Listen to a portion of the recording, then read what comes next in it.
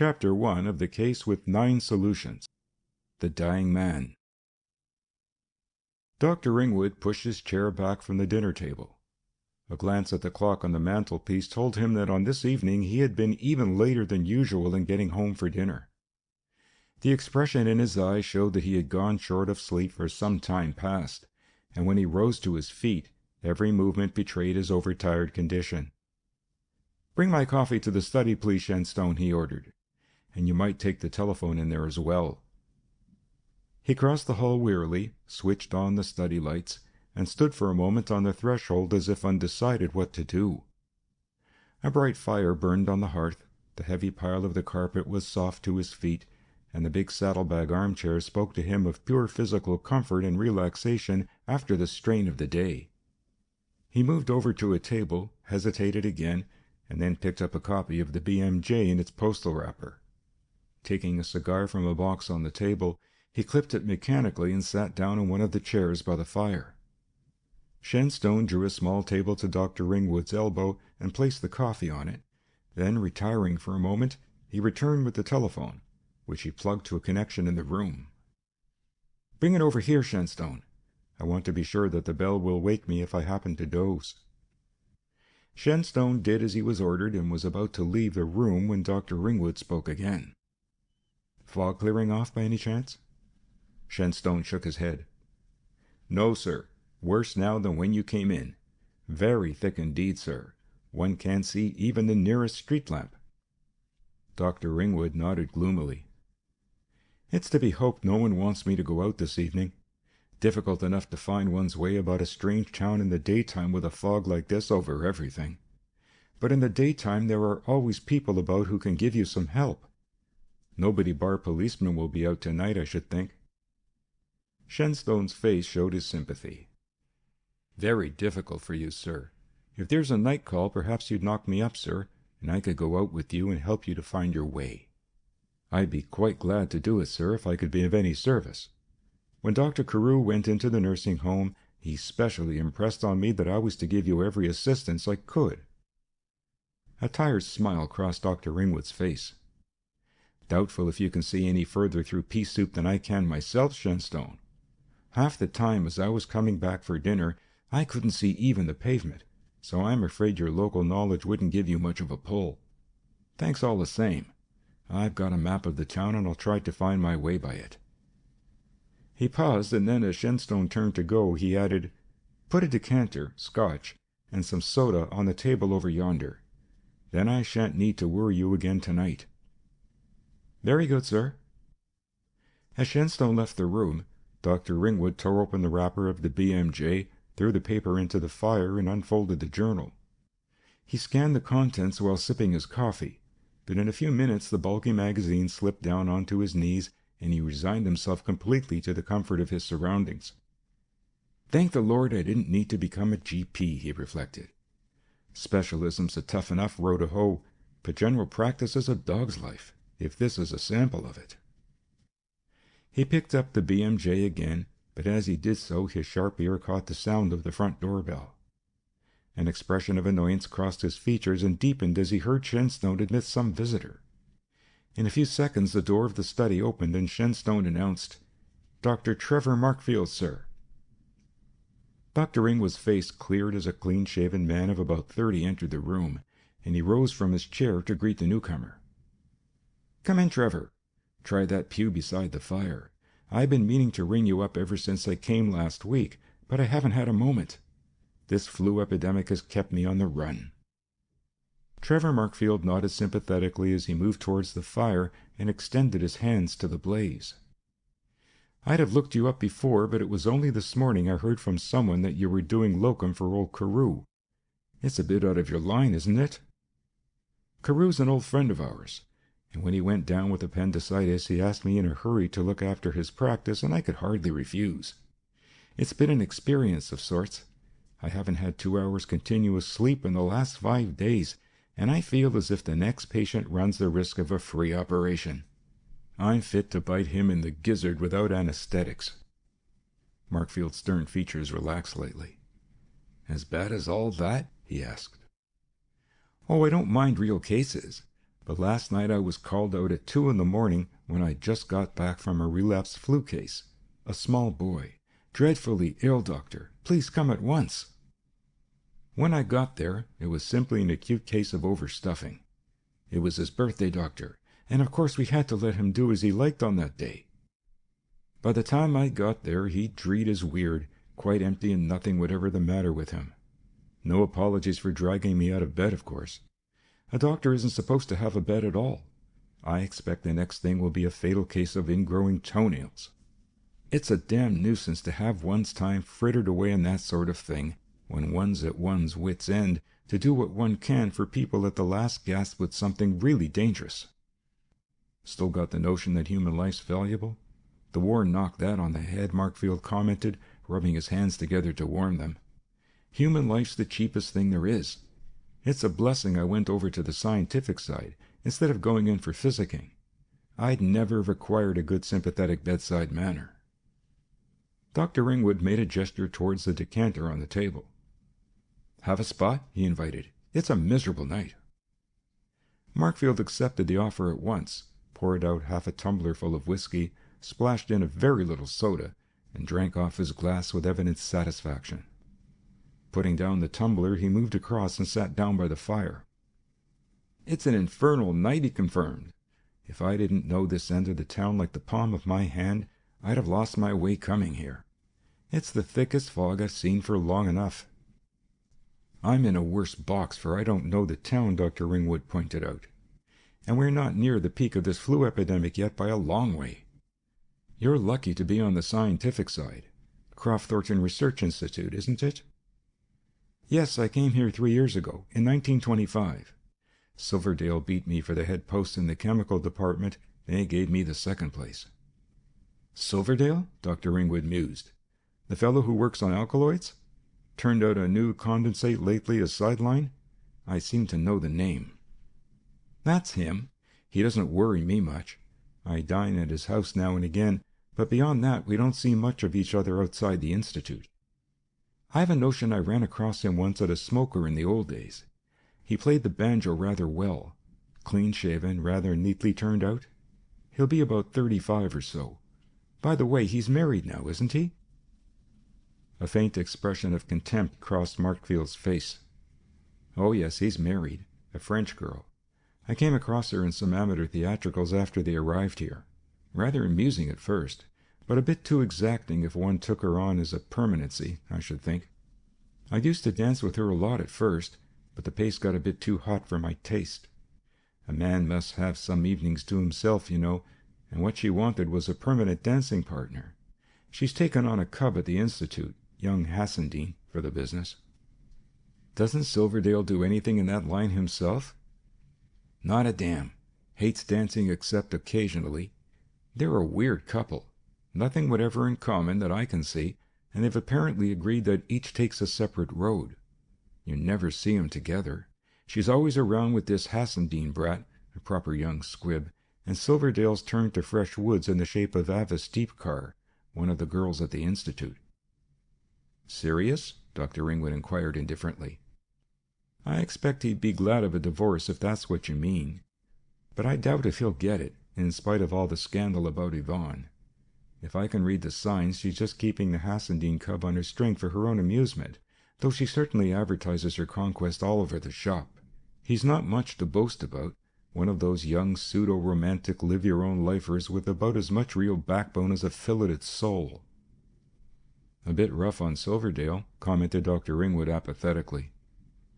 Trevor Markfield's short laugh betrayed his scorn. A man's an ass to get tied up to a woman. Silverdale's got caught by one side of her. Oh, she's very attractive on that side, undoubtedly. But it didn't last, apparently, for either of them, and there you are. Outside their own line, women are no use to a man. They want too much of one's time if one marries them, and they're the very devil generally. I've no sympathy with Silverdale's troubles. Dr. Ringwood, obviously bored, was seeking for a fresh subject. Comfortable place, the Institute? He inquired. Markfield nodded with obvious approval. First rate. They're prepared to spend money like water on equipment. I've just come in from the new research station they've put up for agricultural experiments. It's a few miles out of town. I've got a room or two in it for some work I'm doing in that line."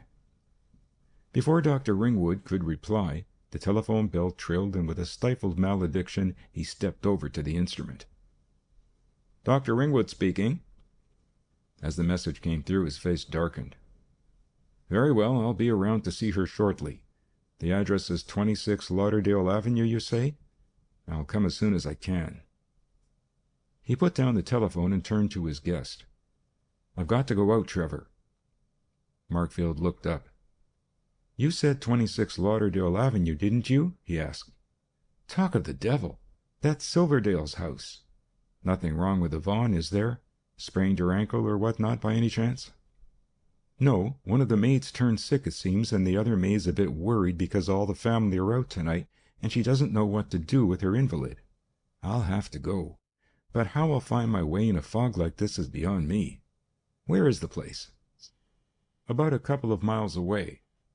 "That'll take a bit of finding," Dr. Ringwood grumbled, as he thought of the fog and his own sketchy knowledge of the local geography. Markfield seemed to reflect for a moment or two before answering. "Tell you what," he said at last. "I've got my car at the door. I'm just down from the research station. If you like, I'll pilot you to Silverdale's. I'll manage it better than you possibly could on a night like this. You can drive behind me and keep your eye on my tail light. You could get home again all right, I expect.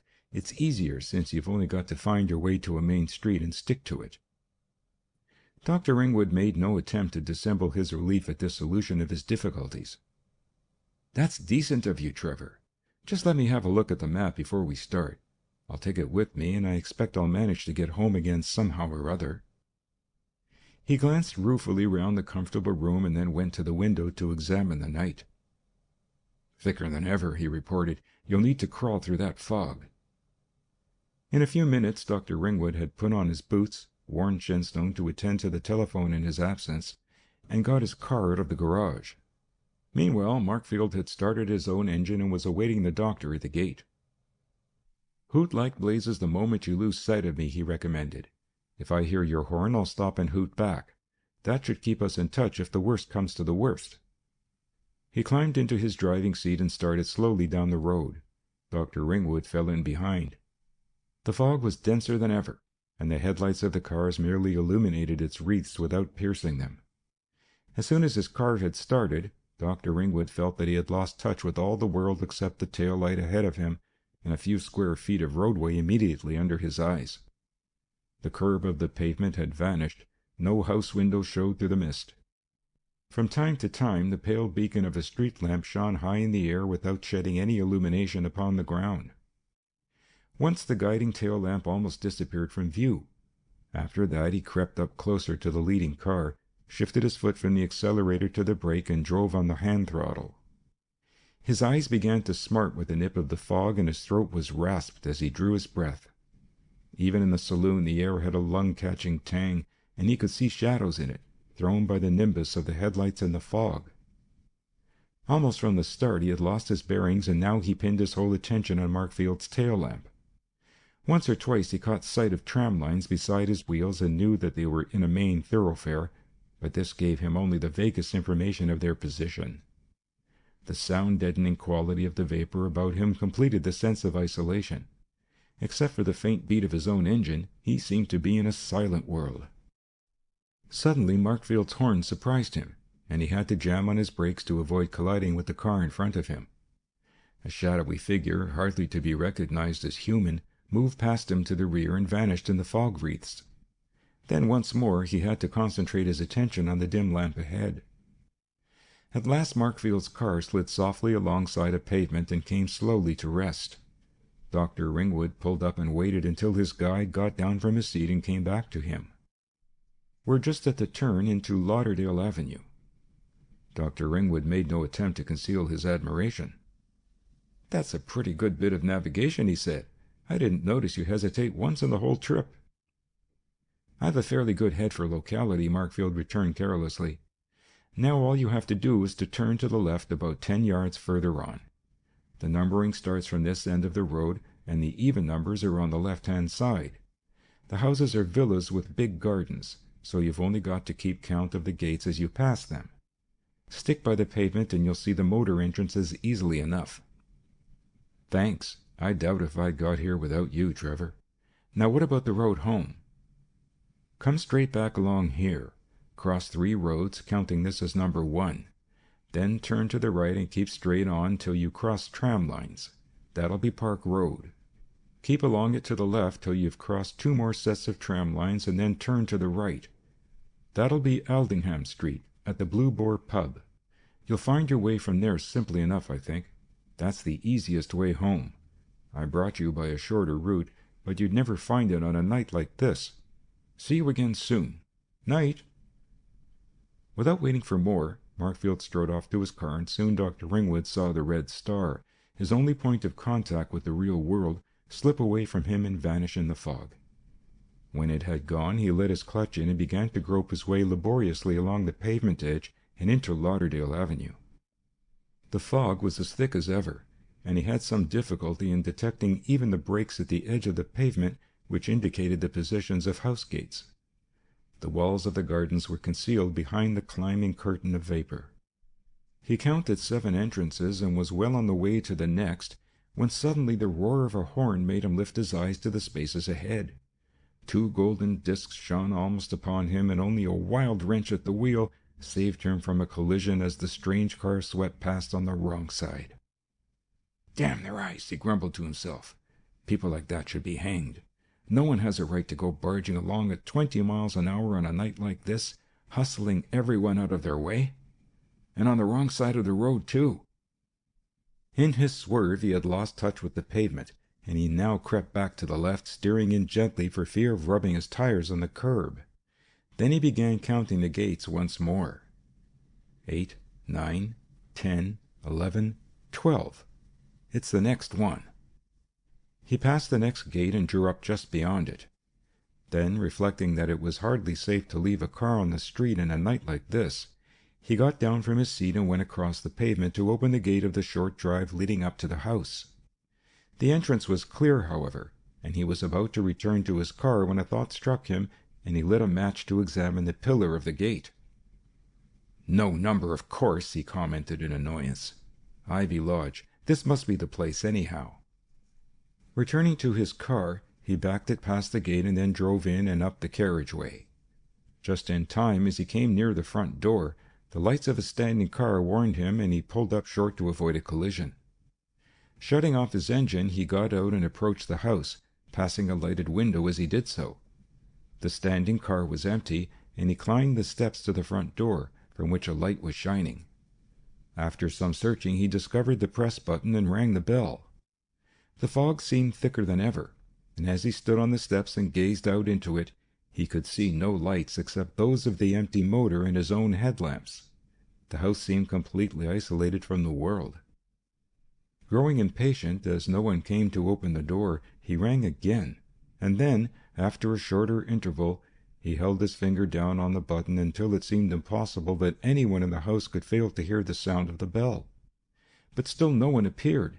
The lighted rooms and the waiting car convinced him that there must be someone on the premises, and once more he set the bell in action.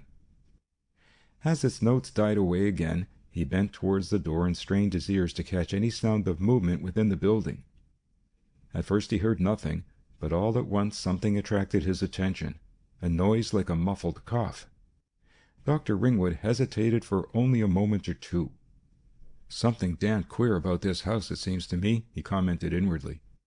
"Technically it's burglary, I suppose, but if the door's unlocked, I think I'd better go in and look round." The door opened as he turned the handle, and he stepped softly into the hall. Everything seemed normal in the house. He could hear the ticking of a grandfather's clock further back on the stairs, but the noise which had first attracted his attention was not repeated. Gently closing the door to shut out the fog, he stood for a moment listening intently. "Anyone here?" he demanded in a carrying voice. There was no answer, but after a short time he heard again the sound which had puzzled him, evidently coming from the lighted room on the ground floor. Half a dozen swift steps took him to the door, which he flung open. "Good God, what's wrong with you?" he ejaculated, as his glance caught the only occupant of the smoke-room into which he had come. Anna Chesterfield, A fair-haired young man was lying helpless. From the red stain on his lips, Dr. Ringwood guessed at a hemorrhage of the lungs, and the quantity of blood on the boy's shirt front and the dark pool on the carpet pointed to the severity of the attack. The youth's eyes caught the newcomer, and he beckoned feebly to the doctor. Ringwood crossed to the Chesterfield and bent down. It hardly needed an expert to see that assistance had come too late. The sufferer made an effort, and the doctor stooped to catch the words. "Caught me. Pistol. Shot. Thought it was all right. Never guessed." Dr. Ringwood bent closer. "Who was it?" he demanded. But that broken and gasped-out message had been the victim's last effort. With the final word, a cough shook him, blood poured from his mouth, and he fell back among the cushions in the terminal convulsion. Dr. Ringwood saw the jaw drop and realized that he could be of no further service. Suddenly his weariness, accentuated by the strain of the drive through the fog, descended upon him once more.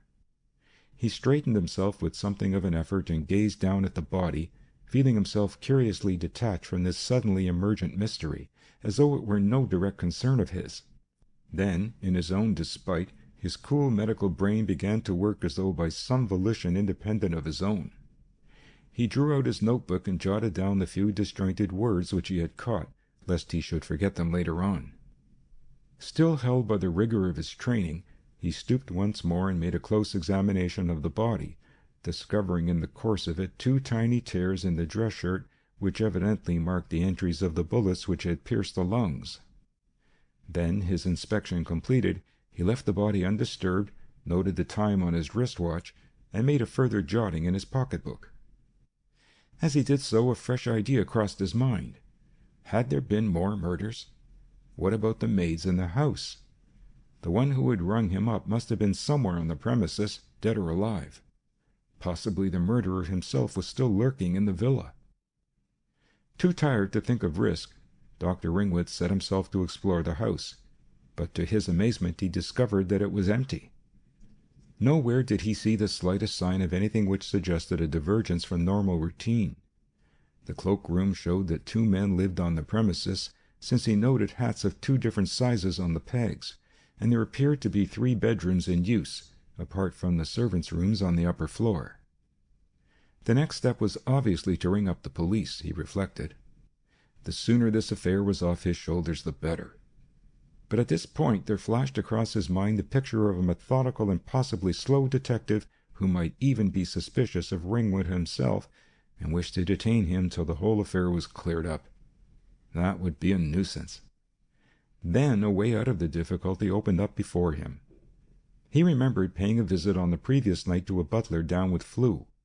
When he had seen the patient, the man's master had come and made inquiries about the case, and Ringwood had been able to reassure him as to the man's condition. "What was that chap's name?" Ringwood questioned his memory. "Sir Clinton something or other. He's chief constable or some such big bug. When in doubt, go to headquarters. He'll remember me, I expect. He didn't look as if much slipped past him. And that'll save me from a lot of bother at the hands of underlings. What the devil was his name? Sir Clinton Driffield, that's it. I'll ring him up." He glanced around the hall in which he was standing, but saw no telephone. "It's probably in the smoke-room where the body is," he suggested to himself. But though he searched all the likely places in the house, he was unable to find any instrument. "They haven't a phone, evidently," he was driven to admit. "But in that case I can't be in Silverdale's house at all. This must be the wrong shop." Then he remembered the moment when the other car had swept down upon him out of the fog. "That probably explains it," he said aloud. "When I had to swerve out of his way, I must have missed one of the entrance gates before I got back in touch with the pavement again. If that's so, then obviously I'm in the wrong house. But whose house is it?" He re-entered the smoke-room and looked round in search of some clue. A writing desk stood over against one of the walls, and he crossed to it and took up a sheet of paper from a notepaper case. The heading was what he wanted: Ivy Lodge, 28 Lauderdale Avenue, Westerhaven. "That's what happened," he reflected, with a faint satisfaction at having cleared the point up so simply. "I'm next door to Silverdale's place, evidently. I can phone from there." It occurred to him that he had better be on the safe side and make sure of his information by adding the name of the householder when he rang up the chief constable. A fresh search among the pigeonholes of the desk produced a letter in its original envelope addressed to Edward Hassendean, Esquire. Dr. Ringwood put it down again and racked his memory for an association with the name. He had paid only the most perfunctory attention to Markfield's talk earlier in the evening, and it was some seconds before his mind could track down the elusive data. Hassendean! That was the name of the cub who was hanging round the skirts of Silverdale's wife, I believe. He glanced at the body on the Chesterfield. It might be that youngster. The police will soon find out from the contents of his pockets, I expect. Besides, the rest of the family will be home soon. They must be out for the evening, and the maids too. That accounts for the house being empty. He pulled out his pocketbook and scanned the note he had made of the boy's disjointed utterance. Caught me. Thought it was all right. Never guessed. A flash of illumination seemed to pass across Dr. Ringwood's mind as he reread the words. In it he saw a frivolous wife, a dissolute boy, and a husband exasperated by the sudden discovery of an intrigue, a sordid little tragedy of 3 characters. That seemed to be a plain enough explanation of the miserable affair. Markfield's suspicions had clearly been fairly near the truth. If anything, they had fallen short of the real state of affairs. Something had precipitated the explosion, and Dr. Ringwood idly speculated for a moment or two upon what could have led to the husband's enlightenment. Then he awoke to a fresh aspect of the affair. The Hassendean family would be coming home again shortly, or else the maids would put in an appearance. The sooner the police were on the premises, the better. In the meantime, it seemed advisable to prevent any disturbance of things if possible. Dr. Ringwood left the smoke-room, locked the door after him, and removed the key, which he slipped into his pocket. Then, making sure that the front door could be opened from the outside when he returned, he went down the steps and out into the fog once more. End of Chapter 1.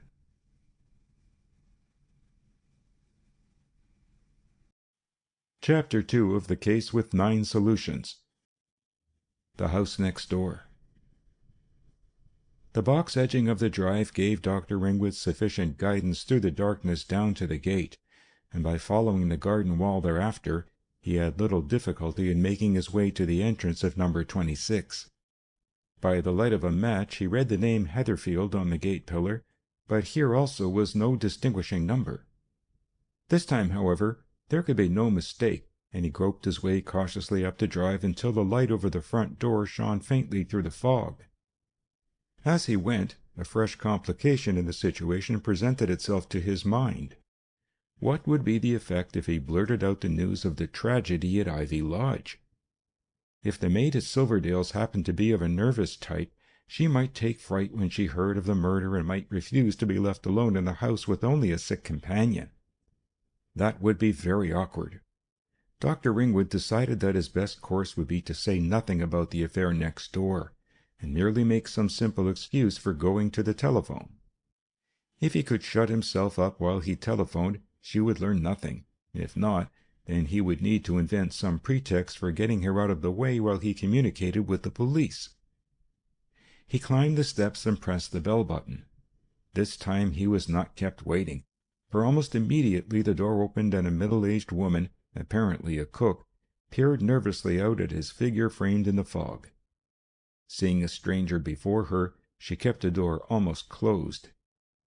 "Is that Dr. Ringwood?" she asked. Then, as he nodded assent, she broke into a torrent of tremulous explanation. "I thought you were never coming, Doctor. It's such a responsibility being left with Ina upstairs ill and no one else in the house. First of all, she was headachy, then she was sick, and her skin's hot and she looks all flushed. I think she's real ill, Doctor." "We'll see about it," Dr. Ringwood assured her. "But first of all, I have to ring up about another patient. You've a phone, of course? It won't take me a minute, and it's important." The maid seemed put out that he did not go straight to his patient, but she led the way to the cloakroom where the telephone was fixed. Dr. Ringwood paused before going to the instrument. He bethought himself of a pretext to get this nervous creature out of earshot. "Let's see," he said. "I may need some boiling water, a small jug of it.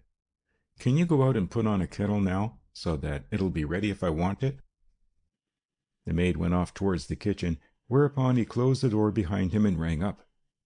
To his relief, Sir Clinton Driffield was at home, and in less than a couple of minutes Dr. Ringwood was able to tell his story.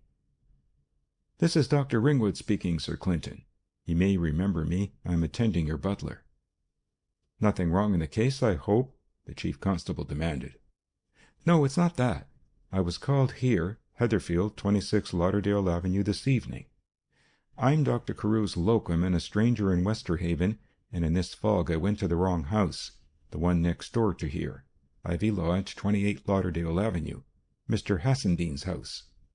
The place was lit up and a car was at the door, but I got no answer when I rang the bell. Something roused my suspicions, and I went inside.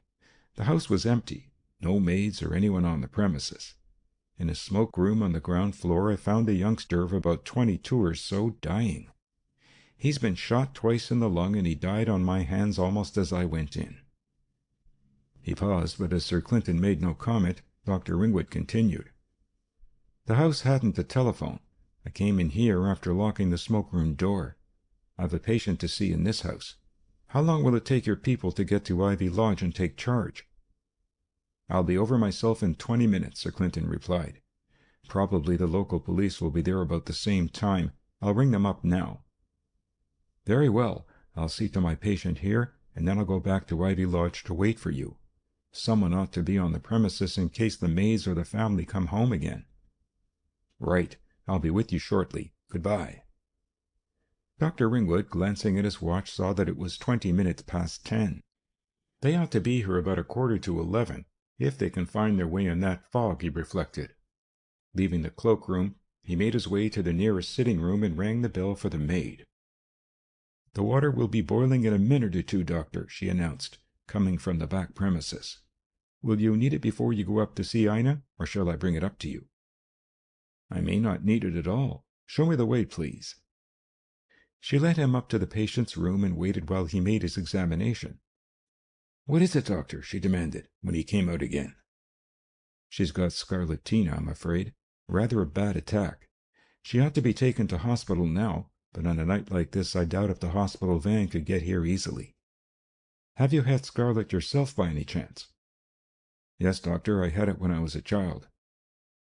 Dr. Ringwood nodded as though contented by the information. "Then you don't run much risk of taking it from her. That simplifies things. I'd rather not shift her tonight, just in case the van lost its way. But if you can look after her for a few hours, it will be all right." The maid did not seem altogether overjoyed at this suggestion. Dr. Ringwood sought for some way out of the difficulty. "There's nobody at home tonight, is there?" "No, sir. Mr. Silverdale hasn't been home since lunchtime, and Mrs. Silverdale went out immediately after dinner." "When will she be back?" "Not too late, sir, I expect. Young Mr. Hassendean came to dinner, and they went off in his car. I expect they've gone to the Alhambra to dance, sir." Dr. Ringwood repressed his involuntary movement at the name Hassendean. "When in doubt, play the medicine-man card," he concluded swiftly in his mind, without betraying anything outwardly. It seemed possible that he might get some evidence out of the maid before she became confused by any police visit. He assumed an air of doubt as he turned again to the woman. "Did Mrs. Silverdale come much in contact with the housemaid during the day?" "No, sir, hardly at all." When did Mrs. Silverdale have dinner?" "At 7:30, sir." "Was this Mr. Hassendean here long before dinner?" "No, sir. He came in a few minutes before the half-hour." "Where were they before dinner?" "In the drawing-room, sir." "The maid had been in that room during the day, I suppose?" "Only just doing some dusting, sir. She had been complaining of a sore throat and being out of sorts, and she didn't do anything she could avoid bothering with." Dr. Ringwood shook his head as though he were not very easy in his mind. "Then Mrs. Silverdale and Mr. Hassendean went in to dinner? Did the housemaid wait at dinner?" "No, sir. By that time she was feeling very bad, so I sent her to bed and looked after the dinner myself." "She hadn't touched the dishes or anything of that sort?" "No, sir." "And immediately after dinner, Mrs. Silverdale and Mr. Hassendean went out?" The maid hesitated for a moment. "Yes, sir. At least—" Dr. Ringwood made his face grave. "Tell me exactly what happened. One never can tell with these scarlet cases." "Well, sir, I was just going to bring in coffee when Mr. Hassendean said, 'Let's have our coffee in the drawing-room, Yvonne. This room's a bit cold,' or something like that. I remember he didn't want the coffee in the dining-room at any rate. So I went to get it, and when I came back with it they were sitting beside the fire in the drawing-room. I was going to take the tray over to them, when Mr. Hassendean said, 'Put it down on the table over there.' So I put it down and went away to clear the dining-room table." "And the housemaid had dusted the drawing-room this morning," Dr. Ringwood said thoughtfully. "Mr. Hassendean wasn't long in the drawing-room after dinner, was he?" "No, sir. They didn't take very long over the coffee." Dr. Ringwood looked judicial and seemed to consider some abstruse point before speaking again. "Mrs. Silverdale didn't look ill during the day, did she?" "No, sir. But now you mention it, I did think she seemed rather strange just before she went out." "Indeed? I was afraid of something of the sort." "What do you mean exactly?" Dr. Ringwood demanded, concealing his interest as well as he could. "Well, sir, it's hard to say exactly. She came out of the drawing-room and went upstairs to get her cloak, and as she came down again I passed her in the hall, taking some dishes to the kitchen. She seemed dazed-like, now you mention it." "Dazed?" "Funny sort of look in her eyes, sir. I can't describe it well. Seemed as if she wasn't taking notice of me as I passed." Dr. Ringwood's face showed an increase in gravity. "I'm afraid Mrs. Silverdale may have got infected too. What about Mr. Hassendean?" The maid considered for a moment before answering. "I didn't notice anything strange about Mr. Hassendean, sir, unless perhaps he did seem a bit nervous, high-strung like, I thought. But I'd never have paid attention to it if you hadn't asked me the question." Dr. Ringwood made a gesture of approval, inwardly thanking his stars for the lay public's ignorance of diseases. "And then they went off together?" "Yes, sir. Mr. Hassendean took the cloak from Mrs. Silverdale and put it over her shoulders. Then he took her arm and they went out to his car. It was waiting in front of the door." I suppose the housemaid hadn't touched the cloak today?" "Oh, no, sir. She'd been in Mrs. Silverdale's room, of course, but she wouldn't have any reason to go near the cloak." Dr. Ringwood feigned a difficulty in recollection. "Hassendean. I surely know him. Isn't he about my height, fair with a small mustache?" "Yes, sir, that's him." Dr. Ringwood had confirmed his guess. It was young Hassendean's body that lay next door. "Let's see," he said. "I may have to come back here in an hour or so. I'd like to have another look at my patient upstairs. Will Mrs. Silverdale be back by that time, do you think?" "That would be about 11:30, sir. No, I don't think she'd be back as soon as that. She's usually out until after midnight, most nights." "Well, you might sit up and wait for me, please. Go to bed if I'm not here by 12. But, no, if you can manage it, I think you ought to keep awake till Mrs. Silverdale comes home. That patient shouldn't be left with no one to look after her. I'm just afraid she may get a little light-headed in the night. It's hard lines on you, but you must do your best for her." "Very well, sir, if you say so. Perhaps Mr. Silverdale will turn up.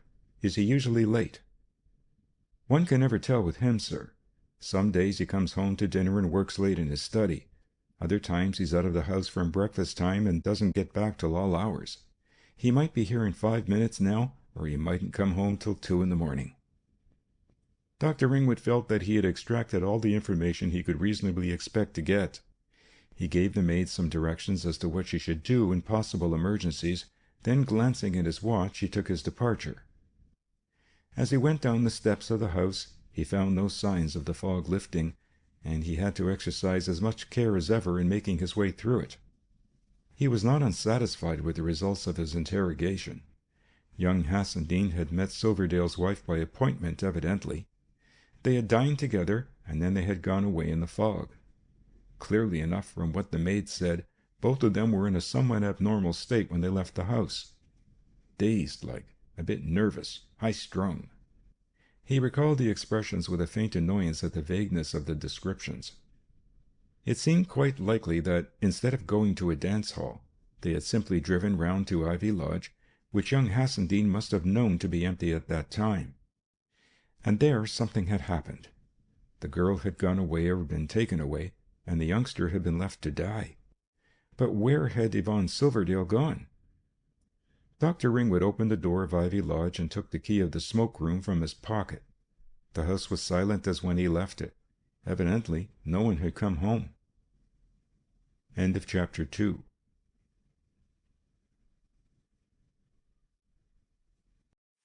Chapter 3 of the case with 9 solutions. Sir Clinton at Ivy Lodge. Dr. Ringwood left the smoke-room door open to ensure that he would hear anyone who entered the house. He made a second cursory inspection of young Hassendean's body, but as he took care not to alter the position of anything, he discovered no more than he had done when he inspected it originally.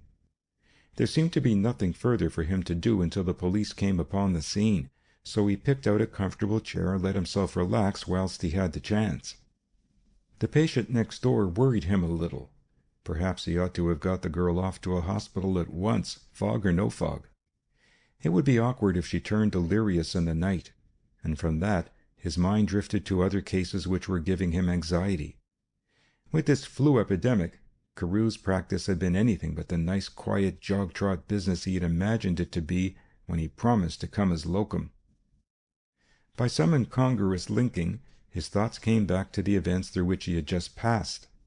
Death was all in the day's work for a medical man, but he had hardly bargained for murder. At least he had hitherto assumed that this was a case of murder, but possibly it was suicide. He recalled that he had not seen any pistol, and he felt a momentary inclination to search the room for the weapon. But his fatigue was greater than his interest, and he abandoned the project. After all, it was an affair for the police. When they came to take charge, it was no business of his. Nevertheless, he could not shake off the subject of the tragedy, and despite himself, he began to speculate on the possibilities of the situation. Suppose that, after dinner, young Hassendean and Mrs. Silverdale had simply driven round to Ivy Lodge. That would account for the empty car at the door. Then they must have come into the house. He had found the door unlocked, so that anyone could enter. That seemed rather a peculiar point. Surely, if they had come here for the only purpose which seemed covered by the case, they would have taken the obvious precaution of closing the front door against intruders.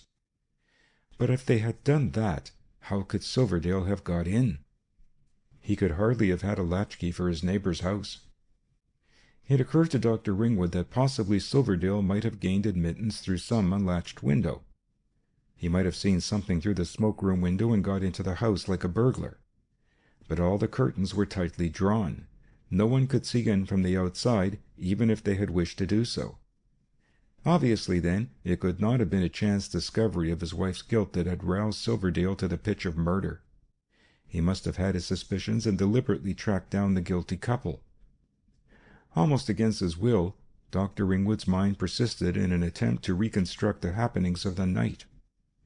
Suppose Silverdale got in, no matter how, then evidently he must have surprised the two, and the end of that business had been the shooting of young Hassendean. But that left Yvonne Silverdale and her husband still unaccounted for.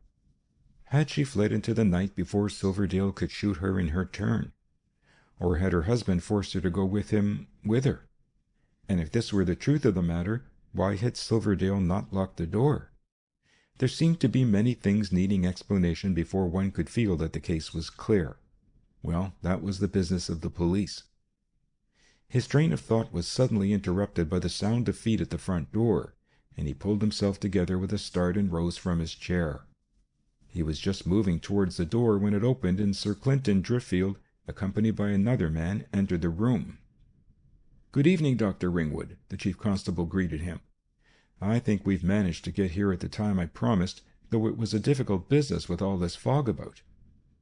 He turned to introduce his companion. "This is Inspector Flamborough, Doctor. He's in charge of the case. I'm merely here as an onlooker. I've given him the facts, so far as I know them from you, but I expect that he may wish further information if you have any." At Sir Clinton's words, the mouth under Inspector Flamborough's toothbrush moustache curved in a smile, half friendly and half inscrutable. Simultaneously, he seemed to be establishing good relations with the doctor, and appreciating some obscure joke in the chief constable's remarks. "It's very lucky you're a medical man, sir. Death's all in a day's work with you and me. Neither of us is likely to be put off our balance by it. Most witnesses in cases of this sort get so confused by the shock that it's difficult to squeeze any clear story out of them. A doctor's different." Dr. Ringwood was not particularly susceptible to flattery, but he recognized that the inspector probably was voicing his real sentiments. All three of them were experts in death, and among them there was no need to waste time in polite lamentations. None of them had ever set eyes on the victim before that night, and there was no object in becoming sentimental over him. "Sit down, doctor," Sir Clinton broke in, after a glance at the medical man's face. "You look as if you were about tired out. This flu epidemic must be taking it out of you." Dr. Ringwood did not wait to be asked twice. Sir Clinton followed his example, but the inspector, pulling a notebook from his pocket, prepared to open his investigation. "Let's see now, doctor," he began pleasantly. "I'd like to start from the beginning. You might tell us just how you happened to come into the business, and if you can give us some definite times, it'll be a great help." Dr. Ringwood nodded, but seemed to hesitate for a moment before replying. "I think I could give you it clearest if I were sure of one thing first. I believe that's the body of young Hassendean who lived in this house, but I haven't examined it closely. Didn't wish to disturb it in any way before you turned up. If it is young Hassendean's body, then I can fit some other things into my evidence. Perhaps you'll have a look for yourselves and see if you can identify him." The inspector exchanged a glance with his superior. "Just as you please, sir," he answered. He crossed the room, knelt before the Chesterfield, and began to search the pockets in the body's clothes. The first two yielded nothing in the way of identification, but from one of the pockets of the evening waistcoat the inspector fished out a small card. "Season ticket for the Alhambra," he reported, after glancing over it. "You're right, doctor. The signature's here. Ronald Hassendean." "I was pretty sure of it," Dr. Ringwood answered, "but I like to be certain." The inspector rose to his feet and came back to the hearthrug. "Now, perhaps, sir, you'll tell us the story in your own way. Only let's have it clear. I mean, tell us what you saw yourself, and let's know when you're bringing anything else in." Dr. Ringwood had a clear mind and could put his facts together in proper order. In spite of his physical weariness, he was able to take each incident of the evening in its proper turn and make it fit neatly into its place in his narrative. When he had finished, he had brought the story up to the point when the police arrived. As he closed his tale, the inspector shut his notebook with a nod of approval. "There's a lot of useful information there, doctor. We're lucky in having your help. Some of what you've told us would have cost a lot of bother to fish out of different people." Sir Clinton rose to his feet with a gesture which invited the doctor to remain in his chair. "Of course, doctor," he pointed out, "a good deal of your story is like what the soldier said. It isn't first-hand evidence. We'll have to get it for ourselves again from the people who gave it to you, Dr. Markfield and this maid next door. That's only routine, and it doesn't imply that we disbelieve it in the slightest, naturally." Dr. Ringwood agreed with a faint smile. "I prefer getting a patient's symptoms at first hand myself," he said. "Things do get distorted a bit in the retelling, and some of what I gave you was quite possibly just gossip. I thought you ought to hear it, but most certainly I don't guarantee its accuracy." The inspector beamed his approval at the doctor's views. "And now, sir," he said, glancing at Sir Clinton, "I think I'd better go over the ground here and see if there's anything worth picking up." He suited the action to the word and began a systematic search of the room, commenting aloud from time to time for his companion's benefit. "There's no pistol here, unless it's hidden away somewhere," he reported after a while. "The murderer must have taken it away with him." Sir Clinton's face took on a quizzical expression. "Just one suggestion, Inspector. Let's keep the facts and the inferences in separate boxes, if you please. What we really do know is that you haven't found any pistol up to the present." Flamborough's grin showed that the chief constable's shot had gone home without wounding his feelings. "Very good, sir. Pistol or pistols not found. I'll note that down." He went down on hands and knees to examine the carpet. "Here's something fresh, sir," he announced. The carpet's so dark that I didn't notice it before. The pattern concealed it too, but here it is all right." He drew his forefinger over the fabric at a spot near the door, and then held it for their inspection, stained with an ominous red. "A blood spot, and a fair-sized one too. There may be more of them about." "Yes," said Dr. Clinton mildly. "I noticed some on the hall carpet as I came in. There's a trail of them from the front door into this room. Perhaps you didn't see them. They're not conspicuous." The inspector looked a trifle crestfallen. "I know you've a sharp eye, sir. I didn't spot them myself." "Suppose we finish up this room before going elsewhere. All the windows are fast, are they?" the chief constable asked. Flamborough examined them and reported that all the catches were on. Then he gazed up and down the room inquisitively. "Looking for bullet holes?" Sir Clinton questioned. "Quite right, but you won't find any." "I like to be certain about things, sir." "So do I, Inspector. So does Dr. Ringwood, if you remember. Well, you can be certain of one thing. If 2 shots had been fired in here this evening, and if all the windows had been left closed as they are now, then I'd have smelt the tang of the powder in the air when we came in. I didn't. Ergo, no shots were fired in this room. Whence it follows that it's no use hunting for bullet holes. Does that chain of reasoning satisfy you, Inspector?" Flamborough made a gesture of vexation. "That's true enough," he confessed. "I ought to have thought of it." "I think we've got the main points now, so far as this room itself goes," Sir Clinton observed, without paying any heed to the inspector's annoyance. "Would you mind examining the body, Doctor, just to confirm your view that he was shot in the lung?" Dr. Ringwood assented, and crossing over, he subjected young Hassendean's body to a careful scrutiny. A few minutes sufficed to prove that the only wounds were those in the chest, and when the doctor had satisfied himself that his earlier diagnosis was correct, he turned to the chief constable. "There's no certainty without a PM, of course, but from the way the bullets have gone in, it's pretty obvious that the shots took effect on the left lung. There's very little external bleeding, apparently, and that rather looks as if one of the intercostal arteries may be involved. He must have bled a lot internally, I suspect. Probably the PM will confirm that." Sir Clinton accepted the verdict without demur.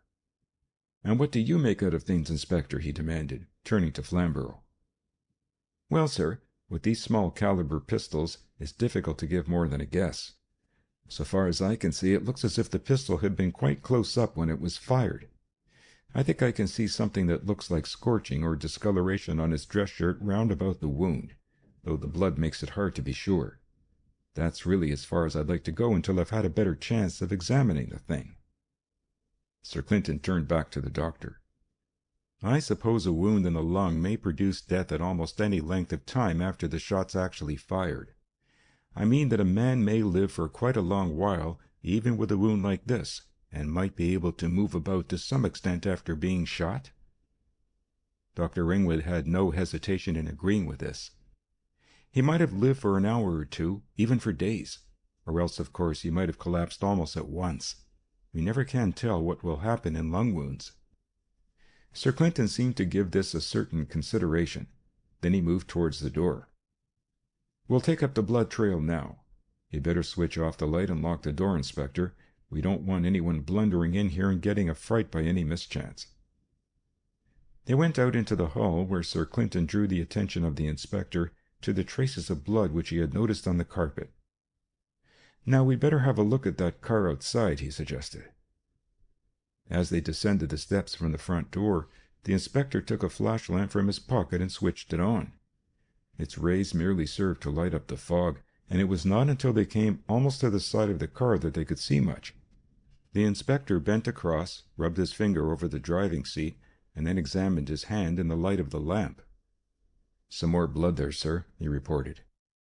He cleaned away the marks on his fingertip and proceeded to explore the other seats in the same manner. The results were negative. Apart from 1 or 2 spots on the running board at the driving seat door, the car seemed otherwise clean. Inspector Flamborough straightened himself up and turned to Sir Clinton. "It seems that he must have driven the car back himself, sir. If someone else had done the driving, the blood would have been on some of the other seats instead of this one." Sir Clinton acquiesced with a gesture. "I suppose that's possible, Doctor? A wound in the lung wouldn't incapacitate him completely? Dr. Ringwood shook his head. It would depend entirely on the sort of wound it was. I see nothing against it, prima facie. Driving a car isn't really much strain on the body muscles. Sir Clinton ran his eye over the lines of the car in the light of the side lamps. It's an Austin, so he'd be able to get the engine going with the self-starter, probably, even on a night like this. He wouldn't need to crank up the car. There would be no exertion on his part. The inspector had been examining the ground. It's frozen fairly hard, he reported. There's no hope of tracing the car's track on a night like this, even if one could have done that through all the marks of the town traffic. That's a blank end. You may as well take the number, Inspector.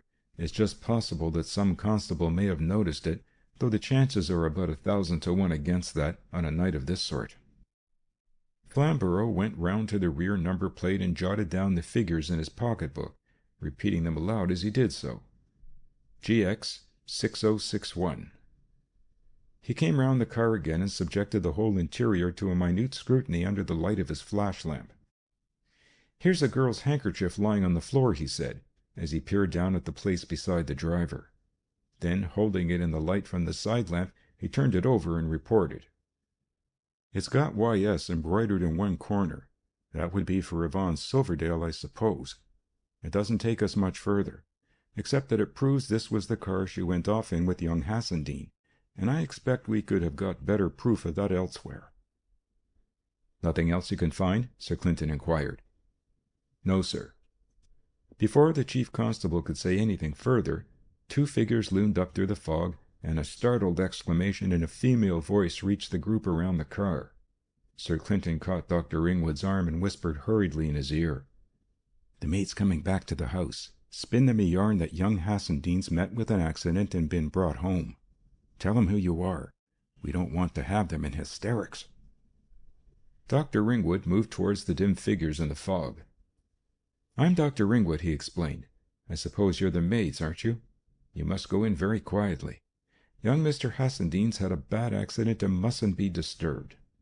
He's in the room to the right as you go in at the door, so don't make a fuss in the house. You'd better get off to bed." There was a sound of rapid whispering, and then one of the maids inquired, "Was it a motor accident, sir?" Dr. Ringwood, anxious not to commit himself to details, made a gesture to the window behind him. "Don't make a row, please. Mr. Hassendean mustn't be disturbed in any way. Get off to bed as soon as you can and keep quiet. By the way, when do you expect the rest of the family home?" "They've gone out to play bridge, sir," answered the maid who had spoken before. "Usually they get home about 11:30. "Good. I shall have to wait for them." The bolder of the 2 maids had advanced as he was speaking, and now she stared suspiciously at him in the dim light from the car lamps. "Excuse me, sir," she ventured. "How do I know that it's all right?" "You mean I might be a burglar, I suppose?" Dr. Ringwood answered patiently. "Well, here's Inspector Flamborough. He's surely protection enough for you." The maid examined Flamborough with relief. "Oh, that's all right, sir.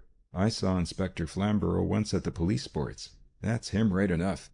I'm sorry to have been a bit suspicious, sir." "Quite right," Dr. Ringwood reassured her. "Now just get off to bed, will you? We've got the patient to think about." "Is it a bad accident, sir?" "Very serious, perhaps. Talking won't mend it anyhow." Dr. Ringwood's temper was becoming slightly frayed by the maid's persistence. However, she took the hint and retired with her companion into the house. Inspector Flamborough made a gesture which arrested them at the door. "By the way, when did young Mr. Hassendean leave the house tonight?" he demanded. "I couldn't say, sir. We left ourselves at 7 o'clock. Mr. Hassendean and Miss Hassendean were just going out then. They were dining out. And Mr. Ronald was dressing, I think. He was going out to dinner, too." Flamborough dismissed them, and they vanished into the hall. Sir Clinton gave them a reasonable time to get out of the way before making any further move. The inspector occupied himself with writing a note in his pocketbook. "I think we may as well go into the house again," the chief constable suggested. "Just fasten that door after us, Inspector, if you please. We may as well have some warning when the family turns up." He led the way up the steps, entered the hall, and after opening one or two doors at random, selected the drawing-room of the house in which a banked-up fire was burning. "We may as well wait here. It's to be hoped they won't be long now. Sit down, Doctor." Then, noticing the expression on Dr. Ringwood's face, he continued, "I'm sorry to detain you, Doctor, but now we've got you, I think we'll have to keep you until the Hassendeans come in. One never knows what may turn up. They may have something to tell us which might need medical checking, and you've been too much of a gift from the gods to part with so long as there's a chance of our utilizing you." Dr. Ringwood tried to make his acquiescence a cheerful one, though he was thinking regretfully of his bed. "It's all in a day's work," he said. "I'm only a bit worried about that case of scarlet next door. I'll have to look in there before I go." "So shall we," Sir Clinton explained. "Once we've got all the evidence from the family, we'll need to ring up and get the body taken off to the mortuary. You say we can telephone from the house next door?" "Yes, I had to go there to ring you up myself. The Hassendeans have no phone." "We'll go round with you then." There's the doorbell, Inspector. You'd better attend to it. Bring them in here, please." Flamborough hurried out of the room. They heard some muffled talk broken by ejaculations of surprise and horror, and then the inspector ushered Mr. and Miss Hassendean into the drawing-room. Dr. Ringwood was unfavorably impressed at the first glance. Mr. Hassendean was a red-faced, white-haired man of about 70, with a feebly blustering manner. His sister, some 5 years younger, aped the air and dress of women 20 years her junior. "What's this? What's this, eh?" Mr. Hassendean demanded as he came into the room. "God bless my soul! My nephew shot? What does it mean, eh?" "That's what we should like to know, sir." Inspector Flamborough's quiet voice cut into the frothing torrent of the old man's eloquence. "We're depending on you to throw some light on the affair." "On me?" Mr. Hassendean's voice seemed to strain itself in the vain attempt to express his feelings at the inspector's suggestion. "I'm not a policeman, my good fellow. I'm a retired drysalter. God bless me! Do I look like Sherlock Holmes?" He paused, apparently unable to find words for a moment. "Now look here, my good man," he went on. "I come home and I find you occupying my house, and you tell me that my young nephew has been shot. He's a good-for-nothing cub, I admit, but that's beside the point. I want to know who's to blame for it. That's a simple enough question, surely. And instead of answering it, you have the nerve to ask me to do your work for you? What do we pay police rates for? Tell me that. And who are these men in my drawing-room? How did they come here?" "This is Sir Clinton Driffield. This is Dr. Ringwood," the inspector answered smoothly, taking no notice of Mr. Hassendean's other remarks. "Ah, I've heard of you, Sir Clinton," Mr. Hassendean acknowledged, less ungraciously. "Well, what about it?" "We've met under rather unfortunate conditions, Mr. Hassendean," Sir Clinton admitted soothingly. "But they're none of our choosing, you know. I quite understand your feelings. It must be a bad shock to come home to an affair like this. But I hope you'll see your way to give us any information you have, anything that will assist us to get on the track of the person who shot your nephew. We really depend on you to help us at once, for every hour lost may make it more difficult to lay our hands on the criminal. Without knowing it, you may have the key to the thing in your hands." More by his manner than by his words, the chief constable had succeeded in pacifying the old man. "Well, if it's put like that, I don't mind," he conceded, with a slight lessening in the asperity of his tone. "Ask your questions, and I'll see what I can do for you." Dr. Ringwood, watching the change in the situation, reflected sardonically to himself that a title had its uses when one came to deal with a snob.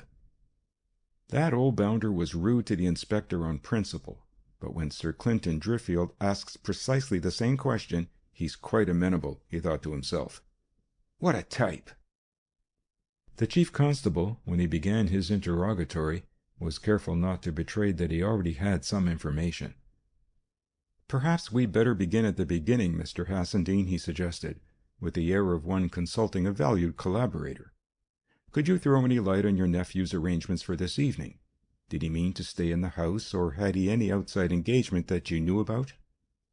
"He told me he was going out to dinner with that hussy next door." Sir Clinton's smile further disarmed old Hassendean. "I'm afraid you'll need to be more definite. There are so many hussies nowadays."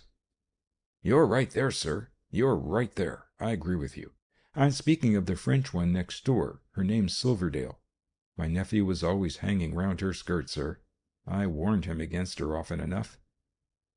"I always knew something would happen," Miss Hassendean declared with the air of a justified Cassandra. "And now it has happened." Sir Clinton returned to the main track. "Have you any idea if he meant to spend the evening next door?" Miss Hassendean interrupted before her brother could reply.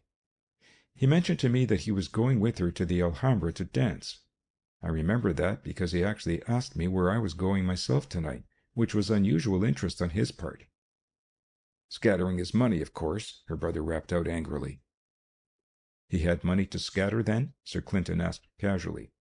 "He must have been lucky for his age." For some reason this reflection seemed to stir a grievance in the old man's mind. Yes, he had about £500 a year of his own, a very comfortable income for a single young man, and I had to sit, sir, as his trustee, pay over the money quarterly to him, and see it wasted in buying jewellery and what not for that wench next door. I'm not a rich man, sir, and I give you my word I could have spent it better myself. But I'd no control over him, none whatever. I had to stand by and see all that good money flung into the gutter." Dr. Ringwood turned aside to hide his smile at this revelation of the drysalter's soul. "By the way, who gets that money now?" Sir Clinton inquired. "I do, sir, and I hope I'll put it to better use." Sir Clinton nodded in response to this sentiment, and seemed to ponder before he asked the next question. "I suppose you can't think of anyone who might have had a grudge against him?" The old man's glance showed some suspicion at the question, but his sister seemed to have less compunction, for she answered instead. "I warned Ronald again and again that he was playing with fire. Mr. Silverdale never took any open offence, but—" She left her sentence unfinished. Sir Clinton seemed less impressed than she had expected. He made no comment on her statement. "Then I take it, Mr. Hassendean, that you can throw no light on the affair beyond what you have told us?" The old man seemed to think that he had given quite enough information, for he merely answered with a non-committal gesture. "I must thank you for your assistance," Sir Clinton pursued. "You understand, of course, that there are one or two formalities which need to be gone through. The body will have to be removed for a post-mortem examination, I'm afraid, and Inspector Flamborough will need to go through your nephew's papers to see if anything in them throws light on this affair. He can do that now if you have no objections." Old Hassendean seemed rather taken back by this. "Is that necessary?" "I'm afraid so." The old man's face bore all the marks of uneasiness at this decision. "I'd rather avoid it if possible," he grumbled. "It's not for use in court, is it? I shouldn't like that, not by any means. To tell you the truth, sir," he continued in a burst of frankness, "we didn't get on well, he and I, and it's quite on the cards that he may have written, a lot of things about me that I shouldn't care to have printed in the newspapers. He was a miserable young creature, and I never concealed my opinion about him. Under his father's will, he had to live in my house till he was 25, and a pretty life he led me, sir. I suspect that he may have slandered me in that diary he used to keep." "You'd better make a note about that diary, Inspector," Sir Clinton suggested, in a tone which seemed to indicate that Flamborough must be discreet. "You needn't trouble yourself too much about it, Mr. Hassendean. Nothing in it will come out in public unless it bears directly on this case. I can assure you of that." The drysalter recognized that this was final, but he could hardly be described as giving in with a good grace. "Have it your own way," he grunted crossly. Sir Clinton ignored this recrudescence of temper. "I'll leave the inspector to see to things," he explained. "I'll go with Dr. Ringwood, Inspector, and do the telephoning. You'd better stay here, of course, until someone relieves you. You'll find plenty to do, I expect." He bade good night to his involuntary host and hostess, and, followed by the doctor, left the house. End of Chapter 3.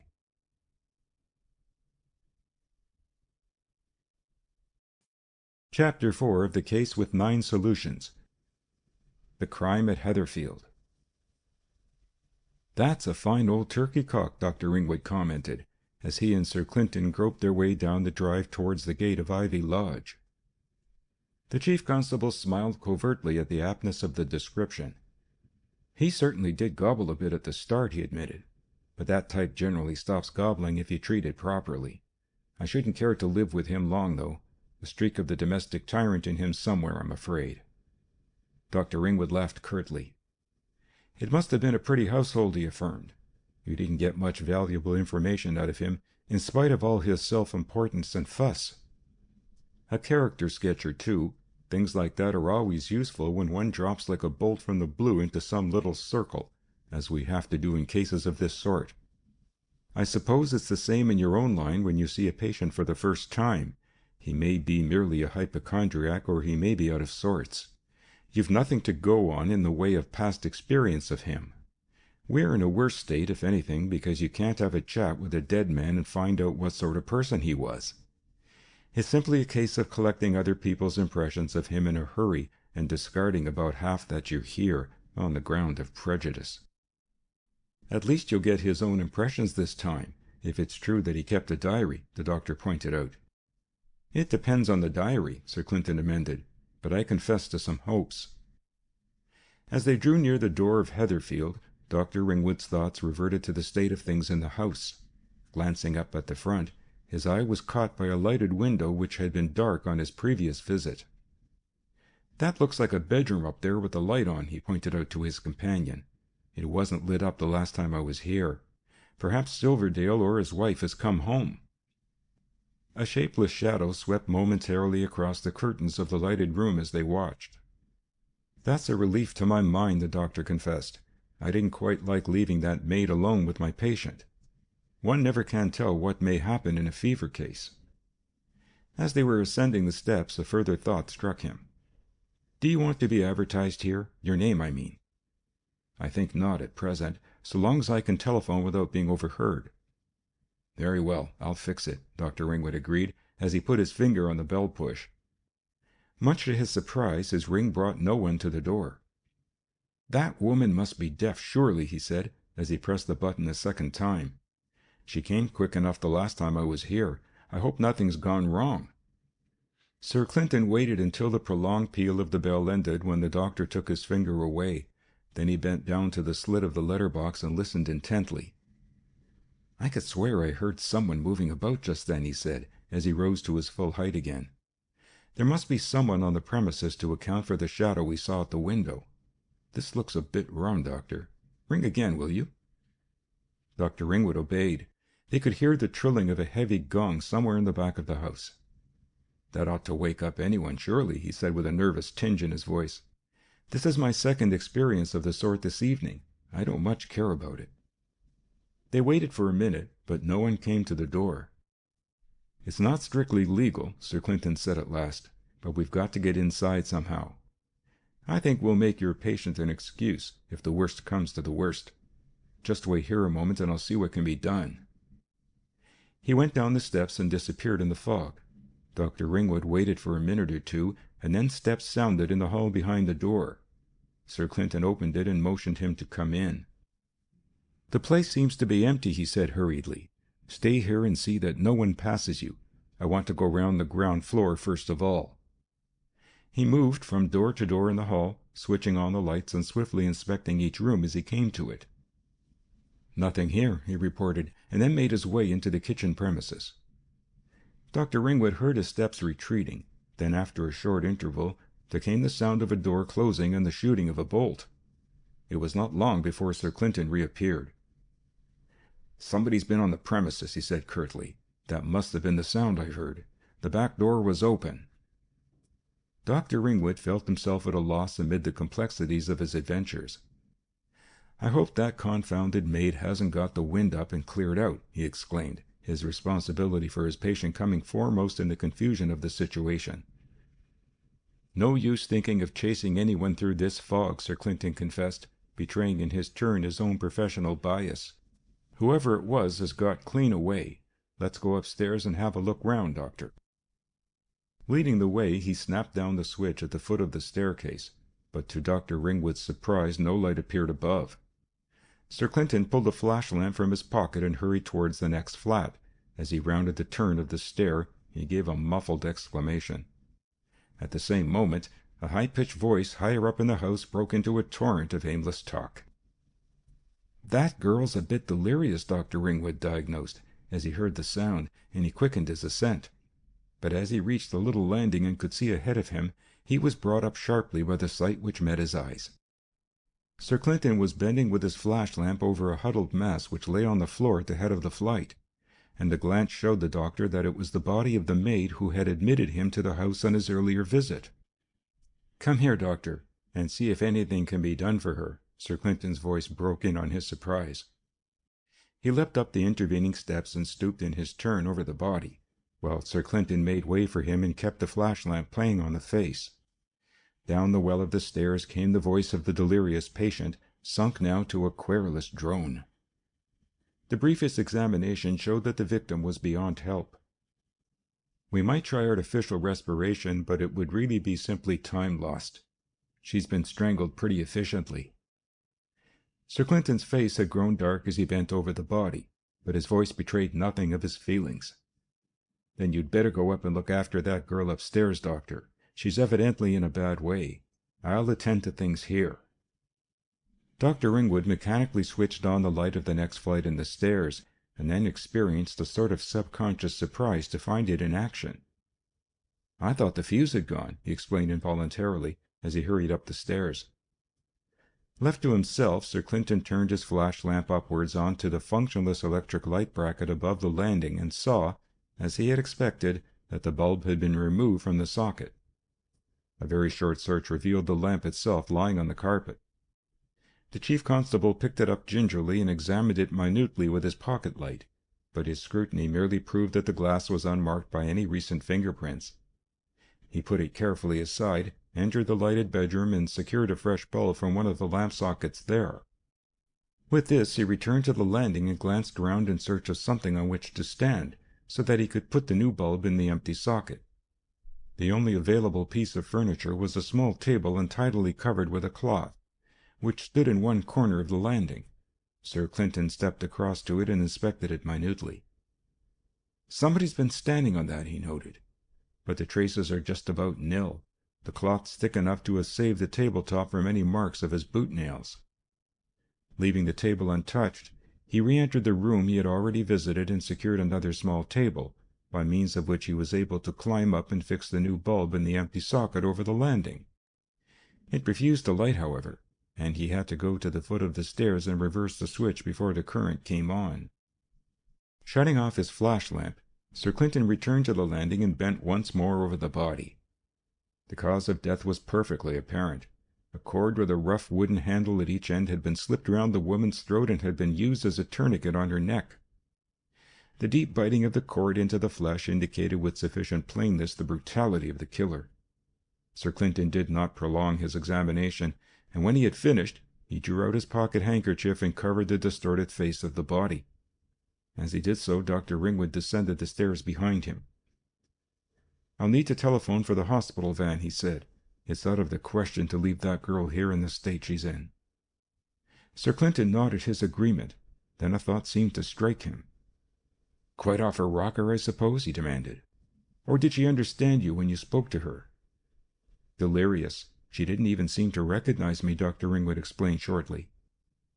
Then the reason for the chief constable's question seemed to occur to him. "You mean she might be able to give evidence?" "It's out of the question. She's got a very bad attack. She won't remember anything, even if she's seen something or heard sounds. You'd get nothing out of her." Sir Clinton showed no particular disappointment.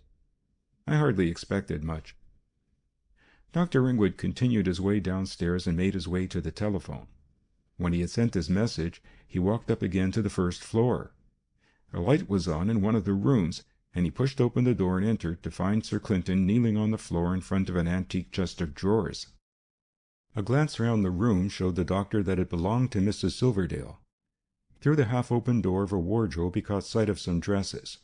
The dressing-table was littered with feminine knickknacks, among which was a powder-puff, which the owner had not replaced in its box. A dressing-jacket hung on a chair close to the single bed. The whole room betrayed its constant use by some woman who was prepared to spend time in her toilette. "Found anything further?" Dr. Ringwood inquired as Sir Clinton glanced up from his task. "Nothing except this." The chief constable indicated the lowest drawer in front of him. "Somebody's broken the lock and gone inside in a hurry. The drawer's been shoved home anyhow and left projecting a bit. It caught my eye when it came in." He pulled the drawer open as he spoke, and Dr. Ringwood moved across and looked down into it over the chief constable's shoulder. A number of jewel boxes lay in one corner, and Sir Clinton turned his attention to these in the first place. He opened them one after another, and found the contents of most of them in place. One or two rings and a couple of small articles seemed to be missing. "Quite likely these are things she's wearing tonight," he explained, replacing the leather cases in the drawer as he spoke. "We'll try again." The next thing which came to his hand was a packet of photographs of various people. Among them was one of young Hassendean, but it seemed to have no special value for Mrs. Silverdale, since it had been carelessly thrust in among the rest of the packet. Nothing particularly helpful there, it seems, was Sir Clinton's opinion. He turned next to several old dance programs which had been preserved with some care. Lifting them in turn and holding them so that the doctor could see them, the chief constable glanced at the scribbled names of the various partners. "One gentleman seems to have been modest anyhow," he pointed out. "No initials even, just an asterisk on the line." He flipped the programs over rapidly. "Mr. Asterisk seems to be a favorite, Doctor. He occurs pretty often at each dance." "Her dancing partner, probably," Dr. Ringwood surmised. "Young Hassendean, most likely, I should think." Sir Clinton put down the programs and searched again in the drawer. His hand fell on a battered notebook. "Part of a diary she seems to have kept while she was in a convent." Just a schoolgirl's production." He turned over a few pages, reading as he went. "And not altogether a nice schoolgirl," he concluded, after he had paused at one entry. "There's nothing to be got out of that just now. I suppose it may be useful later on, in certain circumstances." He laid the little book down again and turned once more to the drawer. "That seems to be the lot. One thing's pretty clear. The person who broke that lock wasn't a common burglar, for he'd have pouched the trinkets. The bother is that we ought to find out what this search was for, and since the thing has probably been removed, it leaves one with a fairly wide field for guessing. Let's have another look round." Suddenly he bent forward and picked up a tiny object from the bottom of the drawer. As he lifted it, Dr. Ringwood could see that it was a scrap of paper, and when it was turned over he recognized it as a fragment torn from the corner of an envelope with part of the stamp still adhering to it. Suggestive rather than conclusive, was Sir Clinton's verdict. "My first guess would be that this has been torn off of a roughly opened letter. So there must have been letters in this drawer at one time or another. But whether our murderous friend was after a packet of letters or not, one can't say definitely." He stood up and moved under the electric light in order to examine the fragment closely. "It's got the local postmark on it. I can see the VIII. The date's 1925, but the month part has been torn." He showed the scrap to Dr. Ringwood and placed it carefully in his note-case. "I hate jumping to conclusions, Doctor, but it certainly does look as if someone had broken in here to get hold of letters. And they must have been pretty important letters if it was worthwhile to go to the length of casual murder to secure them." Dr. Ringwood nodded. "He must have been a pretty hard case to murder a defenseless woman." Sir Clinton's face showed a faint trace of a smile. "There are two sexes, Doctor." "What do you mean?" "Oh, of course, I said he must. And you think it might have been a woman?" "I don't think so, but I hate to prejudge the case, you know. All that one can really say is that someone came here and killed that unfortunate woman. The rest simply conjecture and may be right or wrong. It's easy enough to make up a story to fit the facts." Dr. Ringwood walked across to the nearest chair and sat down. "My brain's too fagged to produce anything of the sort, I'm afraid," he admitted. "But I'd like to hear anything that would explain the damned business." Sir Clinton closed the drawer gently and turned round to face the doctor. "Oh, it's easy enough," he said. "Whether it's the true solution or not's quite another question. You came here about 10:20, were let in by the maid, saw your patient, listened to what the maid had to tell you. Lucky for us you took the precaution, or we'd have missed all that evidence, since you can't tell us now, and left this house at 11:25. We came back again just an hour later. The business was done in between those times, obviously. Not much theory there, the doctor pointed out. I'm simply trying it over in my mind, Sir Clinton explained, and it's just as well to have the time limits clear to start with. Now we go on. Sometime after you had got clear away from here, the murderer comes along. Let's call that person X, just to avoid all prejudice about age or sex. Now, X has thought out this murder beforehand, but not very long beforehand. How do you make that out? Dr. Ringwood demanded. Because the two bits of wood which form the handles of the tourniquet are simply pieces cut off a tree, and freshly cut by the look of the ends. X must have had possession of these before coming into the house, hence premeditation. But if it had been a case of long premeditation, X would have had something better in the way of handles. I certainly wouldn't have risked landing on a convenient branch at the last moment if I'd been doing the job myself, and X, I may say, strikes me as a remarkably cool, competent person, as you'll see. Go on, the doctor said, making no attempt to conceal his interest. Our friend X probably had the cord in his or her pocket, and had constructed the rough tourniquet while coming along the road. Our friend X was wearing gloves, I may say. How do you know that? Ringwood asked. You'll see later.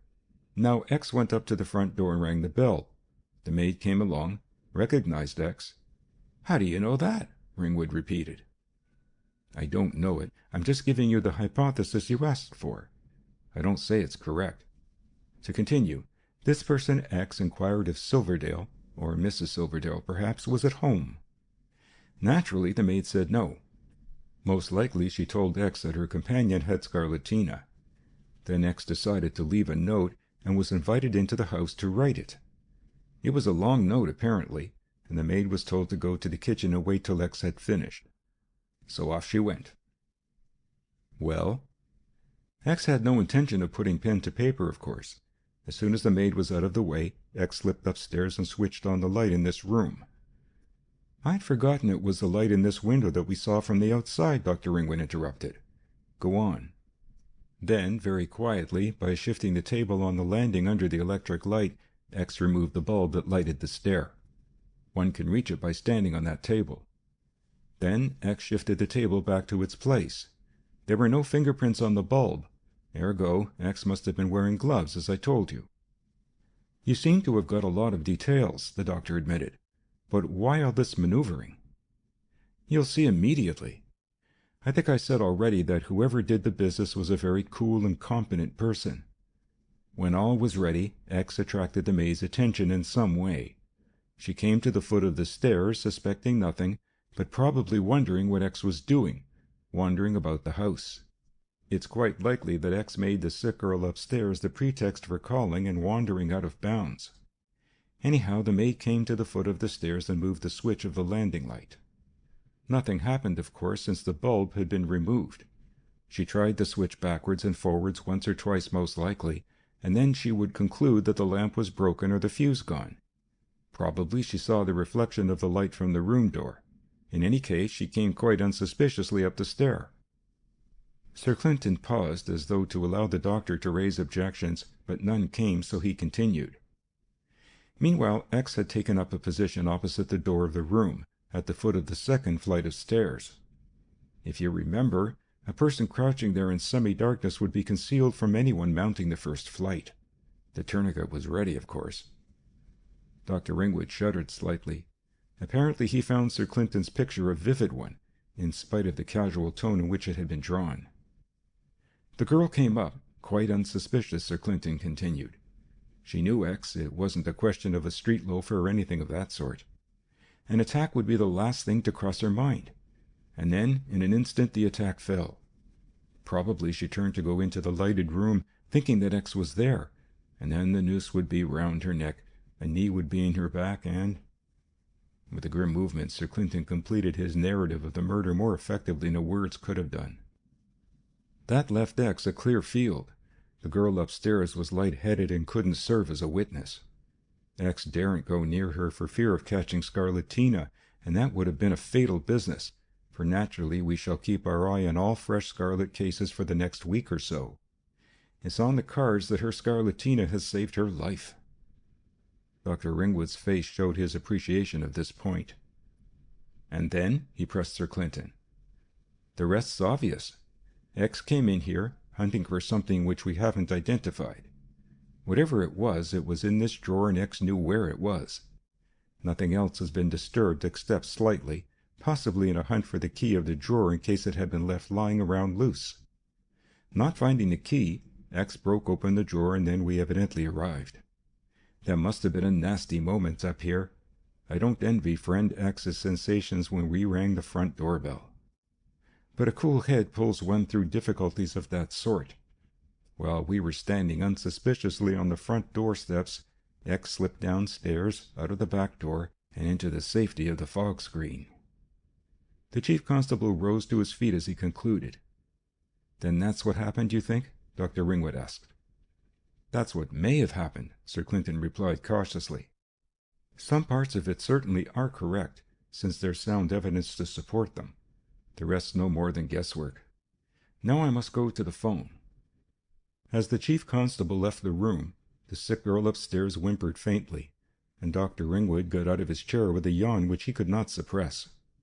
He paused on the threshold and looked out across the body to the spot at the turn of the stair. Sir Clinton's word picture of the murderer crouching there in ambush with his tourniquet had been a little too vivid for the doctor's imagination. End of chapter 4.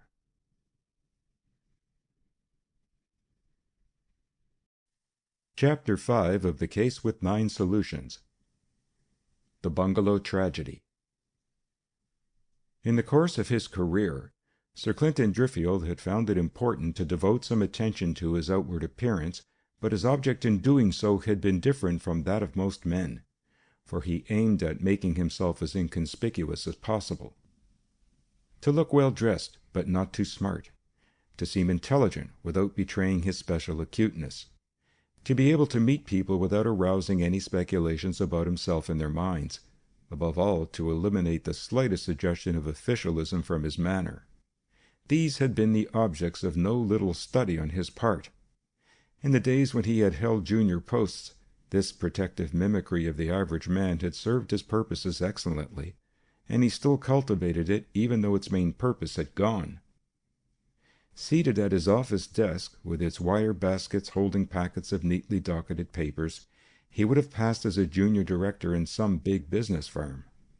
Only a certain tiredness about his eyes hinted at the sleepless night he had spent at Heatherfield and Ivy Lodge, and when he began to open his letters, even this symptom seemed to fade out. As he picked up the envelopes before him, his eye was caught by the brown cover of a telegram, and he opened it first. He glanced over the wording, and his eyebrows lifted slightly. Then, putting down the document, he picked up his desk telephone and spoke to one of his subordinates. "Has Inspector Flamborough come in?" "Yes, sir. He's here just now." "Send him along to me, please." Replacing the telephone on its bracket, Sir Clinton picked up the telegram once more and seemed to reconsider its wording. He looked up as someone knocked on the door and entered the room. "Morning, Inspector. You're looking a bit tired. I suppose you fixed up all last night's business?" "Yes, sir. Both bodies are in the mortuary. The doctor's been warned about the PMs. The coroner's been informed about the inquest. And I've got young Hassendean's papers all collected. I haven't had time to do more than glance through them yet, sir." Sir Clinton gave a nod of approval and flipped the telegram across his desk. "Sit down and have a look at that, Inspector. You can add it to your collection." Flamborough secured the slip of paper and glanced over it as he pulled a chair towards the desk. "Chief Constable Westerhaven. Try Hassendean Bungalow, Lizardbridge Road Justice." Handed in at the GPO at 8:5 a.m. this morning. Seems to err a bit on the side of conciseness. He could have had 3 more words for his bob, and they wouldn't have come amiss. Who sent it, sir? A member of the Order of the Helpful Hand, perhaps. I found it on my desk when I came in a few minutes ago. Now you know as much about it as I do, Inspector." "One of these amateur sleuths, you think, sir?" asked the inspector, and the subacid tinge in his tone betrayed his opinion of uninvited assistance. "I had my fill of that lot when we were handling that Laxfield affair last year." He paused for a moment, and then continued. He's been pretty sharp with his help. It's handed in at 8:5 a.m., and the only thing published about the affair is a stop-press note shoved into the Herald. I bought a copy as they came along the road. Candidly, sir, it looks to me like a leg pull." He glanced over the telegram disparagingly. "What does he mean by Lizard Bridge Road Justice? There's no J.P. living on the Lizard Bridge Road, and even if there were, the thing doesn't make sense to me." "I think Justice is the signature, Inspector, what one might term his nom de kid, if one leaned towards slang, which of course you never do." The inspector grinned. His unofficial language differed considerably from his official vocabulary, and Sir Clinton knew it. "Justice? I like that," Flamborough ejaculated contemptuously as he put the telegram down on the desk. "It looks rather as though he wanted somebody's blood," Sir Clinton answered carelessly. "But all the same, Inspector, we can't afford to put it into the waste-paper basket. We're very short of anything you could call a real clue in both these cases last night, remember. It won't do to neglect this, even if it does turn out to be a mare's nest." Inspector Flamborough shrugged his shoulders almost imperceptibly, as though to indicate that the decision was none of his. "I'll send a man down to the GPO to make inquiries at once, sir, if you think it necessary. At that time in the morning there can't have been many wires handed in, and we ought to be able to get some description of the sender." "Possibly," was as far as Sir Clinton seemed inclined to go. "Send off your man, Inspector, and while he's away, please find out something about this Hassendean bungalow, as our friend calls it. It's bound to be known to the post office people, and you'd better get on the local P.O. which sends out letters to it. The man who delivers the post there will be able to tell you something about it. Get the phone to work at once. If it's a hoax, we may as well know that at the earliest moment." "Very well, sir," said the inspector, recognizing that it was useless to convert Sir Clinton to his own view. He picked up the telegram, put it in his pocket, and left the room. When the inspector had gone, Sir Clinton ran rapidly through his letters, and then turned to the documents in the wire baskets. He had the knack of working his mind by compartments when he chose, and it was not until Flamborough returned with his report that the chief constable gave any further thought to the Hassendean case. He knew that the inspector could be trusted to get the last tittle of useful information when he had been ordered to do so. "The Hassendeans have a bungalow on the Lizard Bridge Road, sir," Flamborough confessed when he came back once more. "I got the local postman to the phone, and he gave me as much as one could expect. Old Hassendean built the thing as a spec, hoping to get a good price for it. Ran it up just after the war. But it cost too much, and he's been left with it on his hands. It's just off the road, on the hill about halfway between here and the new place they've been building lately, that farm affair." "Oh, there?" Sir Clinton answered. "I think I know the place. I've driven past it often. A brown-tiled roof and a lot of wood on the front of the house." "That's it, sir. The postman described it to me." "Anything more about it?" "It's empty most of the year, sir. The Hassendeans use it as a kind of summer place. Shift up there in the late spring, usually, the postman said. It overlooks the sea and stands high, you remember. Plenty of fresh air, but it's shut up just now, sir. They came back to town over 2 months ago, middle of September or thereabouts." Sir Clinton seemed to wake up suddenly. "That fails to stir you, Inspector? Strange. Now it interests me devilishly, I can assure you. We'll run up there now in my car." The inspector was obviously disconcerted by this sudden desire for travel. "It's hardly worth your while to go all that way, sir," he protested. "I can easily go out myself if you think it necessary." Sir Clinton signed a couple of documents before replying. Then he rose from his chair. "I don't mind saying, Inspector, that 2 murders within 3 hours is too high an average for my taste when they happen in my district. It's a case of all hands to the pumps now until we manage to get on the track. I'm not taking the thing out of your hands. It's simply going on the basis that 2 heads are better than 1.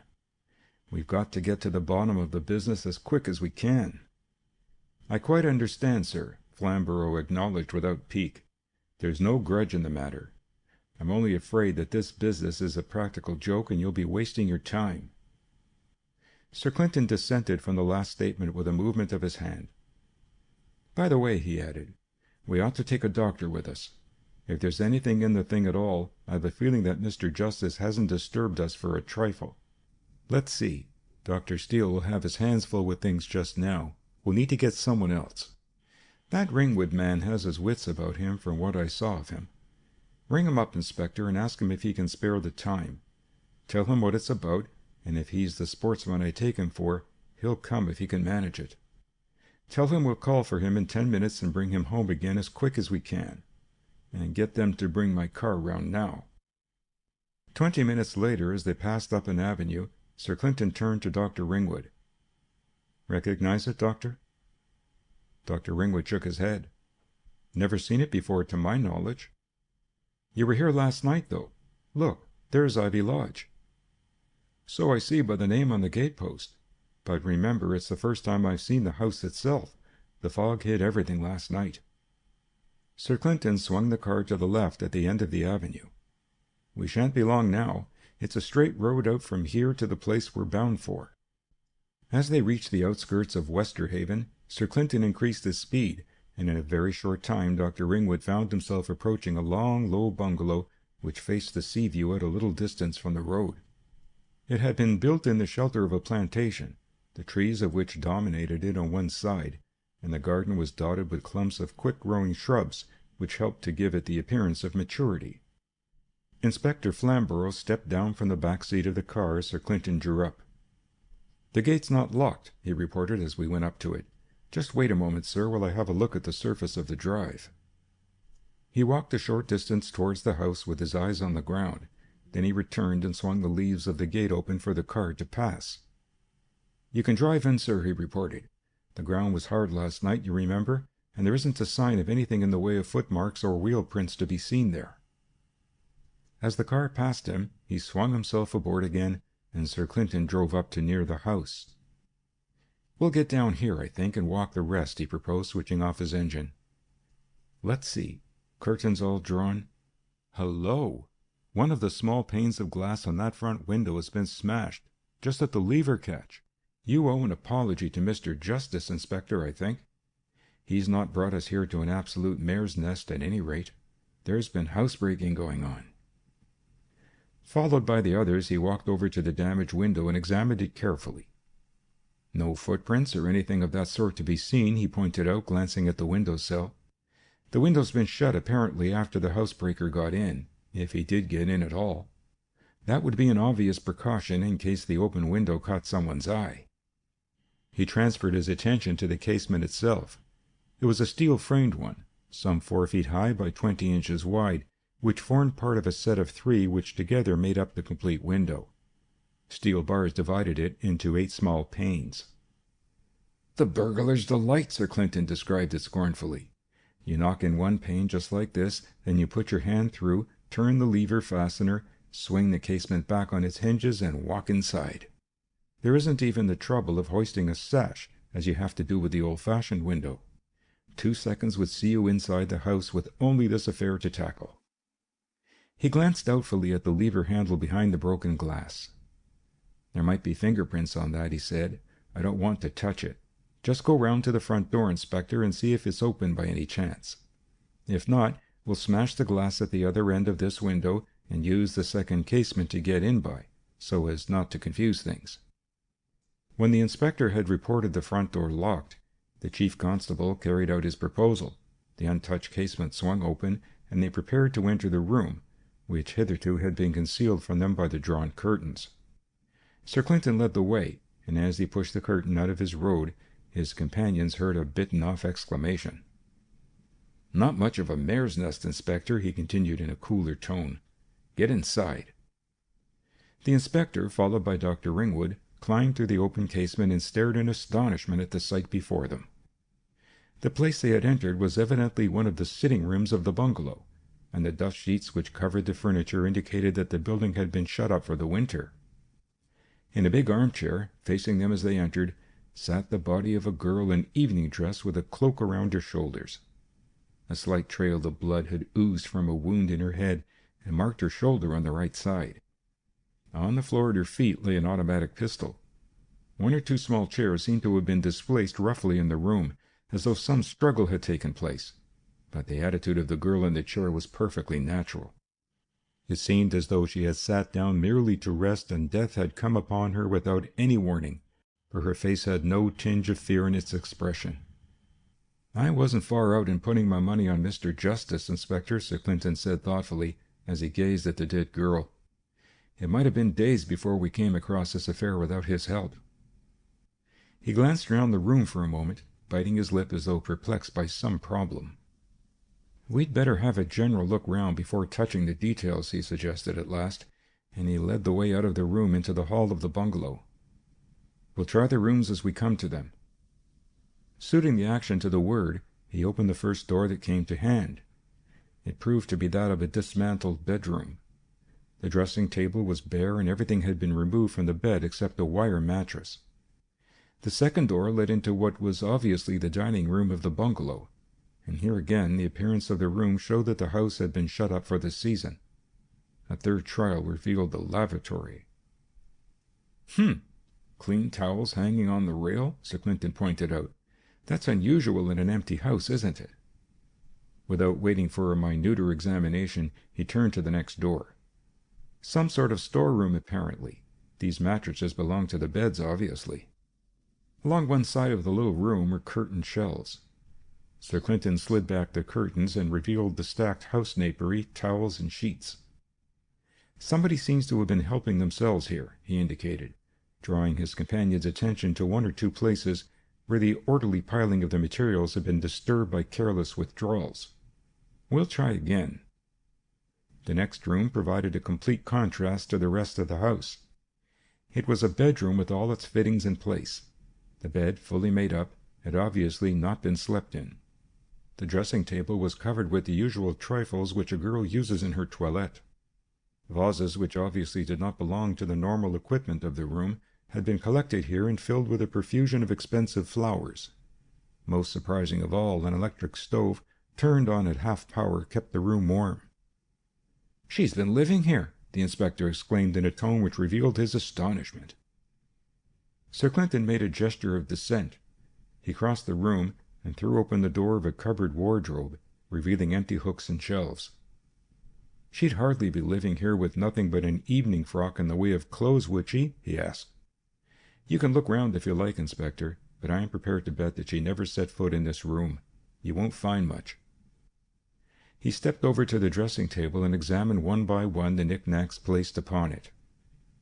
"These things are all split new, Inspector. Look at this face powder box. Not been opened. The band still intact on it. And the lipstick's unused. You can see that at a glance."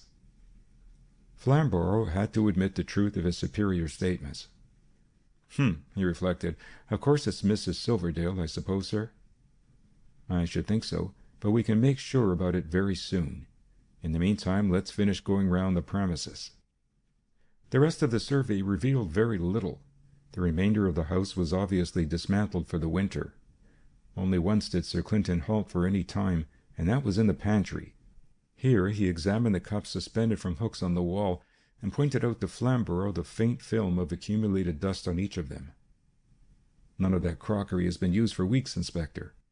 One can't live in a house without eating and drinking, you know." "A porter called, then?" the inspector persisted. "She and young Hassendean could drop in here without rousing any suspicion." "Perhaps," Sir Clinton conceded abstractedly. "Now we'll get Dr. Ringwood to give his assistance." He led the way back to the room through which they had entered the house. "She was dead before that shot was fired, of course," he said as they crossed the threshold. "But beyond that there ought to be something to be seen." "What makes you so sure that the shot didn't kill her, sir?" the inspector demanded. "Because there wasn't half enough blood scattered about the place. She was dead when the shot was fired. Must have been dead for some minutes, I suspect. There was no heart action to lift the blood in her body, so consequently it sank under gravity and left her skull nearly empty of it.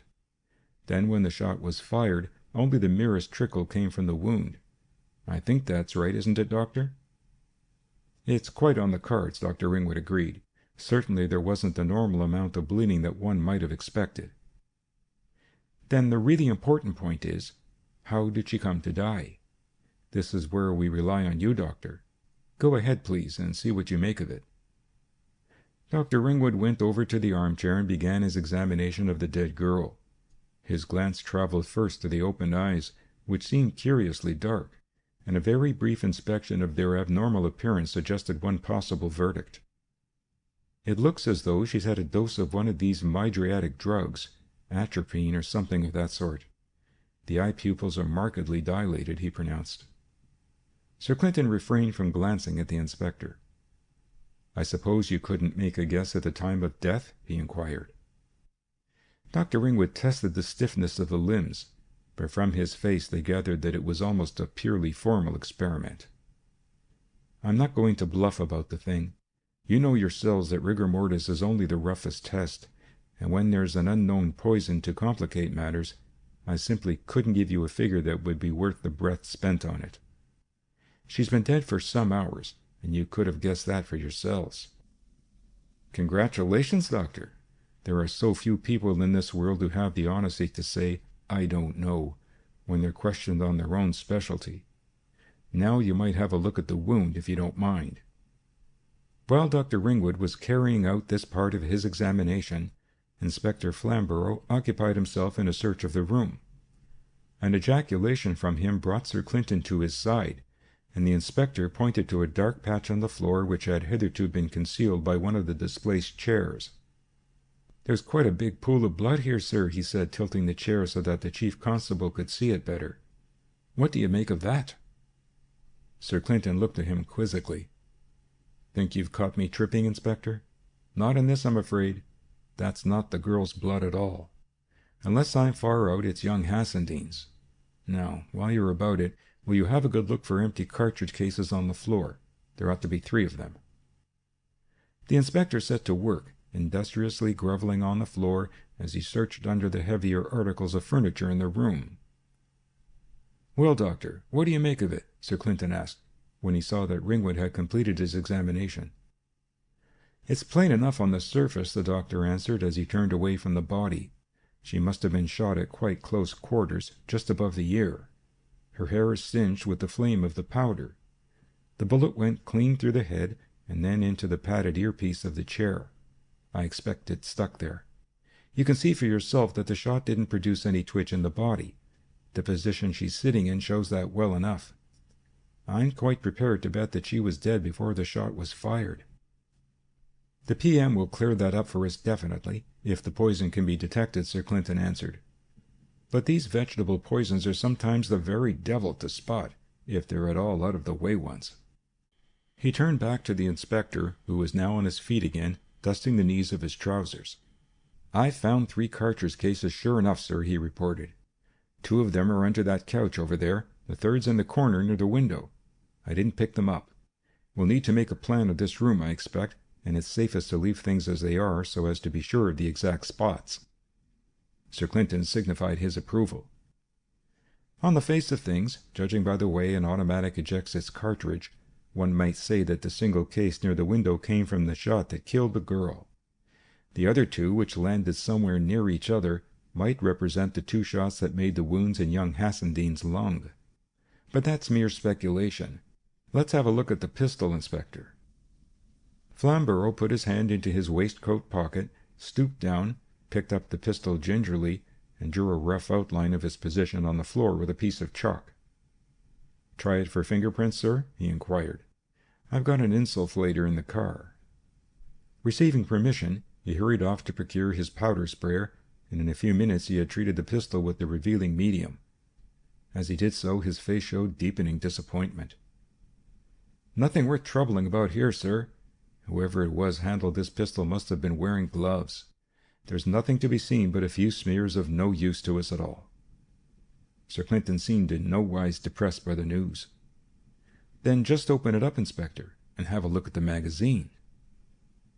"It's 3 shots short of being full, sir, counting the cartridge that must be in the barrel now," Flamborough explained, after he had slid the magazine from the butt. "Then you found all the empty cases corresponding to the number of shots fired from this pistol, at any rate. We can leave someone else to hunt for extras when the plan's being made. I don't expect they'll discover any. Now we'll...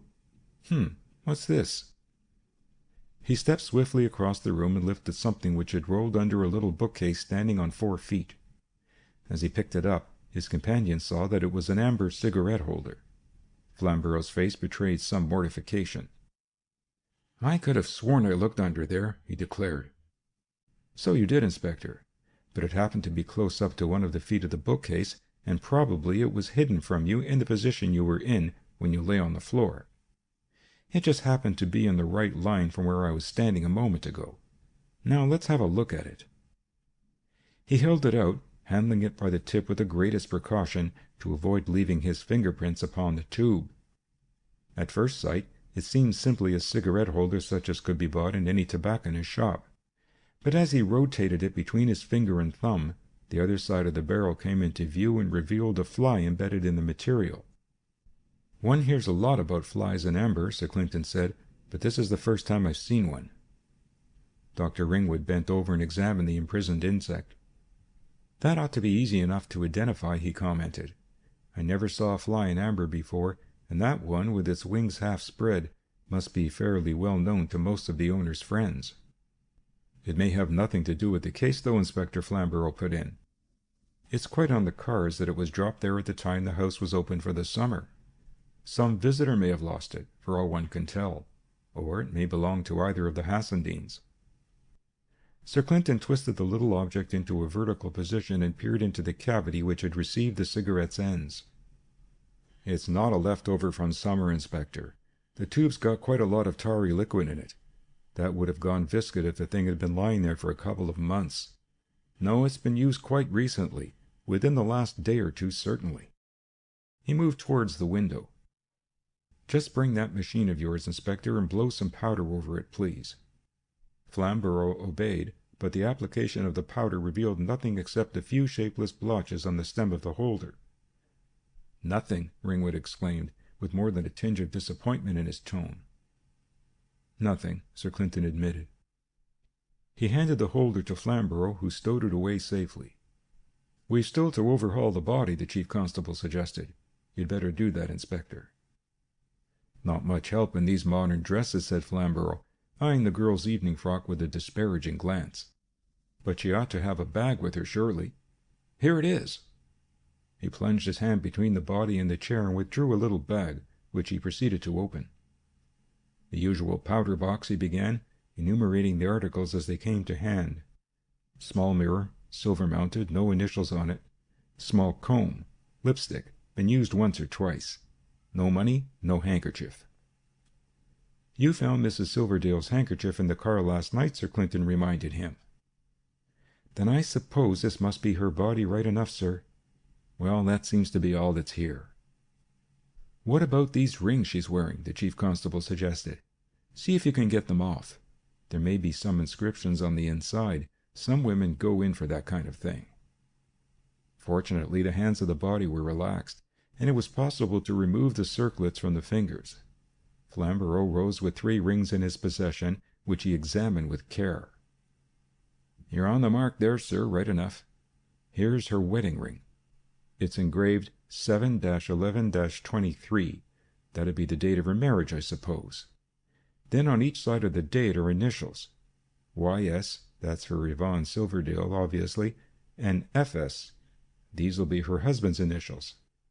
Then there's a diamond ring that she was using for a keeper. Let's see, it's got the same pair of initials on each side of the date, 4-10-23. That'll be her engagement ring, I expect. They don't seem to have given themselves much time for second thoughts if the engagement lasted only a month and 3 days." He passed the 2 rings to Sir Clinton and picked the last one from his palm for examination. "This is off the little finger. It's a plain gold signet with Y and S intertwined on it. Evidently it's Mrs. Silverdale right enough, sir. The inscription's inside." There's a variation here. The date's 15-11-25 here, but there's only a single letter at each end, a Y at one side and a B at the other.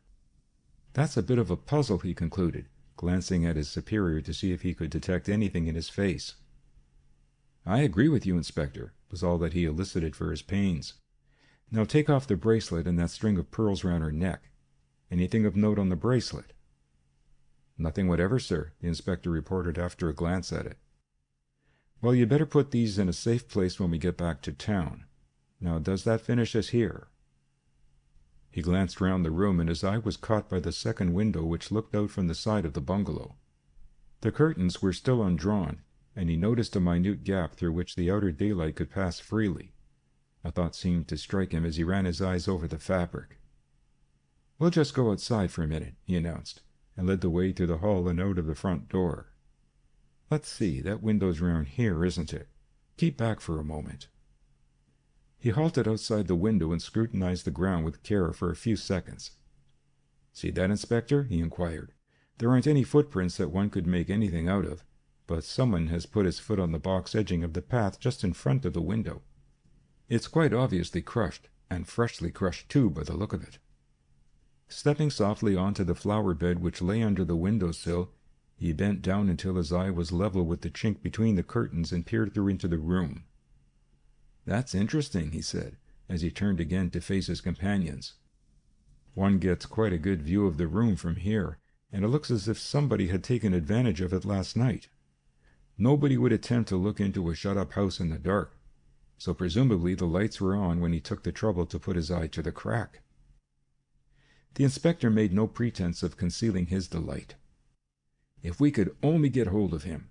Perhaps he saw the murder actually done, sir." Sir Clinton seemed disinclined to rejoice too fervently. "It's all pure hypothesis," he pointed out, rather frigidly. Flamborough's rectitude forced him into a semi-apology for past doubts. "You were quite right about Mr. Justice, sir. He's been a trump card, and if we can only get hold of him and find out what he saw here last night, the rest ought to be as easy as kiss your hand."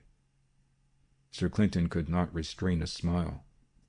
"You're devilish previous, Inspector, in spite of all I can do. This peeping Tom may be Mr. Justice, or again he may not. There isn't any evidence either way." He stepped back onto the path again. "Now, Inspector, we'll have to leave you here in charge. It seems to be your usual role in these days. I'll send a couple of men up to relieve you, the fellow who makes our scale models, too. You can set him to work, and I'll make arrangements for the removal of Mrs. Silverdale's body." "Very good, sir. I'll stay here till relieved." "Then Dr. Ringwood and I had better get away at once." They walked round the bungalow to the car. As he drove away, Sir Clinton turned to the doctor. "We must thank you again, Doctor, for coming out here." "Oh, that's all right," Ringwood assured him. "I got Ryder to look after my patients, at least the worst ones, this morning. Very decent of him. He made no bones about it when he heard it was you who wanted me. It hasn't been a pleasant job, certainly, but at least it's been a change from the infernal grind of Carew's practice." Sir Clinton drove for a few minutes in silence, then he put a question to the doctor. "I suppose it's not out of the question that young Hassendean might have driven from the bungalow to Ivy Lodge with those wounds in his lungs?" "I see nothing against it, unless the PM shows something that makes it impossible. People with lung wounds, even fatal ones, have managed to get about quite spryly for a time. Of course, it's quite on the cards that his moving about may have produced fresh lesions in the tissues. What surprises me more is how he managed to find his way home through that fog last night." "That wouldn't be so difficult," Sir Clinton rejoined. "This road runs right from the bungalow to the end of Lauderdale Avenue. He'd only to keep his car straight and recognize the turn when he came to it. It wasn't a case of having to dodge through a network of streets." A thought seemed to occur to him. "By the way, Doctor, did you notice any peculiar coincidence in dates that we've come across?" "Dates? No, can't say I did. What do you mean?" "Well," the chief constable pointed out deliberately, "the date on that scrap from the torn envelope we found in the drawer was 1925, and the figures on that mysterious signet ring were 5-11-25. It just happened to strike me." His manner suggested that he had no desire to furnish any further information. Dr. Ringwood changed the subject. "By the way, you didn't examine the lever handle of the window for fingerprints," he said, with a note of interrogation in his voice. "The inspector will do that. He's very thorough. In any case, I don't expect to find much on the lever." For a few moments Sir Clinton concentrated his attention on his driving, as they were now within the outskirts of Westerhaven. When he spoke again, his remark struck the doctor as obscure. I wish that poor girl who was done in at Heatherfield last night hadn't been such a tidy creature." Dr. Ringwood stared. "Why?" he inquired. "Because if she'd shirked her job and left those coffee cups unwashed, it might have saved us a lot of bother. But when I looked over the scullery, everything had been washed and put away." "Well, you don't seem to miss much," the doctor confessed. "I suppose it was what I repeated to you about Mrs. Silverdale looking queer when she came out of the drawing-room that put you on the track? You were thinking of drugs even then?" "That was it," Sir Clinton answered. Then after a moment he added, "And I've got a fair notion of what drug was used, too." End of chapter 5.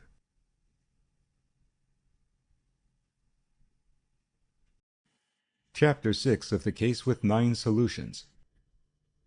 The 9 possible solutions.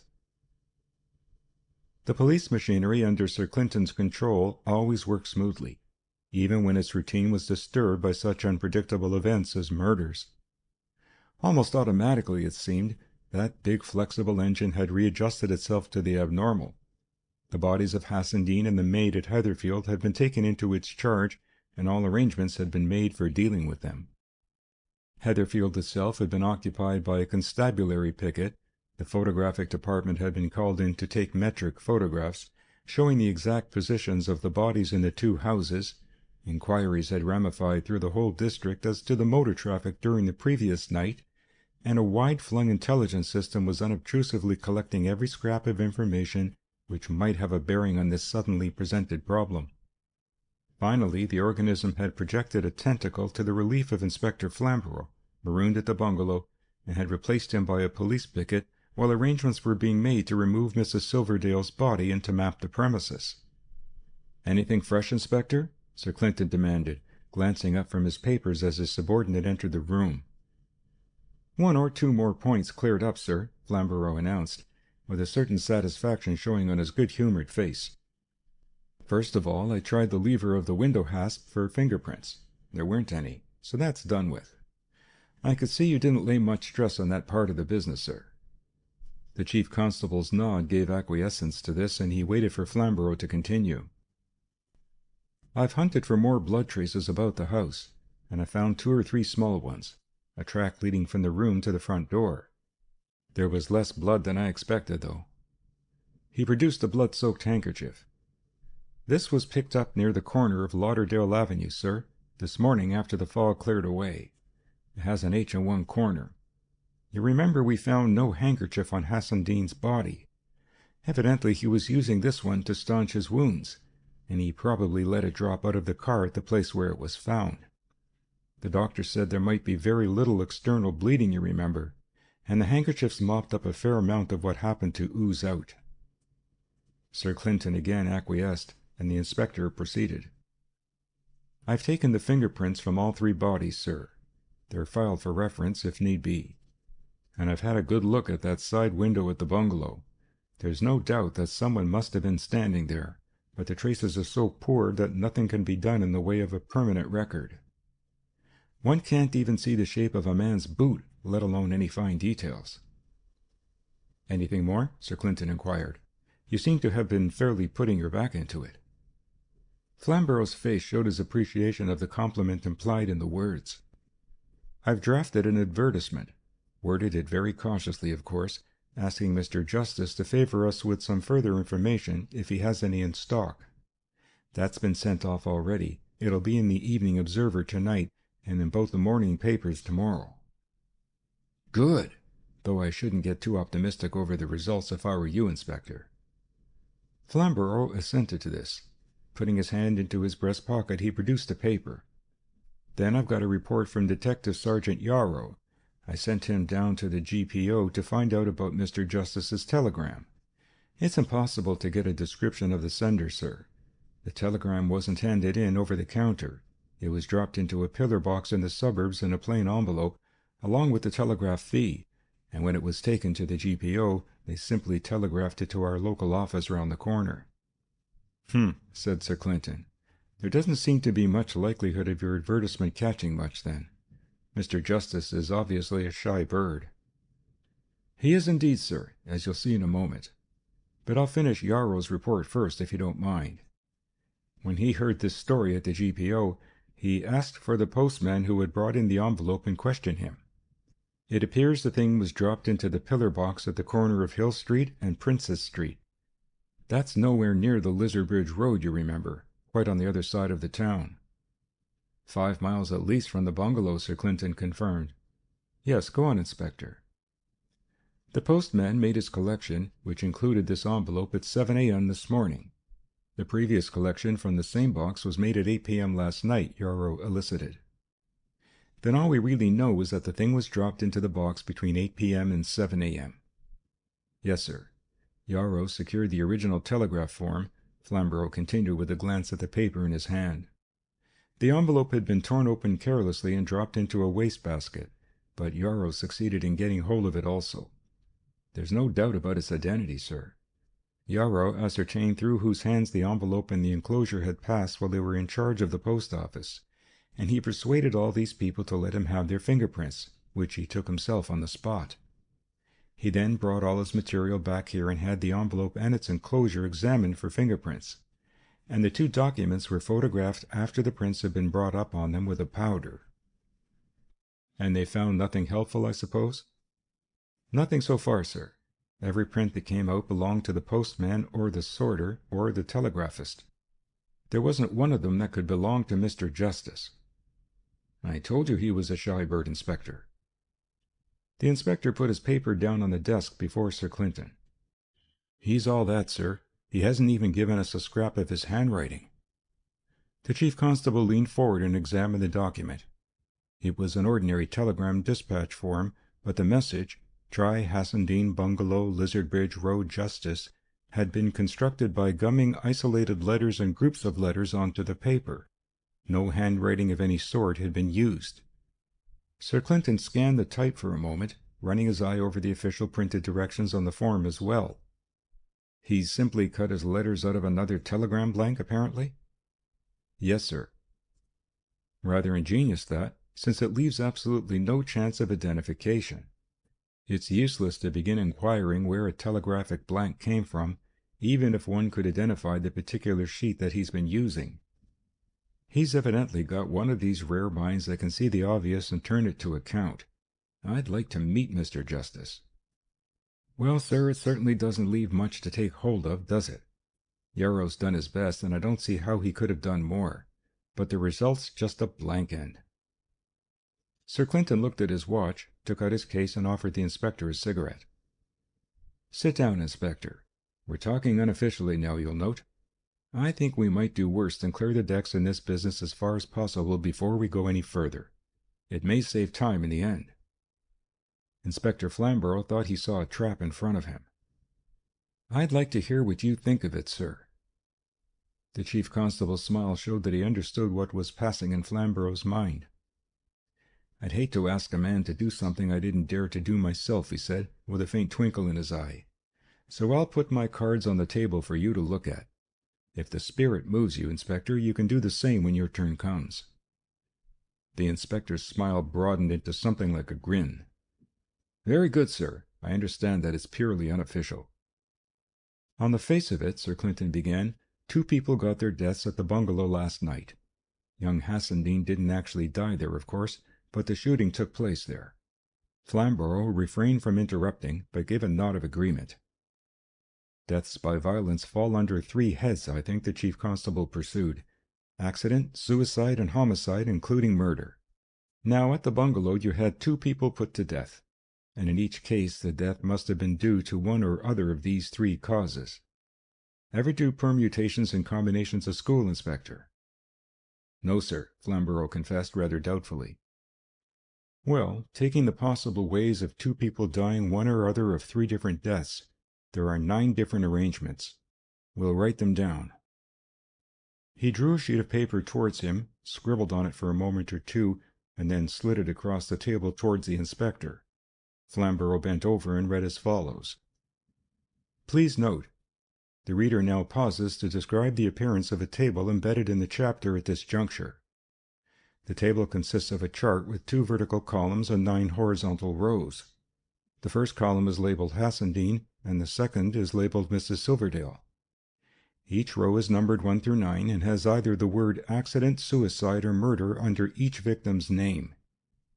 Thus it details every possible combination of causes of death for both victims. The chapter continues as follows. Now, since in that table we've got every possible arrangement which theoretically could occur, Sir Clinton continued, the truth must lie somewhere within the 4 corners of it. Yes, somewhere, said Flamborough in an almost scornful tone. If we take each case in turn, we'll get a few notions about what may have happened, Sir Clinton pursued, unmoved by the inspector's obvious contempt for the idea. But let's be clear on 1 or 2 points to start with. The girl, so far as one can see at present, died from poison and was shot in the head after death. Young Hassendean died from pistol shots, of which there were 2. Agreed? Agreed, Flamborough conceded without enthusiasm. Then let's take the cases as we come to them. Case 1.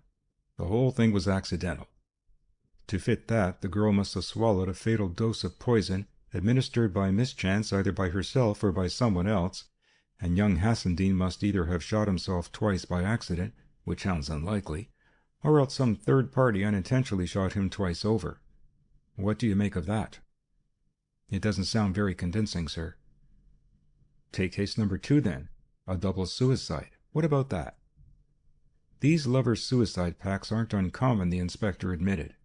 That might be near the truth, and I suppose he might have put a bullet through her head before shooting himself, just in case the poison hadn't worked. He drew a notebook from his pocket. Just a moment, sir. I want to make a note to remind me to see about young Hassendean's pistol license if he had one.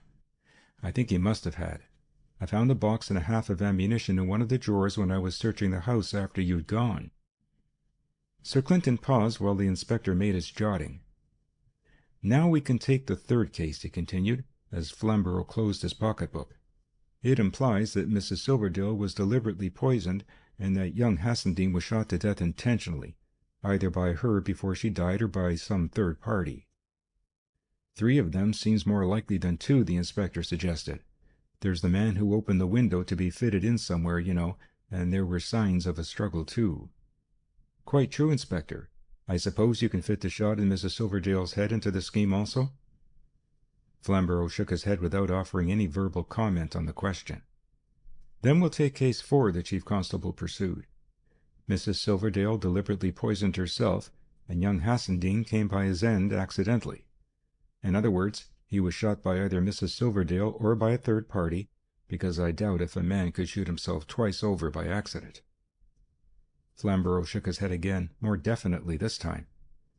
It doesn't sound likely, sir. Then his face changed. Wait a bit, though, he added quickly. If that's what happened, she must have had a motive for suicide. Perhaps someone was on her track, somebody pretty dangerous, and she saw the game was up. I don't profess to know how that could happen. But if the man on her heels was the fellow who did the work with the tourniquet at Heatherfield last night, she must have thought poison an easier way out of things. It's a possibility, sir. It leaves us hunting for the clue to a purely hypothetical mystery, though, Inspector, I'm afraid. I don't say you're wrong, of course. I dare say it's complicated enough already, Flamborough admitted without prejudice. Besides, this case 4 of yours has another flaw in it, several in fact. Unless you take the idea I suggested, it's hard to see why the girl should have had a supply of poison handy at all. It sounds a bit wild. And you've got to assume that a third party shot young Hassendean twice by accident, if a third party came into the business at all. To my mind, that won't wash, sir. It's not good enough. Whereas, if it was a case of Mrs. Silverdale shooting him by accident, there was no need for her to commit suicide because of that. No one knew she was there. She could simply have walked out of the front door and got clear away with no questions asked. And if she'd already taken poison, she wouldn't need to shoot herself in the head, would she? Grave objections, Sir Clinton admitted. It amused him to see the inspector entering so keenly into the game. Now we proceed to case 5. Oh, case 5 is just bunkum, the inspector pronounced bluntly. She gets accidentally poisoned, then she gets accidentally shot, then young Hassendean suicides. It's too thick altogether. I like the concise way you put it, Sir Clinton answered with simulated admiration. So we go on to number 6, eh? She was deliberately murdered and he was accidentally shot. What about that? I'd want to see some motive for the murder, sir, before accepting that as a possible basis. And if she was deliberately poisoned, what was the good of young Hassendean dragging her off to the bungalow? That would throw suspicion straight onto him if he poisoned her. Flamborough broke off and seemed to think hard for a moment or two. That's a fresh line, he exclaimed suddenly. I've been assuming all along that either she or young Hassendean used the poison. But it might have been a third party. I never thought of it in that light, sir. He pondered again while Sir Clinton watched his face. It might have been someone else altogether if the poison was a slow-acting one. Someone at Heatherfield, perhaps. There was only one available person at Heatherfield just then, Sir Clinton pointed out. You mean the maid, sir? Of course. And that might help to account for her death, too. It might be a case of Judge Lynch, sir. Somebody squaring the account without bothering us about it. New horizons seemed to be opening up in the inspector's mind.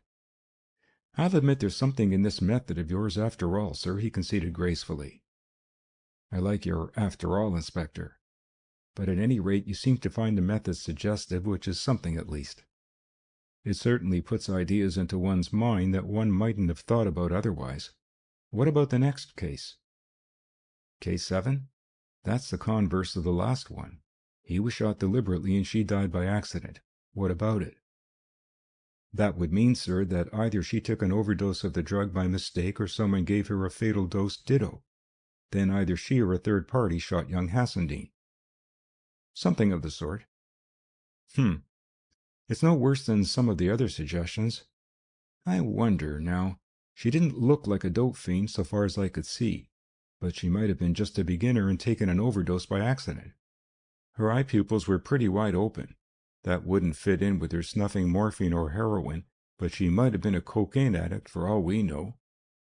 This method of yours is very stimulating, sir. It makes one think along fresh lines. Well, have another think, Inspector. Case 8. He suicided and she was murdered. That brings us up against the missing motive again, sir. I'd like to think over that later on. Case 9, then. He was murdered and she committed suicide. What about that? Let me take it bit by bit, sir. First of all, if he was murdered, then either she did it or a third party did it.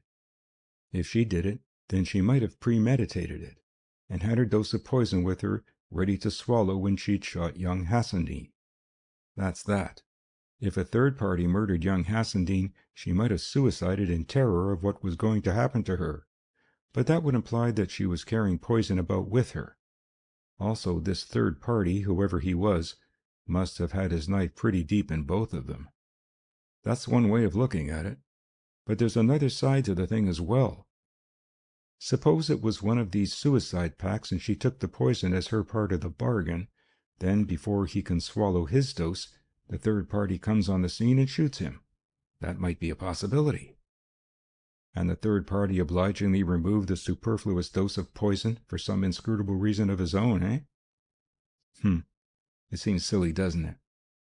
Of course, unlikely things do happen, Sir Clinton admitted. I'm no stickler for probability in crime. One so seldom finds it. Flamborough took his notebook from his pocket and entered in it a copy of Sir Clinton's classification. I'll have another think about this later on, he said as he finished writing. I didn't think much of it when you showed it to me at first, but it certainly seems to be one way of getting a few ideas to test. Now let's look at the thing from another point of view, Sir Clinton suggested. Assume that young Hassendean and Mrs. Silverdale were in the room of the bungalow. There were traces of somebody at the side window, and someone certainly broke the glass of the front window. By the way, Inspector, when you went over young Hassendean's clothes finally last night, did you find a key ring or anything of that sort? He had a few keys, the latchkey of Ivy Lodge and one or two more. You'll need to make sure that the key of the bungalow was amongst them, because if it wasn't, then he may have had to break in, which would account for the window. But I'm pretty certain he didn't do that. He'd been up beforehand with these flowers in the afternoon, getting the place ready. It's most improbable that he hadn't the key of the front door with him. I'll see to it, the inspector assured him. In the meantime, just let's assume that the broken window represents the work of a third party. What do you make of things on that basis? "What is there to make out of them except one thing?" Flamborough demanded. "At the side window you had somebody who you christened Peeping Tom. At the front window was a second person who got so excited that he broke into the room. You're not trying to make out that these two characters were filled by one person, are you, sir? There would be no point in Peeping Tom leaving his window and walking round to the front one before breaking in. Either window was good enough for that. He'd no need to shift his ground." "No," Sir Clinton assured him in a thoughtful tone, "I wasn't looking at it from that angle. I was merely wondering where Mr. Justice came in." "You mean whether he was Peeping Tom or t'other?" "Something of that sort," the chief constable answered. Then, changing the subject, he added, "What bits of information are you going to hunt for next, Inspector?" Flamborough ran over some points in his mind and cleared his throat before speaking. "First of all, I want to know what this poison was, where it came from, and how long it takes to act. I expect to get something from the PM results, and we can always send some of the organs for analysis." Sir Clinton nodded his agreement. "I think we'll get two people onto that part of the thing independently, say a London man and perhaps one of the chemists at the Thornton Institute here. We'll need to see this fellow Markfield in any case, just to check the statements that Ringwood gave us, and when we're doing that we can find out if there's anyone capable of doing the analysis for us. Perhaps Markfield himself might take it on." The inspector, seeing that Sir Clinton was waiting for him to continue, proceeded with his list of evidence required. "I'll put Yarrow on to the matter of young Hassendean's pistol license. That won't take too long to look up, and it will help to clinch the fact that it really was his pistol that we found on the floor. I don't suppose for a moment that it was brought in from the outside. The loose ammunition in the drawer seems convincing on that point." "I'm quite with you there," Sir Clinton admitted. "Then I want to look into the maid's affairs and see if she had any grudge against Mrs. Silverdale. It's a pity the second maid's so ill. We can't get anything out of her for a while, I'm afraid. And I want her for another thing, to see if Mrs. Silverdale doped herself at all. But I expect if she did that I'll be able to pick up some hint of it somewhere or other. And of course if the poison turns out to be a non-dope kind, that line of inquiry drops into a subsidiary place." "Yes," the chief constable encouraged him. "Then I'll send a man up to try the keys we found in young Hassendean's pocket on the lock of the bungalow door, just to clear up the broken window matter. That won't take long." "And then?" "Well, I suppose I'll need to make a try at finding out who Peeping Tom was and also your Mr. Justice." "Quite a lot of suggestions you seem to have extracted from my little list of possibilities, Inspector. I think you owe it an apology for the rather contemptuous way you approached it at first." "Well, sir, it's been more suggestive than I expected, I admit." "One thing certain, Inspector. The solution of the affair must lie somewhere on that little table. It's simply a matter of picking out the proper case. The odds at most are 8-1, and they're really less than that if one discards some of the very improbable combinations." The desk telephone rang sharply, and Sir Clinton listened to the message. "That interests you, Inspector. A report's come in that Mr. Silverdale came home and has gone down to the Thornton. He mentioned where he was going to the constable in charge at Heatherfield, and he very thoughtfully suggested that as the Thornton is quite near here, it would be easy for us to interview him there if we desired to do so. The perfect little gentleman, in fact. Well, what about it, Inspector?" "I suppose I'd better go at once," Flamborough proposed after a glance at his watch. "I think I'll include myself in the invitation," Sir Clinton volunteered. "And by the way, you'd better take that fly-in-the-amber cigarette holder with you, if they've finished with it downstairs. Young Hassendean was working at the Thornton, and someone there may be able to identify it for us if it was his. I'm not anxious to trouble his relations in the matter." "Very good, sir," Flamborough acquiesced. "You'll want your car. I'll give the order for it now." End of Chapter 6.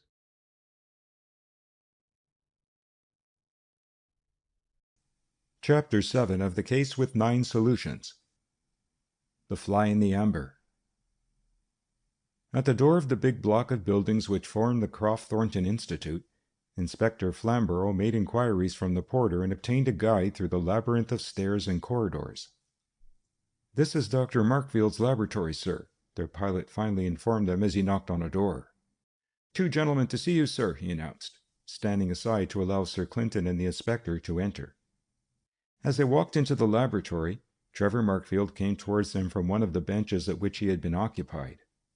His face betrayed his slight surprise at finding two strangers before him. "What can I do for you?" he inquired politely, but without any needless effusiveness. Flamborough, in response to an almost imperceptible gesture from his superior, stepped to the front.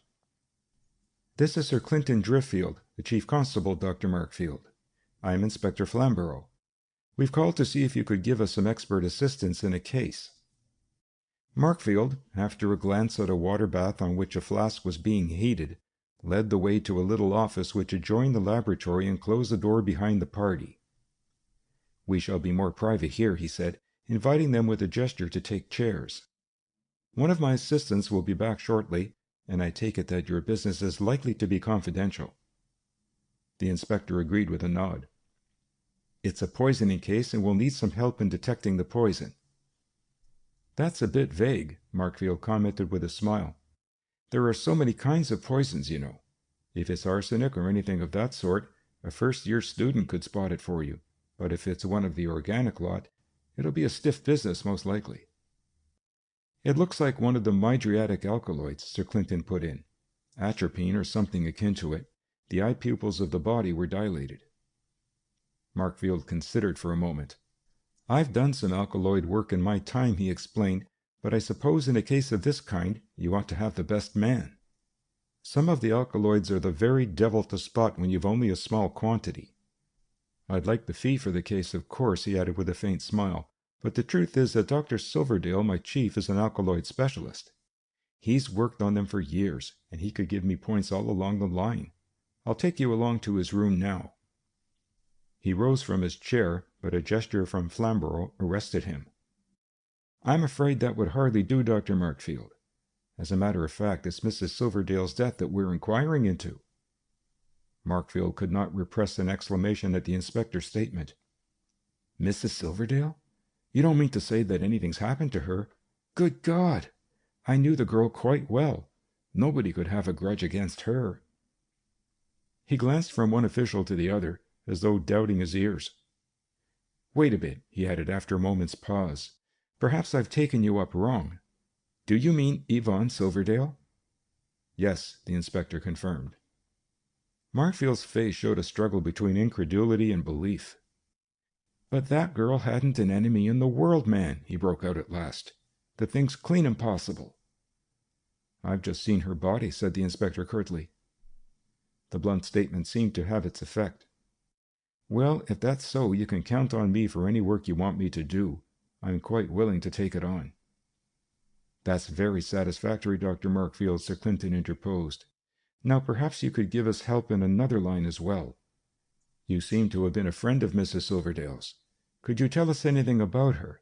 Anything you think might be useful to us?" A fresh thought seemed to pass through Markfield's mind, and a faint suggestion of distrust appeared on his face. "Well, I'm ready to answer any questions you care to put," he said, though there seemed to be a certain reluctance in his voice. Sir Clinton's attitude indicated that it was the turn of the inspector. Flamborough pulled out his notebook. "First of all, then, Dr. Markfield, could you tell us when you first became acquainted with Mrs. Silverdale?" "Shortly after she and her husband came to Westerhaven. That's about 3 years ago, roughly." "You knew her fairly well?" "I used to see her at dances and so forth. Lately I've seen less of her. She picked up other friends naturally, and I don't dance much nowadays." "She danced a good deal, I understand. Can you tell me any particular people who associated with her frequently in recent times?" "I dare say I could give you a list of several. Young Hassendean was one. She used him as a kind of dancing partner, from all I heard, but I go out so little nowadays that I can't speak from much direct knowledge on the point." "What sort of person was Mrs. Silverdale, in your judgment?" Markfield took a little time to consider this question. "She was French, you know," he replied. "I always found her very bright. Some people called her frivolous. She was out to enjoy herself, of course. Naturally, she was a bit out of place in a backwater like this. She got some people's backs up, I believe. Women didn't like her being so smartly dressed and all that." "Have you any reason to suppose that she took drugs?" Markfield listened to this question with obvious amazement. Drugs? No, she'd never touch drugs. Who's been putting that lie around? Flamborough tactfully disregarded this question. Then from what you know of her, you would say that suicide would be improbable in her case? Quite, I should say. She had no worries that you know of, no domestic troubles, for instance? Markfield's eyes narrowed slightly at the question. Hardly my business to discuss another man's affairs, is it? He demanded, obviously annoyed by the inspector's query. I don't think I'm called upon to repeat the tittle-tattle of the town. You mean you don't know anything personally? I mean I'm not inclined to gossip about the domestic affairs of a colleague. If you're so keen on them, you can go and ask him direct. It was quite evident that Markfield had strong views on the subject of what he called tittle-tattle, and the inspector realized that nothing would be gained by pursuing the matter. At the same time, he was amused to see that Markfield, by his loyalty to his colleague, had betrayed the very thing which he was trying to conceal. It was obvious that things had not gone smoothly in the Silverdale household, or Markfield would have had no reason for burking the question. You mentioned young Hassendean's name, Flamborough continued. You know that he's been murdered, of course? I saw it in the paper this morning. He's no great loss, Markfield said brutally. We had him here in the Institute, and a more useless pup you'd be hard put to it to find. What sort of person was he? The inspector inquired. One of these bumptious brats who think they ought to have everything they want, just for the asking. He'd a very bad swelled head. Herring-gutted, too, I should judge. He used to bore me with a lot of romantic drivel until I sat on him hard once or twice. I couldn't stand him. It was evident that young Hassendean had rasped Markfield's nerves badly. Had anyone a grudge against him, do you think? I shouldn't be surprised, knowing him as I did. He would have put a saint's back up with his bounce and impertinence. But if you mean a grudge big enough to lead to murder, I can't say. I saw as little of him as possible even in working hours, and I had no interest in his private affairs. It was quite evident that nothing of real value was to be elicited along this line. The inspector abandoned the subject of young Hassendean's personality and turned to a fresh field. Young Hassendean smoked cigarettes, didn't he? I've seen him smoking them. Is this his holder, by any chance? Flamborough produced the fly-and-amber holder as he spoke and laid it on the table. As he did so, he glanced at Markfield's face and was surprised to see the swift change of expression on it. A flash of amazement followed by something that looked like dismay crossed his features, then almost instantaneously he composed himself, and only a faint trace of misgiving showed in his eyes. No, that isn't young Hassendean's holder, he answered. You recognize it? Markfield bent forward to inspect the article, but it was evident that he knew it well. Do I need to answer these questions of yours? He demanded uncomfortably. You'll have that question put to you at the inquest when you're on your oath, said the inspector sharply. You may as well answer now and save trouble. Markfield stared for a moment longer at the fly in the amber. Where did you pick this thing up? He demanded, without answering the inspector's question. But Flamborough saw that he had got on the track of something definite at last, and he was not inclined to be put off. That's our business, sir, he said brusquely. You recognize the thing, obviously. Whose is it? It's no use trying to shield anyone. The thing's too conspicuous, and if you don't tell us about it, someone else will. But it doesn't look well to find you trying to throw dust in our eyes.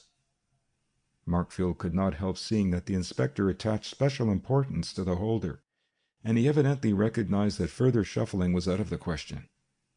I'm not going to identify it for you, he said. You've let it slip that it's an important clue, and I don't know it well enough to make assertions about it.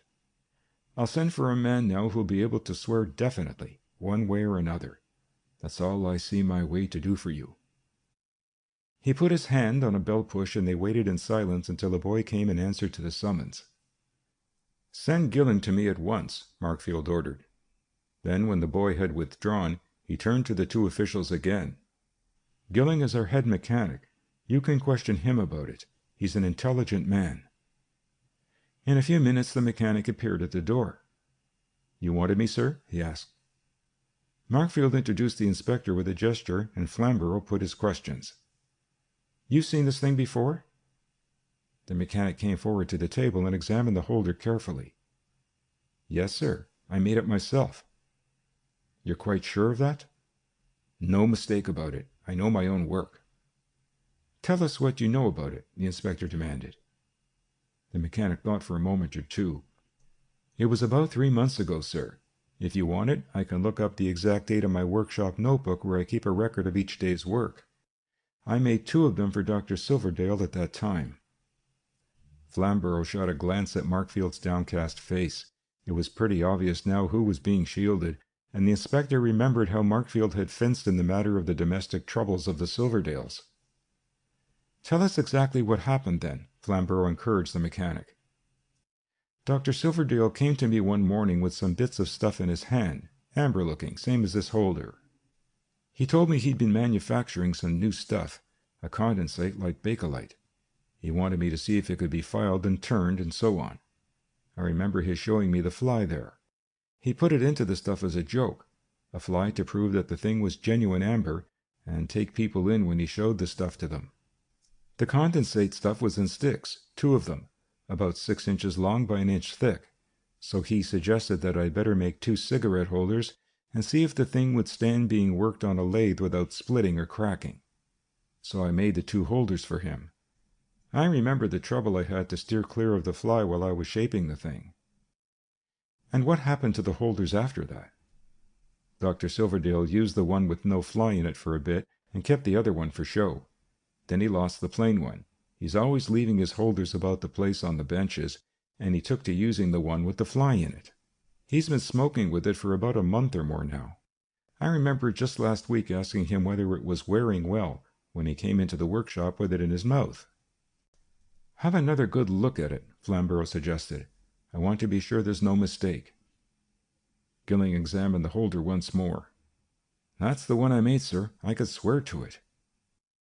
He hesitated a moment as if wishing to ask a question, but Flamborough, having got his information, dismissed the mechanic without more ado. When the man had gone, he turned back to Markfield. "I don't quite like your way of doing things, Dr. Markfield. You might have given us the information at once without all this shuffling, for I could see at a glance you had recognized this cigarette holder. If you're trying to shield your colleague from a reasonable investigation, I'll take the liberty of reminding you that one can become an accessory after the fact as well as before it." Markfield's face grew stormy as he listened to the inspector's warning. "I'd have a look at the law on slander if I were you, Inspector, before you start flinging accusations about.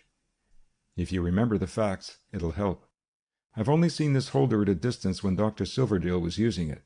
I'd never had a good look at it until you produced it. Naturally, although I had very little doubt about whose it was, still I wasn't going to assert that it was Silverdale's. But I got you a man who could identify it properly. What more do you want?" Flamborough's face showed that he found this defense quite unsatisfactory. Markfield's obvious fencing with him at the start had left its impression on his mind. "Well, when you do this analysis for us, remember that you'll have to testify about it in the witness box," he said bluntly. "We can't have any qualifications and fine distinctions then, you know." "I'll be quite prepared to stand over any results I get," Markfield asserted with equal bluntness. "But I don't guarantee to find a poison if it isn't there, of course." "There is something there, according to the doctor," Flamborough declared. "Now I think I'd like to see Dr. Silverdale, if you can tell us where to find him." Markfield's temper was evidently still ruffled, and he was obviously glad to be rid of the inspector. He conducted them along a passage, pointed out a door, and then took leave of them in the curtest fashion. They entered the room which had been shown to them, and while Flamborough was explaining who they were, Sir Clinton had leisure to examine Silverdale. He saw an alert, athletic man with a friendly manner, who looked rather younger than his 35 years. Whatever Silverdale's domestic troubles might have been, he showed few outward signs of them. When they disturbed him, he had been sitting before a delicate balance, and as he rose, he slid the glass front down in order to protect the instrument. Apart from his surroundings, it would have been difficult to determine his profession, for he had an open-air skin which certainly did not suggest the laboratory. He carried himself well, and only a yellow stain of picric acid on the right-hand side of his old tweed laboratory jacket detracted from his spruceness and betrayed the chemist. "I've been expecting you, Inspector Flamborough," he said, as soon as he realized who his visitors were.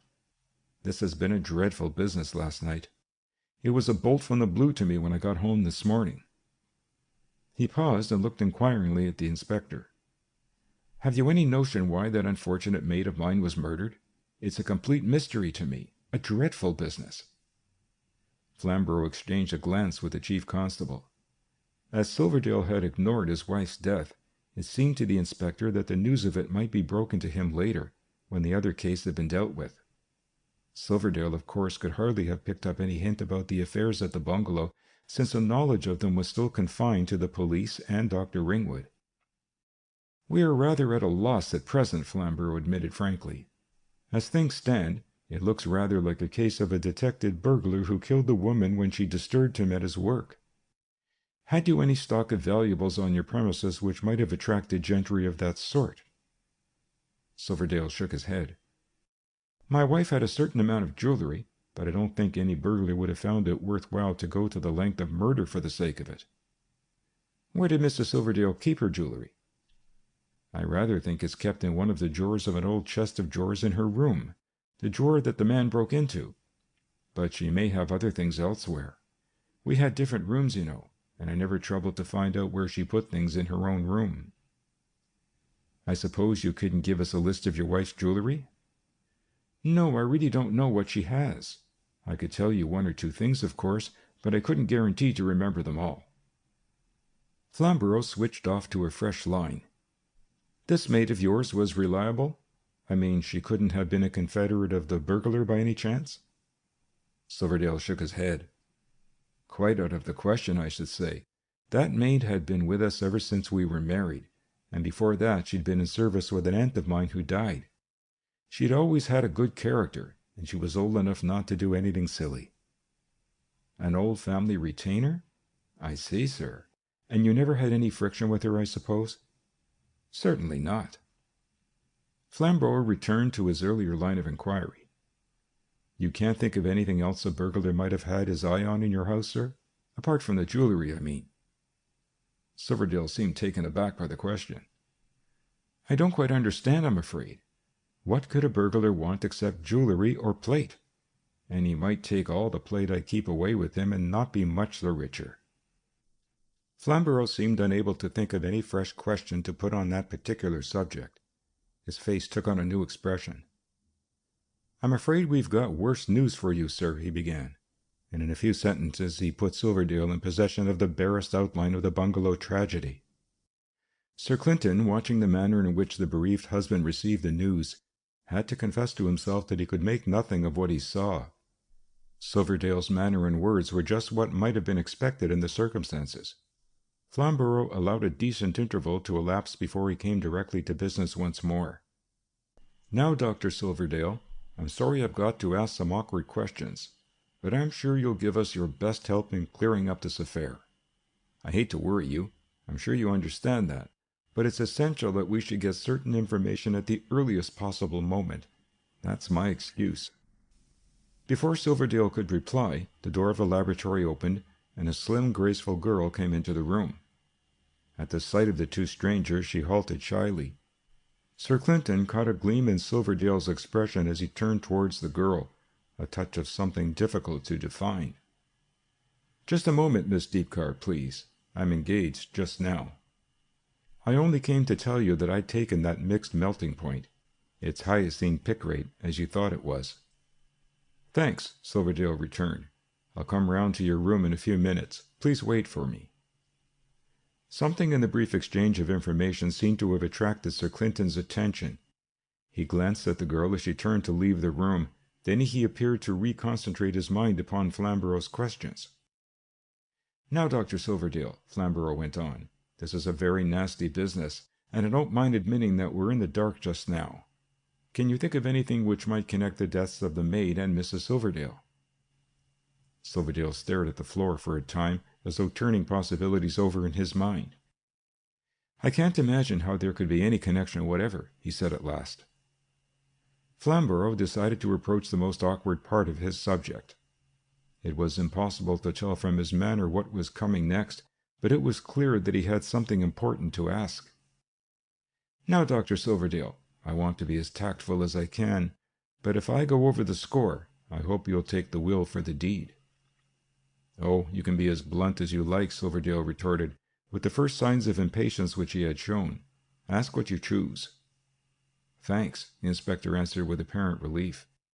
"Then I'll come straight to the point. What precisely were the relations existing between Mrs. Silverdale and young Hassendean?" Silverdale's face paled slightly and his lips tightened as this blunt response to his offer fell on his ears. He seemed to consider his reply carefully. "I suppose you mean, was she unfaithful to me with young Hassendean? Then my answer would be, so far as my information goes, no. She flirted with the young cub, certainly, and they behaved, to my mind, very injudiciously, but to the best of my knowledge it went no further than that. I'd have brought them up with a round turn if they'd given me cause." "That's your candid opinion?" the inspector demanded. "You're keeping back nothing?" "Why, man, I'd have given—" Silverdale broke out. Then he stopped short in mid-sentence. "It's my candid opinion, as you put it," he ended tamely. Flamborough, it seemed, had extracted the information he wanted. He left the subject and took up a fresh one. "Do you recall anything important which happened in the year 1925? "Yes, I left London and took up my post here." "You were married in 1923, weren't you?" "Yes." "Had your wife any relations in this country? She was French, wasn't she?" "She had a brother, Octave Renard, who was in business in London. Still is, as a matter of fact. An old aunt is the only other relation I know of." "Before you left London, had you any difficulties with Mrs. Silverdale? I mean, anything like young Hassendean?" "Nothing that came to my notice," Silverdale answered after consulting his memory. "Can you recall any friend of yours or of hers who had the initial B? Either in the Christian name or the surname, I mean. It might be either a man or a woman." This question evidently surprised Silverdale. "The initial B?" he repeated. "No, I can't recall anyone to fit that." He seemed to be running over a list of people in his mind, but at the end of a half-minute he shook his head decidedly. "No, I can't think of anyone with that initial." Flamborough's face betrayed his dissatisfaction. He had evidently built some hopes on getting the information. "Now, another point, Dr. Silverdale.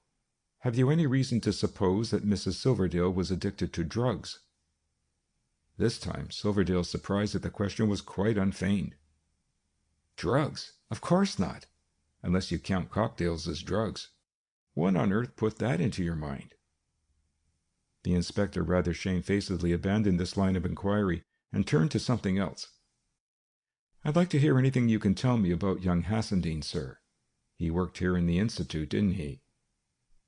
"That depends a good deal on what precise meaning you attach to the word work, Inspector. He certainly loafed about the premises, but he did as little as he could." "Well," said Flamborough impatiently, "can you tell me anything else about him? Everyone I've interviewed yet has told me he was idle. I'd rather have something more to the point." Silverdale thought for a moment or two. "He was a nuisance from the start. When he came here first, some 3 years ago, he spent his time hanging round one of the girl assistants, Miss Hailsham. He interfered with her work, and I had to speak to him about it several times. Then she got engaged to him. Some time after, my wife took him up, and he broke off his engagement to Miss Hailsham, possibly to please my wife. I remember it made things rather unpleasant here when the engagement was broken, because Miss Hailsham took it rather badly. She'd every reason to do so, though she wasn't losing much, it seemed to me." Inspector Flamborough pricked up his ears at this information. "Is this Miss Hailsham still an assistant here?" he asked. "Yes," Silverdale explained. "She's one of my private assistants.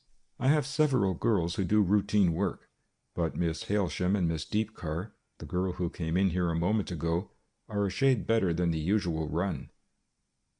"Could you make any excuse to let me have a look at Miss Hailsham?" Flamborough inquired. "She's not here today," Silverdale answered. "Off with a sore throat or something of that sort. But if you'll come back another time, I can take you to her room if you wish. You can pose as a visitor whom I'm showing round, if you don't want to appear officially." "Very good, sir. I'll drop in some other day. Now another point, if you don't mind. Mrs. Silverdale wore a signet ring. Can you tell me anything about it? Did she get it from you, or did she buy it herself?" "I didn't make her a present of it," Silverdale answered promptly. "I believe she got it made by some jeweler or other. I remember a few years ago she took it into her head to seal all her letters. Some passing fad in the crowd she used to associate with, I suppose. But once she started doing it, she kept it up. I think she must have got the signet ring made for that purpose." Inspector Flamborough nodded thoughtfully as though he attached some importance to this information. Then, in a casual tone, he inquired, "You weren't at home last night, of course? Where were you?" "I was—" Suddenly a thought seemed to cross Silverdale's mind, and he halted abruptly in his sentence. Then he amended his statement most obviously. "I spent the night working here." Inspector Flamborough noted the words in his pocketbook with marked deliberation.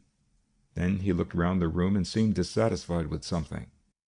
As though to give himself time to think before asking another question, he moved over to the window and gazed down thoughtfully into the main thoroughfare below.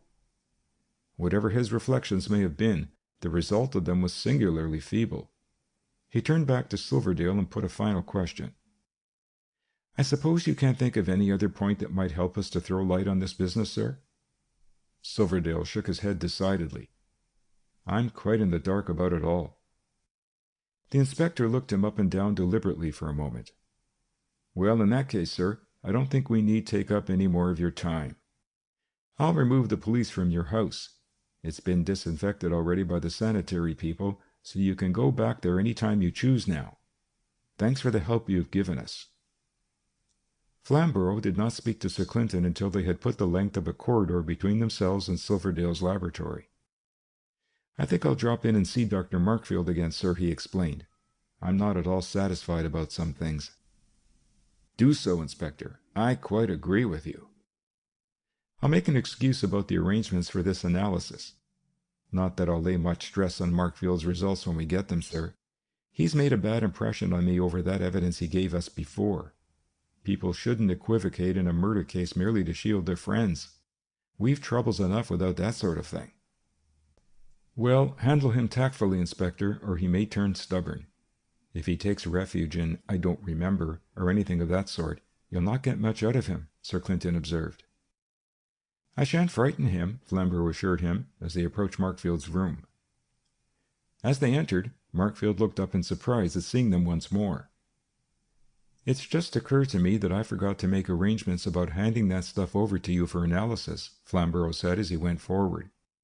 "It'll be sealed in jars, of course, and I prefer to hand it over to you personally. I suppose I could always get hold of you either here or at your house?" "You'd better come here. My housekeeper's away just now nursing some relation who's down with flu, and my house is empty except when I happen to be home myself. You'll find me here between 9 in the morning and 6 at night, except for lunchtime, of course. I generally clear out of here at 6 and dine downtown." "I suppose you have had a long enough day of it," the inspector said in a casual tone. "You don't come back here and work in the evening?" "Sometimes, if there's something interesting that brings me back, but I haven't done that for weeks past." "This place is shut up at night, isn't it? I mean, you don't keep a porter or a watchman on the premises?" "No, but each of the seniors has a private key, of course. I can get in any time I wish. It's the same at the research station." The inspector seemed to be struck by an idea. "Any valuable stuff on the premises by any chance?" "Nothing a thief could make much out of. There's 1,000 or 1,500 pounds worth of platinum, dishes, electrodes, and so forth in the safe. I believe the man on the beat is supposed to give special attention to the place and notify anything suspicious immediately, but I've never known anything of the sort to happen." "Rather a difficult position for our men if the staff can come and go freely at night," the inspector pointed out. "If a constable sees a light in the window, what's he to make of it? Does Dr. Silverdale work late often?" "I really couldn't tell you." "You don't see much of him privately, sir?" "Very little," Markfield answered. "Only when I run across him by accident downtown, like last night." "You met him, did you?" "Hardly even that. I happened to drop into the Grosvenor for dinner after I left here. I can't get meals at home just now unless I cook 'em myself. As I was finishing my coffee, Silverdale came into the dining room with Miss Deepcar and took a table in the window recess. I didn't disturb them, and I don't think they noticed me. Then they were just beginning dinner when you left the place? What time was that? Can you tell me? Markfield looked suspiciously at the inspector. You're trying to get me to say something that you want to use against, well, someone else, shall we say? I don't care about it, frankly. But since you could get the information from the waiter who served them, there's no harm done. I went to the Grosvenor at 6:35 or thereabouts. I was going down to the research station afterwards to pick up some notes, so I dined early that night. Silverdale and Miss Deepcar came in just as I was finishing dinner. That would be about 7:15 or thereby. I expect they were going on to some show afterwards. Was she in evening dress? Ask me another. I never can tell whether a girl's in evening dress or not nowadays with these new fashions. Inspector Flamborough closed his notebook and took his leave, followed by Sir Clinton. When they reached the street again and had got into the waiting car, the chief constable turned to his subordinate. You collected a lot of interesting information that time. I noticed you left it all to me, sir, but I think I got one or two things worth having. It's a bit disconnected, and it'll take some thinking before it's straightened out. What's your main inference, as things stand? Sir Clinton inquired. Well, sir, it's a bit early yet, but I've been wondering about one thing, certainly. And that is? And that is whether Peeping Tom's name wasn't Thomasina, Flamborough announced gravely. There are two sexes, of course, Sir Clinton admitted with equal gravity. And inquisitiveness is supposed to be more strongly developed in the female than in the male. The next thing will be to consider whether Mr. Justice shouldn't be rechristened Justitia. One ought to take all possibilities into account. End of Chapter 7.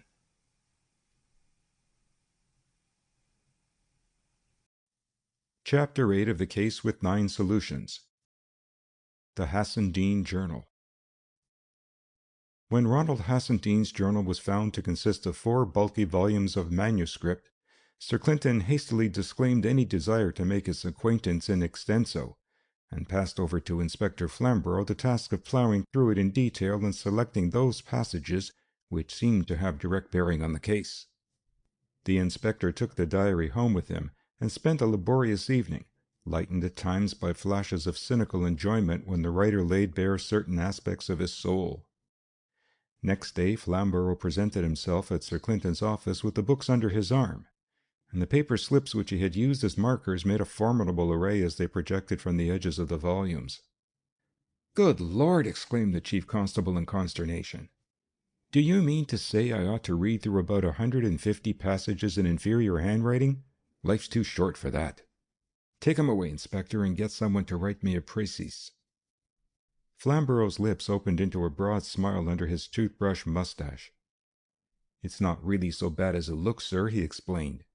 "The white slips were put in to mark anything that seemed to bear remotely on the business, but the passages directly relevant to the affair are indicated by red slips. I think you ought to glance through that last lot. There aren't really very many of them." He deposited the volumes on Sir Clinton's desk so that the marking tabs projected towards his superior. Sir Clinton eyed them without any enthusiasm. "Well, I suppose duty calls, Inspector. I'll go over them with you, just in case you want to give me any special points drawn from your general reading in the works of Hassendean. If you've got a morbid craving for voluminous writers, you better start on the Fairy Queen. It also leads up to the death of a blatant beast." "I read a bit of it at school, sir. I'm keeping the rest for a rainy day." Sir Clinton again eyed the 4 stout volumes with unconcealed aversion. Quite obviously he was ready to catch at anything in order to postpone the examination of them, even now that he had decided to submit to the inspector's ruling. "Before I start on this stuff, there are 1 or 2 points I want to get cleared up. First of all, did you get any reports in reply to our inquiries about young Hassendean's car being seen on the roads that night?" "No, sir. The only motor information we got was about one car that was stolen under cover of the fog. It's being looked into." "Oh, yes. There was an inquiry for the name and address of the owner of a car. It seems somebody got hit by a motor and managed to take its number. I don't think any real damage was done. It's just one of these try-on cases. Something more important now. Did you find out from the man on the beat whether there was a light in Silverdale's room at the Croft Thornton on the night of the murders?" "How did you come to think of that, sir? I didn't mention it to you." "It was just a long shot, Inspector. As soon as Silverdale stated that he had been working all that night at the Croft Thornton, I was pretty sure he was lying. So were you, I guessed. Then you walked across to the window and looked down. As I was wondering myself whether the window was visible from the street, it didn't take much mind reading to see what you were driving at. And from your questions to Markfield later on, I couldn't help inferring that you had the constable on the beat at the back of your thoughts. Obviously, you meant to check Silverdale's story by asking the constable on duty if he'd noticed a light in Silverdale's room that night. There was no light, of course."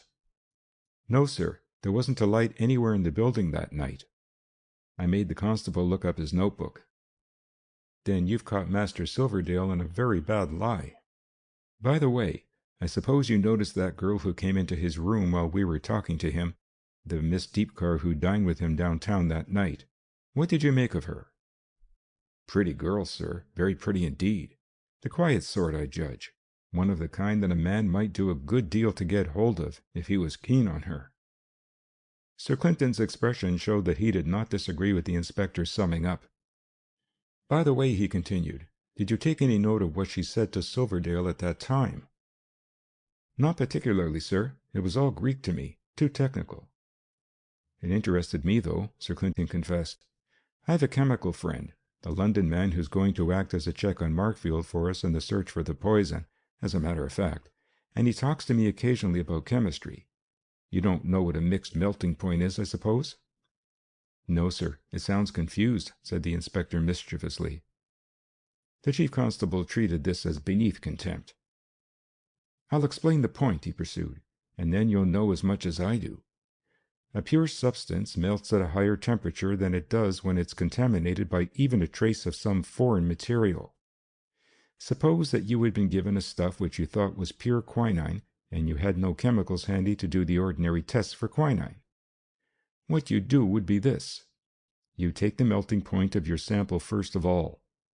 Then to the sample you'd add a trace of something which you knew definitely was quinine, a specimen from your laboratory stock, say. Then you take the melting point of this mixture. Suppose the second melting point is lower than the first, then obviously you've been adding an impurity to your original sample. And since something that you know definitely to be quinine has acted as an impurity, then clearly the original stuff isn't quinine. On the other hand, if the addition of your trace of quinine to the sample doesn't lower the melting point, then your original sample is proved to be quinine also. That mixing of the two stuffs and taking the melting point is what they call taking a mixed melting point. Does that convey anything to you?" "Not a damn, sir," Flamborough admitted crudely in a tone of despair. "Could you say it all over again, slowly?" "It's hardly worth while at this stage," Sir Clinton answered, dismissing the subject. "I'll take it up again with you later on, perhaps, after we get the PM results." "It was an illuminating conversation, though, Inspector, if my guess turns out to be right. Now there's another matter. Have you any idea when the morning papers get into the hands of the public? I mean the earliest hour that's likely in the normal course." "It happens that I do know that, sir. The local delivery starts at 7 a.m. In the suburbs it's a bit later, naturally." "Just make sure about it, please. Ring up the publishing departments of the Courier and the Gazette. You needn't worry about the imported London papers." "Very good, sir. And now about this journal, sir," the inspector added with a touch of genial impishness in his voice. "Evidently you won't be happy till I look at it," Sir Clinton grumbled with obvious distaste for the task. "Let's get it over, then, since you're set on the matter." "So far as I can see, sir," Flamborough explained, "there are only 3 threads in it that concern us.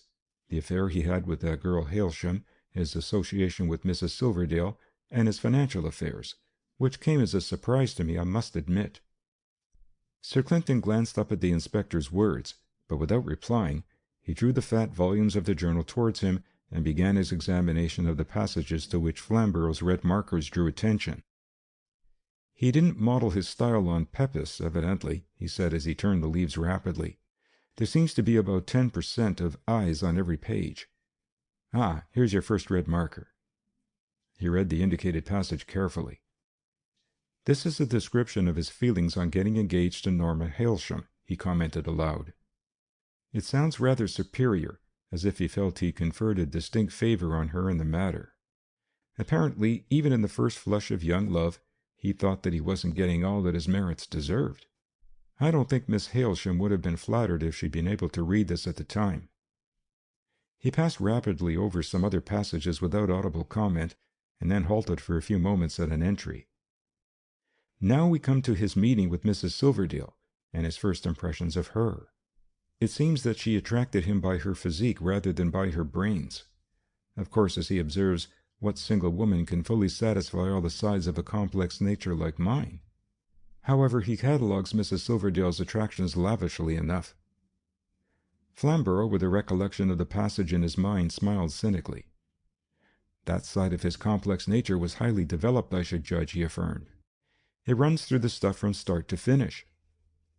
Sir Clinton turned over a few more pages. It seems as though Miss Hailsham began to have some inklings of his troubles, he said, looking up from the book. This is the bit where he's complaining about the limitations in women's outlooks, you remember. Apparently he'd made his fiancée feel that his vision took a wider sweep than she imagined, and she seems to have suggested that he needn't spend so much time in staring at Mrs. Silverdale. It's quite characteristic that in this entry he suddenly discovered that the Hailsham girl's hands fail to reach the standard of beauty which he thinks essential in a life companion. He has visions of sitting in suppressed irritation while these hands pour out his breakfast coffee every day through all the years of marriage. It seems to worry him quite a lot. You'll find that kind of thing developing as you go on, sir. The plain truth is that he was tiring of the girl, and he simply jotted down everything he could see in her that he didn't find good enough for him. Sir Clinton glanced over the next few entries. So I see, Inspector. Now it seems her dancing isn't so good as he used to think it was. Any stick to beat a dog with, the inspector surmised. Now they seem to have got the length of a distinct tiff, and he rushes at once to jot down a few bright thoughts on jealousy with a quotation from Mr. Wells in support of his thesis.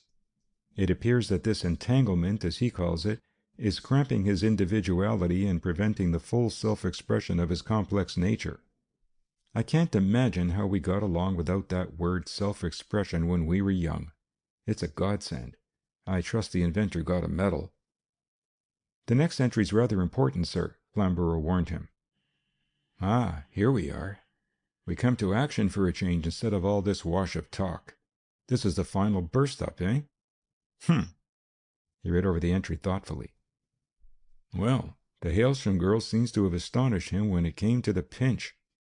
Even deducting everything for his way of looking at things, she must have been fairly furious. And Yvonne Silverdale's name seems to have entered pretty deeply into the discussion. She warned me she knew more than I thought she did, and that she'd make me pay for what I was doing. And again, she said she'd stick at nothing to get even with me. It seems to have been rather a vulgar scene altogether. She wasn't going to be thrown over for that woman without having her turn when it came. You know, Inspector, it sounds a bit vindictive, even when it's filtered through him into his journal.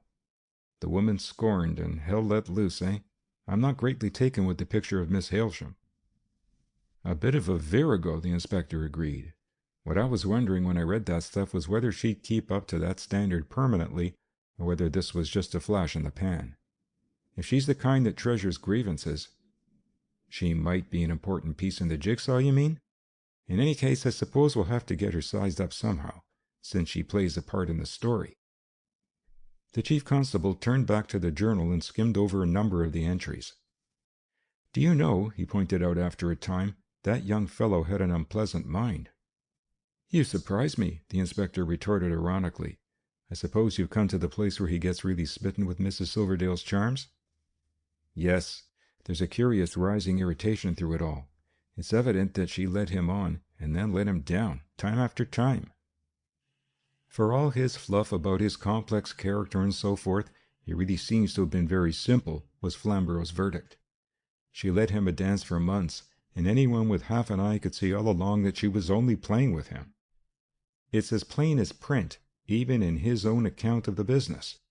Quite, I admit, but you must remember that he imagined he was out of the common, irresistible. He couldn't bring himself to believe things were as they were. Turn to the later entries, the inspector advised, and Sir Clinton did so. This is the one you mean? Where she turned him down quite bluntly, so that even he got an inkling of how matters really stood? Yes, now go on from there, Flamborough directed. Sir Clinton passed from one red marker to the other, reading the entries indicated at each of the points. The tune changes a bit, and his irritation seems to be on the upgrade. One gets the impression that he's casting round for a fresh method of getting his way, and that he hasn't found one that will do. Is that your reading of it? Yes, Flamborough confirmed. He talks about getting his way by hook or by crook, and one or two other phrases that come to the same thing. Well, that brings us up to a week ago. There seems to be a change in his tone now. More expectation and less exasperation, if one can put it that way.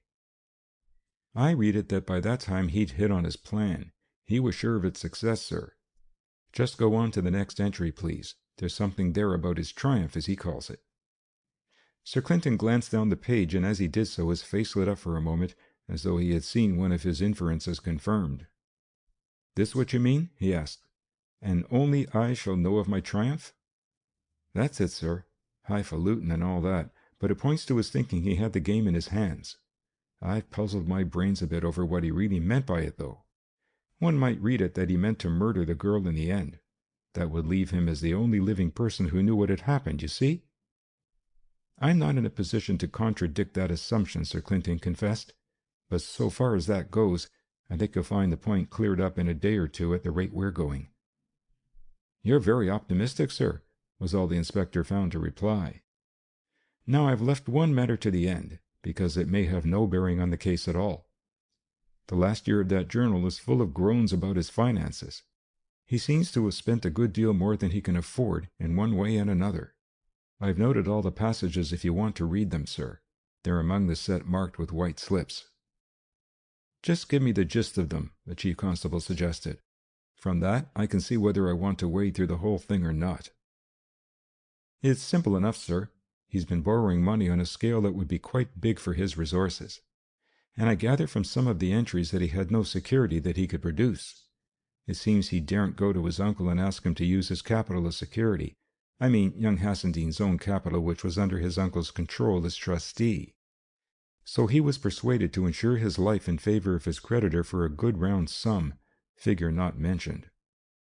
So in the present circumstances, the moneylender will rake in the whole sum insured, after paying only a single premium?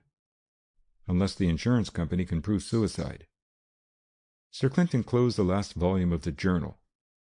I've heard of that sort of insurance racket before, and of course you remember that shooting affair in Scotland 30 years ago, when the prosecution made a strong point out of just this very type of transaction.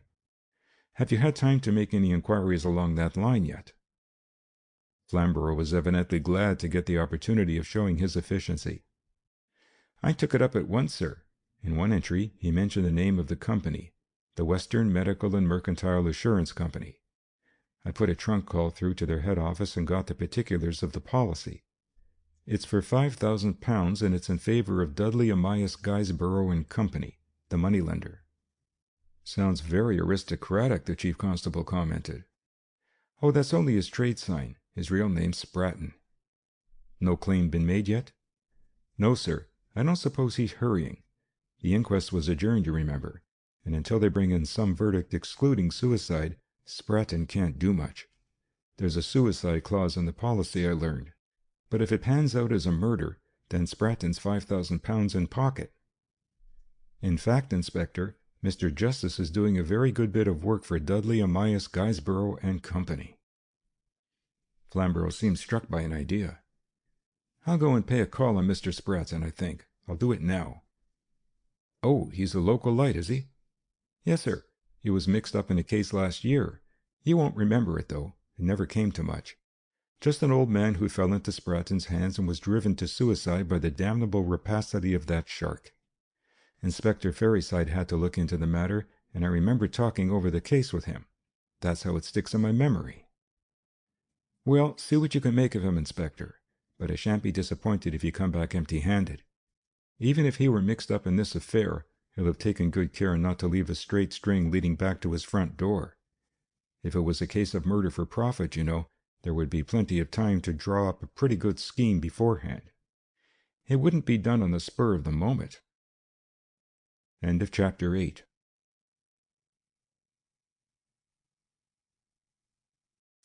Chapter 9 of The Case with 9 Solutions.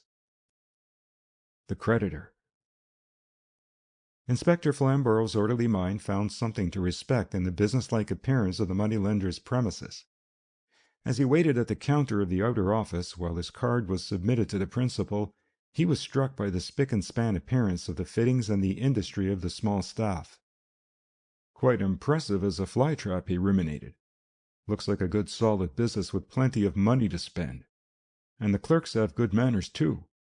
Spratton's evidently bent on making a nice impression on new clients. He was not kept waiting more than a minute before the clerk returned and ushered him into a room which had very little of the office in its furnishings. As he entered, a clean-shaven man in his late 30s rose from an armchair beside the fire. At the first glance, his appearance seemed to strike some chord in the inspector's memory, and Flamborough found himself pursuing an elusive recollection which he failed to run to ground. The moneylender seemed to regard the inspector's visit as a perfectly normal event.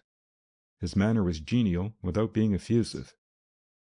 "Come in, Inspector," he invited, with a gesture towards one of the comfortable chairs. "Try a cigarette?" He proffered a large silver box, but Flamborough declined to smoke. "And what can I do for you?" Spratton inquired pleasantly, replacing the box on the mantelpiece. "Money's very tight these days." "I'm not a client," Flamborough informed him, with a slightly sardonic smile. "Sorry to disappoint you." The moneylender's eyes narrowed, but otherwise he showed no outward sign of his feelings. "Then I'm rather at a loss to know what you want," he confessed, without any lapse from his initial geniality. "I run my business strictly within the 4 corners of the Act. You've no complaint about that." The inspector had no intention of wasting time. "It's this affair of young Hassendean," he explained. "The young fellow who was murdered the other day. You must have seen the case in the papers. I understand he was a client of yours." A flash of intelligence passed over the moneylender's face, but he suppressed it almost instantly.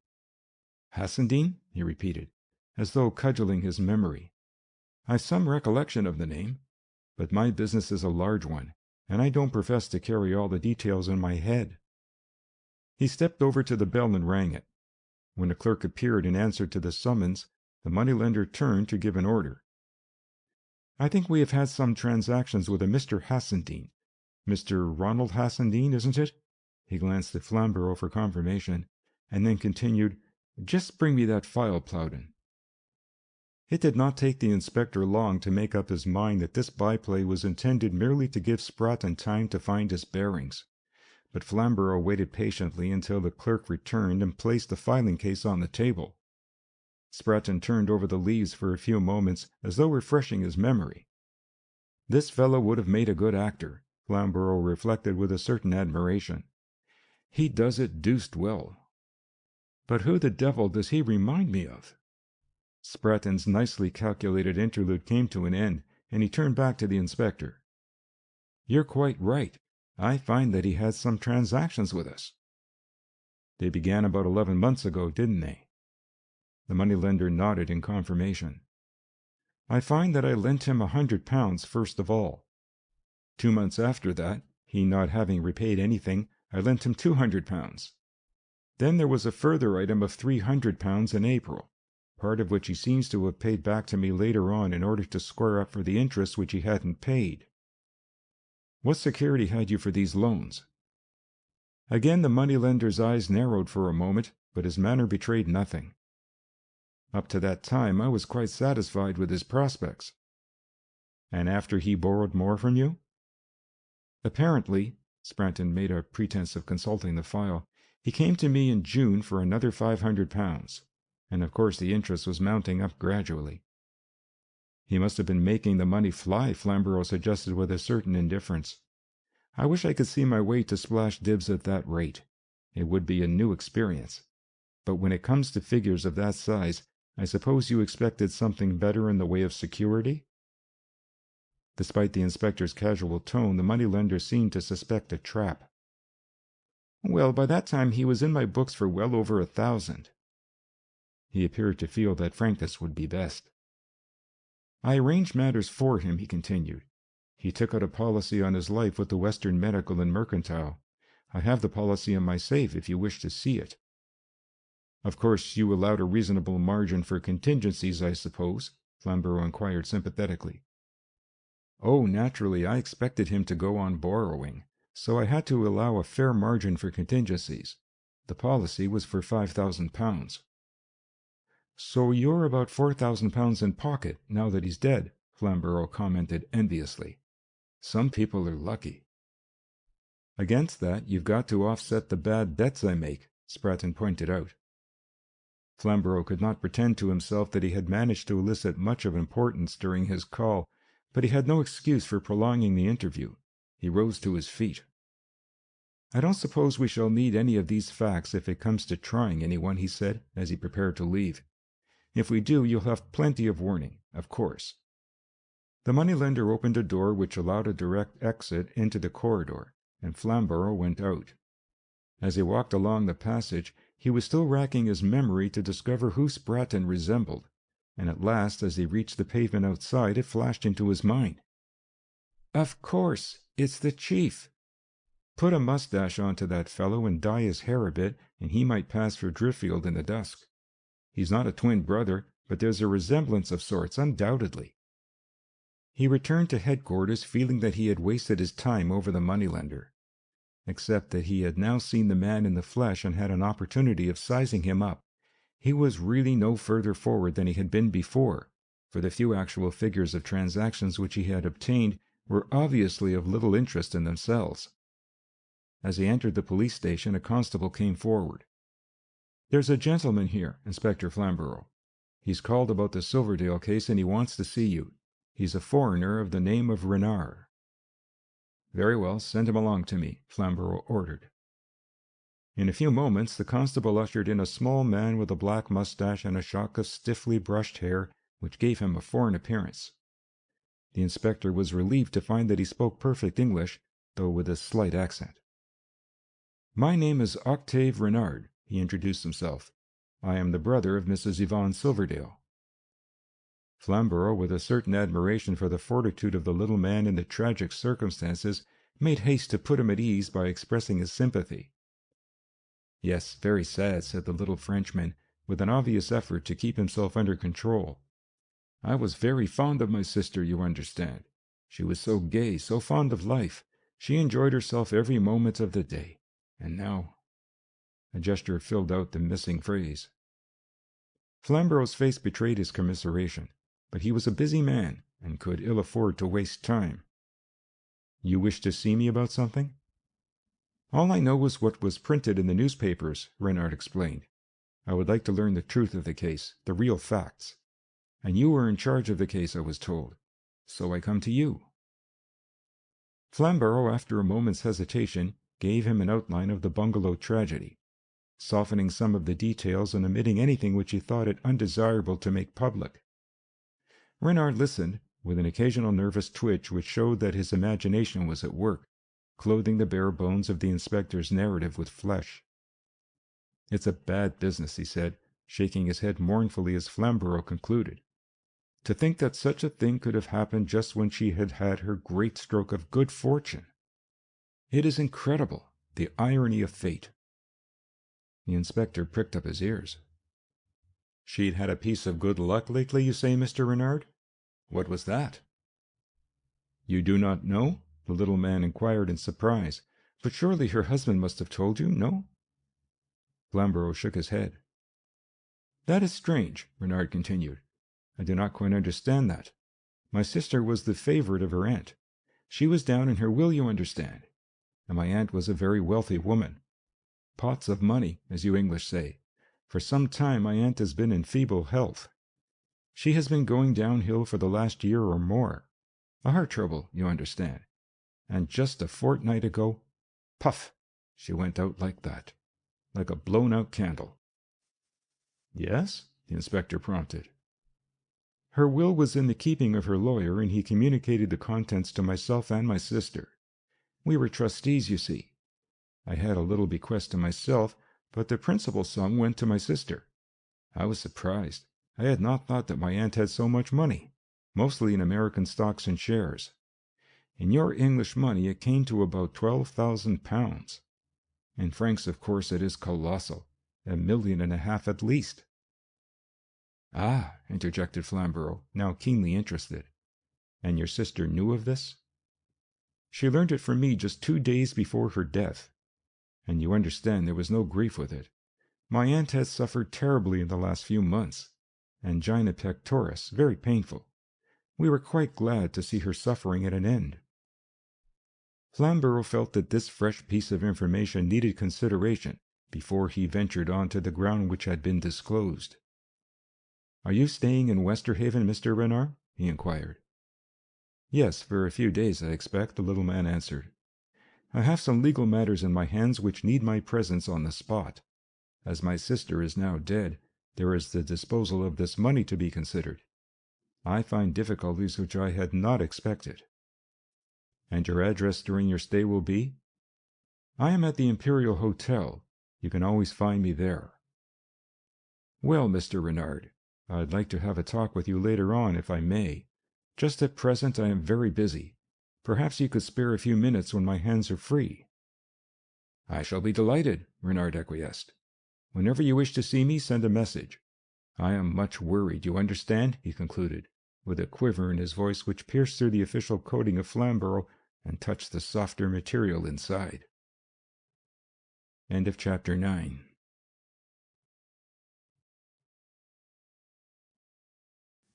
Chapter 10 of the case with 9 solutions. Information received. For the next day or two, Sir Clinton's interest in the Hassendean case appeared to have faded out, and Inspector Flamborough, after following up 1 or 2 clues which eventually proved useless, was beginning to feel perturbed by the lack of direct progress which the investigation showed. Rather to his relief, one morning the chief constable summoned him to his office. Flamborough began a somewhat apologetic account of his fruitless investigations, but Sir Clinton cut him short with a word or two of appreciation of his zeal.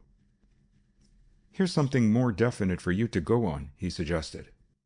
"I've just had a preliminary report from the London man whom we put on to search for the poison. I asked him to let me have a private opinion at the earliest possible moment. His official report will come in later, of course." "Has he spotted it, sir?" the inspector inquired eagerly. "He's reached the same conclusion as I did, and as I suppose you did also," Sir Clinton assured him. Flamborough looked puzzled. "I didn't spot it myself," he confessed diffidently. "In fact, I don't see how there was anything to show definitely what stuff it was, barring dilation of the eye pupils, and that might have been due to various drugs." "You should never lose an opportunity of exercising your powers of inference, Inspector. I mustn't rob you of this one. Now put together 2 things, the episode of the mixed melting point and the phrase about his triumph that young Hassendean wrote in his journal. Add the state of the girl's pupils as a 3rd point, and there you are." Flamborough pondered for a while over this assortment of information, but finally shook his head. "I don't see it yet, sir." "In that case," Sir Clinton declared, with the air of one bestowing benevolence, "I think we'd better let it dawn on you slowly. You might be angry with yourself if you realized all of a sudden how simple it is." He rose to his feet as he spoke. "I think we'll pay a visit to the Croft Thornton Institute now, and see how Markfield has been getting along with his examination. We may as well have a check before we begin to speculate too freely." They found Markfield in his laboratory, and Sir Clinton came to business at once. "We came over to see how you were getting on with that poison business, Dr. Markfield. Can you give us any news?" Markfield indicated a notebook on his desk. "I've got it out, I think. It's all there, but I haven't had time to write a proper report on it yet. It was—" "Hyoscine?" Sir Clinton interrupted. Markfield stared at him with evident appreciation. "You're quite right," he confirmed with some surprise. "I suppose you've got private information." The chief constable evaded the point. I'm asking this question only for our own information. You won't be asked to swear to it in court. What amount of hyoscine do you think was in the body altogether? I mean, judging from the results you obtained yourself." Markfield considered for a moment. "I'm giving you a guess, but I think it's fairly near the mark. I wouldn't, of course, take my oath on it, but the very smallest quantity, judging from my results, would be somewhere in the neighborhood of 7 or 8 milligrams. "Have you looked up anything about the stuff, maximum dose and so forth?" Sir Clinton inquired. "The maximum dose of hyoscine hydrobromide is down in the books as 0.6 of a milligram, about 1/100th of a grain in apothecaries' weights." "Then she must have swallowed 10 or 12 times the maximum dose," Sir Clinton calculated, after a moment or two of mental arithmetic. He paused for a space, then turned again to Markfield. "I'd like to see the hyoscine in your store here, if you can lay your hands on it easily." Markfield made no objection. "If you'd come in yesterday, the bottle would have been here beside me. I've taken it back to the shelf now." "I suppose you borrowed it to do a mixed melting point?" Sir Clinton asked. "Yes. When there's only a trace of a stuff to identify, it's the easiest method. But you seem to know something about chemistry?" "About enough to make mistakes with, I'm afraid. It simply happened that someone described the mixed melting point business to me once, and it stuck in my mind. Now suppose we look at this store of yours." Markfield led them along a passage and threw open a door at the end. "In here," he said. "You don't keep it locked?" Sir Clinton inquired casually, as he passed in, followed by the inspector. "No," Markfield answered in some surprise. "It's the general chemical store for this department. There's no point in keeping it locked. All our stuffs are here, and it would be a devilish nuisance if one had to fish out a key every time one wanted some chloroform or benzene. We keep the duty-free alcohol locked up, of course.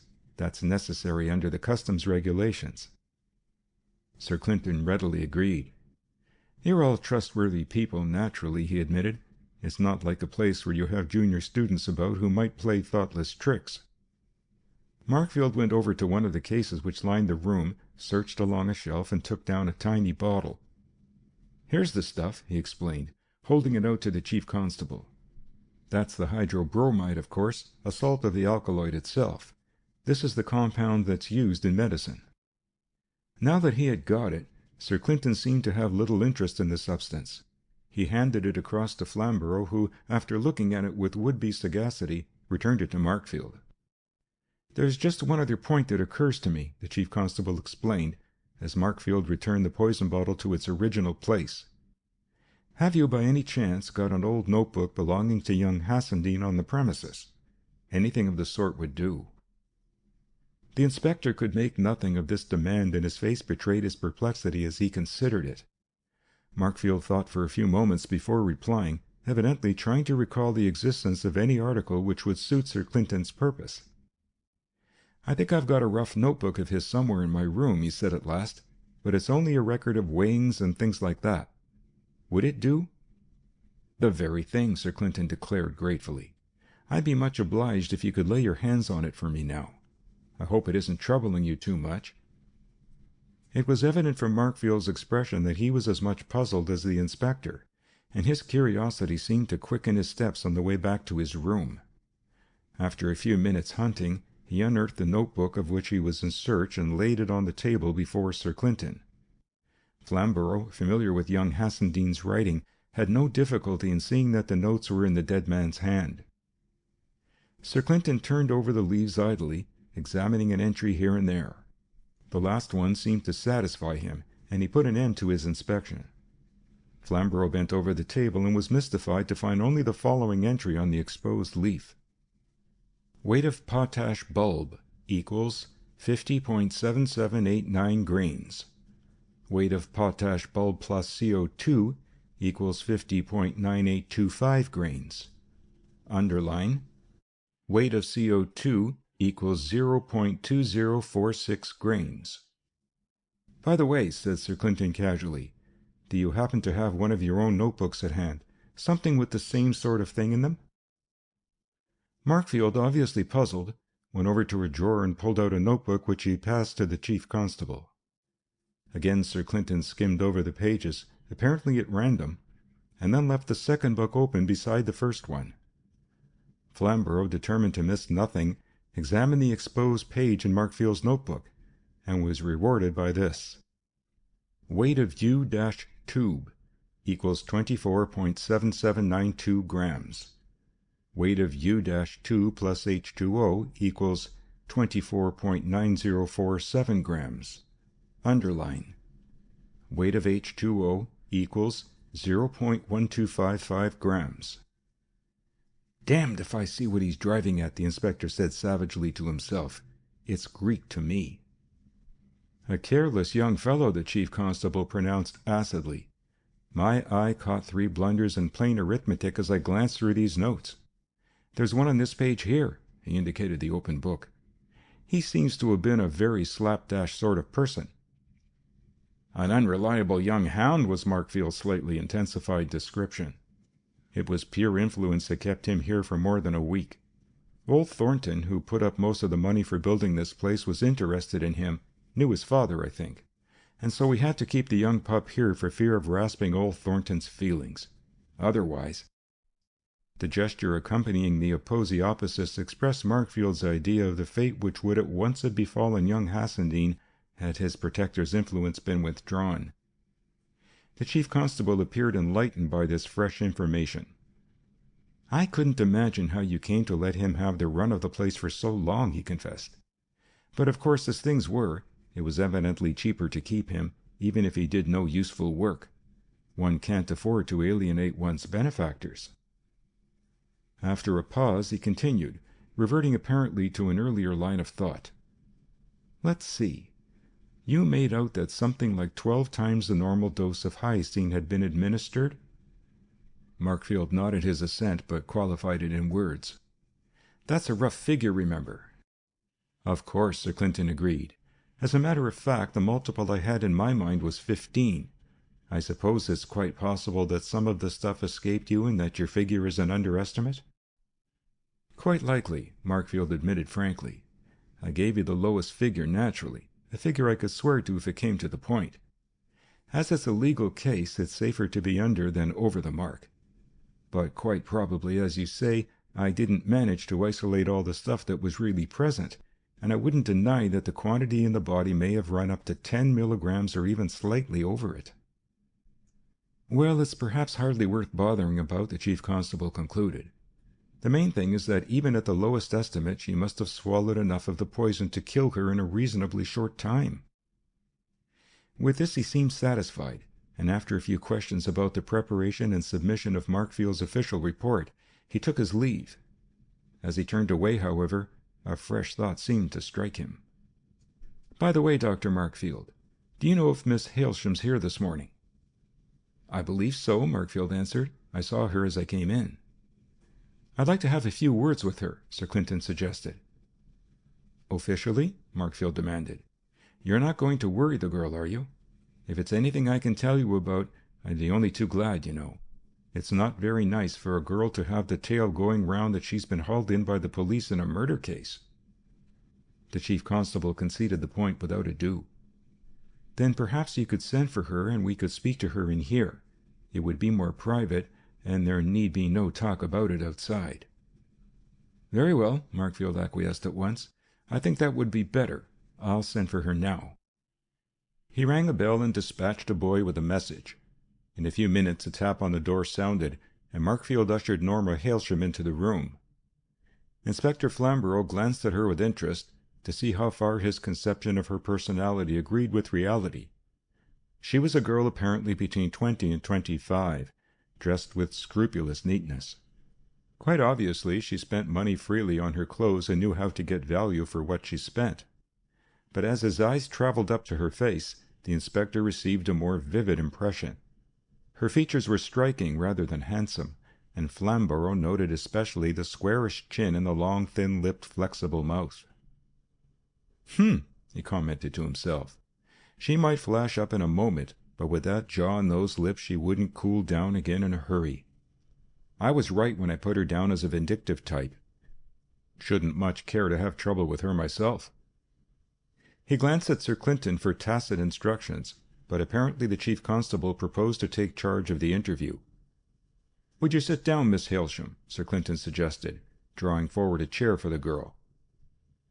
Flamborough noticed with professional interest that by his apparently casual courtesy the chief constable had unobtrusively maneuvered the girl into a position in which her face was clearly illuminated by the light from the window. "This is Inspector Flamborough," Sir Clinton went on, with a gesture of introduction. "We should like to ask you one or two questions about an awkward case we have in our hands, the Hassendean business. I'm afraid it will be painful for you, but I'm sure you'll give us what help you can." Norma Hailsham's thin lips set in a hard line at his first words, but the movement was apparently involuntary, for she relaxed them again as Sir Clinton finished his remarks. "I shall be glad to give you any help I can," she said in a level voice. Flamborough, studying her expression, noticed a swift shift of her glance from one to the other of the three men before her. "She's a bit over self-conscious," he judged privately, "but she's the regular look-monger type anyhow, and quite likely she makes play with her eyes when she's talking to any man." Sir Clinton seemed to be making a merit of frankness. "I really haven't any definite questions I want to ask you, Miss Hailsham," he confessed. "What we hoped was that you might have something to tell us which indirectly might throw some light on this affair. You see, we come into it without knowing anything about the people involved, and naturally any trifle may help us. Now, if I'm not mistaken, you knew Mr. Hassendean fairly well?" "I was engaged to him at one time. He broke off the engagement for various reasons. That's common knowledge, I believe." "Could you give us any of the reasons? I don't wish to pry, you understand, but I think it's an important point." Miss Hailsham's face showed that he had touched a sore place. "He threw me over for another woman, brutally." "Mrs. Silverdale?" Sir Clinton inquired. "Yes, that creature." "Ah. Now I'd like to put a blunt question. Was your engagement, while it lasted, a happy one? I mean, of course, before he was attracted to Mrs. Silverdale." Norma Hailsham sat with knitted brows for a few moments before answering. "That's difficult to answer," she pointed out at last. "I must confess that I always felt he was thinking more of himself than of me, and it was a disappointment. But, you see, I was very keen on him, and that made a difference, of course." "What led to the breaking of your engagement?" "You mean what led up to it?" "Well, we were having continual friction over Yvonne Silverdale. He was neglecting me and spending his time with her. Naturally, I spoke to him about it more than once. I wasn't going to be slighted on account of that woman." There was no mistaking the undercurrent of animosity in the girl's voice in the last sentence. Sir Clinton ignored it. "What were your ideas about the relations between Mr. Hassendean and Mrs. Silverdale?" Miss Hailsham's thin lips curled in an undisguised contempt as she heard the question. She made a gesture as though averting herself from something distasteful. "It's hardly necessary to enter into that, is it?" she demanded. "You can judge for yourself." But though she verbally evaded the point, the tone in which she spoke was sufficient to betray her private views on the subject. Then, with intense bitterness mingled with a certain malicious joy, she added, "She got what she deserved in the end. I don't pretend I'm sorry. I think they were both well served." Then her temper, which hitherto had kept under control, broke from restraint. "I don't care who knows it. They deserved all they got, both of them. What business had she, with a husband of her own, to come and lure him away? She made him break off his engagement to me simply to gratify her own vanity. You don't expect me to shed tears over them after that. One can forgive a good deal, but there's no use making a pretense and things like that. She hit me as hard as she could, and I'm glad she's got her deserts. I warned him at the time that he wouldn't come off so well as he thought, and he laughed in my face when I said it. Well, it's my turn to laugh. The account's even." And she actually did laugh, with a catch of hysteria in the laughter. It needed no great skill in psychology to see that wounded pride shared with disappointed passion in causing this outbreak. Sir Clinton checked the hysteria before it gained a complete hold over her. "I'm afraid you haven't told us anything that was new to us, Miss Hailsham," he said frigidly. "This melodramatic business gets us no further forward." The girl looked at him with hard eyes. "What help do you expect from me?" she demanded. "I'm not anxious to see him avenged. Far from it." Sir Clinton evidently realized that nothing was to be gained by pursuing that line of inquiry. Whether the girl had any suspicions or not, she certainly did not intend to supply information which might lead to the capture of the murderer. The chief constable waited until she had become calmer before putting his next question. "Do you happen to know anything about an alkaloid called hyoscine, Miss Hailsham?" "Hyoscine?" she repeated. "Yes, Avis Deepcar's working on it just now. She's been at it for some time under Dr. Silverdale's direction." Flamborough, glancing surreptitiously at Markfield, noted an angry start which the chemist apparently could not suppress. Put on the alert by this, the inspector reflected that Markfield himself must have had this piece of information, and had refrained from volunteering it. "I meant as regards its properties," Sir Clinton interposed. "I'm not an expert in these things like you chemical people." "I'm not an alkaloid expert," Miss Hailsham objected. "All I can remember about it is that it's used in twilight sleep." "I believe it is, now that you mention it," Sir Clinton agreed politely. "By the way, have you a car, Miss Hailsham?" "Yes, a Morris Oxford 4-seater." "A saloon?" "No, a touring model. Why do you ask?" "Someone's been asking for information about a car which seems to have knocked a man over on the night of the last fog. You weren't out that night, I suppose, Miss Hailsham?" "I was, as it happened. I went out to a dance. But I had a sore throat, and the fog made it worse, so I came away very early and got home as best I could. But it wasn't my car that knocked anyone down. I never had an accident in my life." "You might have been excused in that fog, I think, even if you had a collision. But evidently it's not your car we're after. What was the number of the car we heard about, Inspector?" Flamborough consulted his notebook. "GX 9074, sir." "Say that again," Markfield demanded, pricking up his ears. "GX 9074 was the number." "That's the number of my car," Markfield volunteered. He thought for some time, apparently trying to retrace his experiences in the fog. At last his face lighted up. "Oh, I guess I know what it is. When I was piloting Dr. Ringwood that night, a fellow nearly walked straight into my front mudguard. I may have hurt his feelings by what I said about his brains, but I swear I didn't touch him with the car." "Not our affair," Sir Clinton hastened to assure him. "It's a matter for your insurance company if anything comes of it.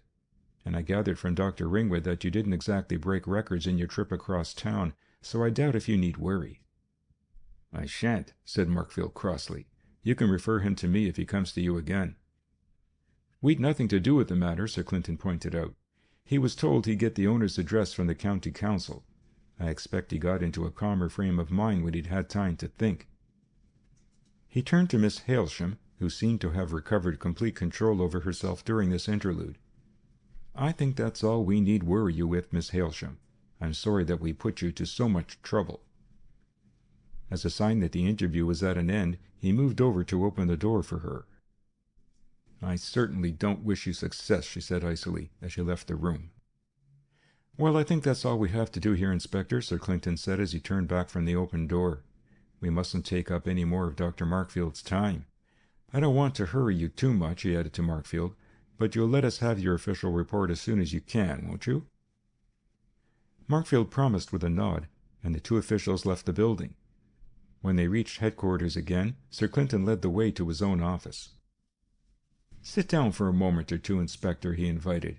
"You may as well glance over the London man's report when you're about it. Here it is, not for actual use, of course, until we get the official version from him." He passed over a paper which Flamborough unfolded. "By the way, sir," the inspector inquired before beginning to read, "is there any reason for keeping back this information? These infernal reporters are all over me for details, and if this poison affair could be published without doing any harm, I might as well dole it out to them to keep them quiet. They haven't had much from me in the last 24 hours, and it's better to give them what we can." Sir Clinton seemed to attach some importance to this matter, for he considered it for a few seconds before replying. "Let them have the name of the stuff," he directed at last. "I don't think I'd supply them with any details, though. I'm quite satisfied about the name of the drug, but the dose is still more or less a matter of opinion, and we better not say anything about that." Flamborough glanced up from the report in his hand. Markfield and the London man both seemed to put the dose round about the same figure, 8 milligrams, he said. Both of them must be super-sharp workers, Sir Clinton pointed out. I don't profess to be a chemist, Inspector, but I know enough about things to realize that they've done a bit of a feat there. However, let's get on to something more immediately interesting. What did you make of the Hailsham girl? What did I make of her? Flamborough repeated, in order to gain a little time. I thought she was more or less what I'd expected her to be, sir. A hard vixen with a good opinion of herself, and simply mad with rage at being jilted. That's what I made of her. Revengeful, too, and a bit vulgar, sir. No decent girl would talk like that about a dead man to a set of strangers. She hadn't much to tell us that was useful, Sir Clinton said, keeping to the main point. And I quite agree with you as to the general tone. Flamborough turned to a matter which had puzzled him during their visit to the Institute. What did you want young Hassendean's notebook for, sir? I didn't quite make that out. Why, you saw what I got out of it. Arithmetical errors which proved conclusively that he was a careless worker who didn't take any trouble at all to verify his results. I had a kind of notion that you got more out of it than that, sir, or you wouldn't have asked to see Markfield's notebook as well. It doesn't take someone else's notebook to spot slips in a man's arithmetic, surely. Sir Clinton gazed blandly at his subordinate. Now that you've got that length, it would be a pity to spoil your pleasure in the rest of the inference. Just think it out and tell me the result, to see if we both reach the same conclusion independently. You'll find a weights and measures conversion table useful. Conversion table, sir? Asked the inspector, evidently quite at sea. Yes, 1 meter equals 39.37 inches, and all that sort of thing. The sort of stuff one used at school, you know. Too deep for me, sir, the inspector acknowledged ruefully. You'll need to tell me the answer. And that reminds me, what made you ask whether the dose could have been 15 times the maximum? The chief constable was just about to take pity on his subordinate when the desk telephone rang sharply. Sir Clinton picked up the receiver. Yes, Inspector Flamborough is here. He handed the receiver across to the inspector, who conducted a disjointed conversation with the person at the other end of the wire. At length Flamborough put down the instrument and turned to Sir Clinton with an expression of satisfaction on his face. We're on to something, sir. That was Fossaway ringing up from Fountain Street. It seems a man called there a few minutes ago and began fishing round to know if there was any likelihood of a reward being offered in connection with the bungalow case. He seemed as if he might know something, and they handed him over to Detective Sergeant Fossaway to see what he could make of him. Fossaway's fairly satisfied that there's something behind it, though he could extract nothing whatever from the fellow in the way of definite statements. Has Fossaway got him there still? No, sir. He'd no power to detain him, of course, and the fellow turned stubborn in the end and went off without saying anything definite. I hope they haven't lost him. Oh, no, sir. They know him quite well. What sort of person is he, then? A nasty type, sir. He keeps one of these little low-down shops where you can buy a lot of queer things. Once we nearly had him over the sale of some postcards, but he was too clever for us at the last moment. Then he was up in an assault case. He'd been wandering round the park after dark, disturbing couples with a flash lamp. A thoroughly low-down little creature. His name's Wally. Sir Clinton's face showed very plainly his view of the activities of Mr. Wally. Well, so long as they can lay their hands on him any time we need him, it's all right. I think we'll persuade him to talk. By the way, was this lamp-flashing stunt of his done for aesthetic enjoyment, or was he doing a bit of blackmailing on the quiet?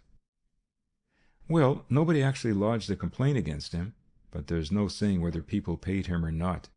His record doesn't make it improbable that he might do something in that line if he could manage to pull it off. Then I'll leave Mr. Wally to your care, Inspector. He sounds interesting, if you can induce him to squeak. End of Chapter 10.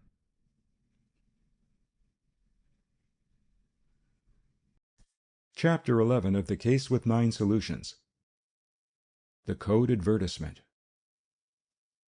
On the following morning, Inspector Flamborough was summoned to the Chief Constable's room and, on his arrival, was somewhat surprised to find his superior poring over a copy of the Westerhaven Courier. It was not Sir Clinton's habit to read newspapers during office hours, and the inspector's eyebrows lifted slightly at the unwanted spectacle. "Here's a little puzzle for you, Inspector," Sir Clinton greeted him as he came in. "Just have a look at it." He folded the newspaper to convenient size and handed it over, pointing as he did so to an advertisement to which attention had been drawn by a couple of crosses in pen and ink. Flamborough took the paper and scanned the advertisement. "Please note," the reader now pauses to describe a paragraph which begins with the name Driffield. The rest of the paragraph are scrambled letters obviously representing a code. We continue. "It doesn't seem exactly lucid, sir," he confessed, as he read it a second time. "A lot of letters in alphabetical order and divided into groups of 5, bar the single letter at the end. I suppose it was your name at the front that attracted your eye?" "No," Sir Clinton answered. "This copy of the paper came to me through the post, marked as you see it. It came in by the second delivery. Here's the wrapper. It'll probably suggest something to you." Flamborough looked at it carefully. Ordinary official stamped wrapper. There's no clue there, since you can buy 'em by the hundred anywhere. Then a glance at the address enlightened him. "Same old game, sir? Letters clipped from telegraph forms and gummed on to the wrapper. It looks like Mr. Justice again." "The chances are in favor of it," Sir Clinton agreed, with a faint tinge of mockery in his voice at the inspector's eager recognition of the obvious. "Well, what about it?" Flamborough scanned the advertisement once more, but no sign of comprehension lightened his face. "Let's clear up one point before we tackle the lettering," Sir Clinton suggested. "That's today's issue of the Courier, so this advertisement was received at the newspaper office yesterday. Since the thing reached me by the second post, this copy of the paper may have been bought in the normal way, first thing in the morning, and posted at once." "That's sound, sir. It's among the ordinary advertisements, not in the too late for classification section. It may be a hoax, of course," Sir Clinton mused, "but the telegram form business would hardly occur to a practical joker. I think one can take it as a genuine contribution until it's proved to be a fake. Now what do you make of it?" The inspector shook his head. "Ciphers are not my long suit, sir. Frankly, it seems to me just a jumble, and I don't think I'd make it anything else if I tried." Sir Clinton reflected for a minute or two in silence, his eyes fixed on the advertisement. "I've a notion that this is only Chapter 1, Inspector. There's more to come in all probability. If it's Mr. Justice, he's not the man to waste time. By the way, did you give the reporters the information you were talking about yesterday?" "Yes, sir. It was printed in last night's Evening Herald, and I think both the Courier and the Gazette have got it this morning." Sir Clinton was still scrutinizing the advertisement. "I'm like you, Inspector. No great shakes on ciphers. But this affair looks to me more like the letters of a plain message arranged in ordinary alphabetical order. I think that most likely we shall get the key from the writer in some form or other before long. In the meantime, though, we might have a dash at interpreting the affair, if we can."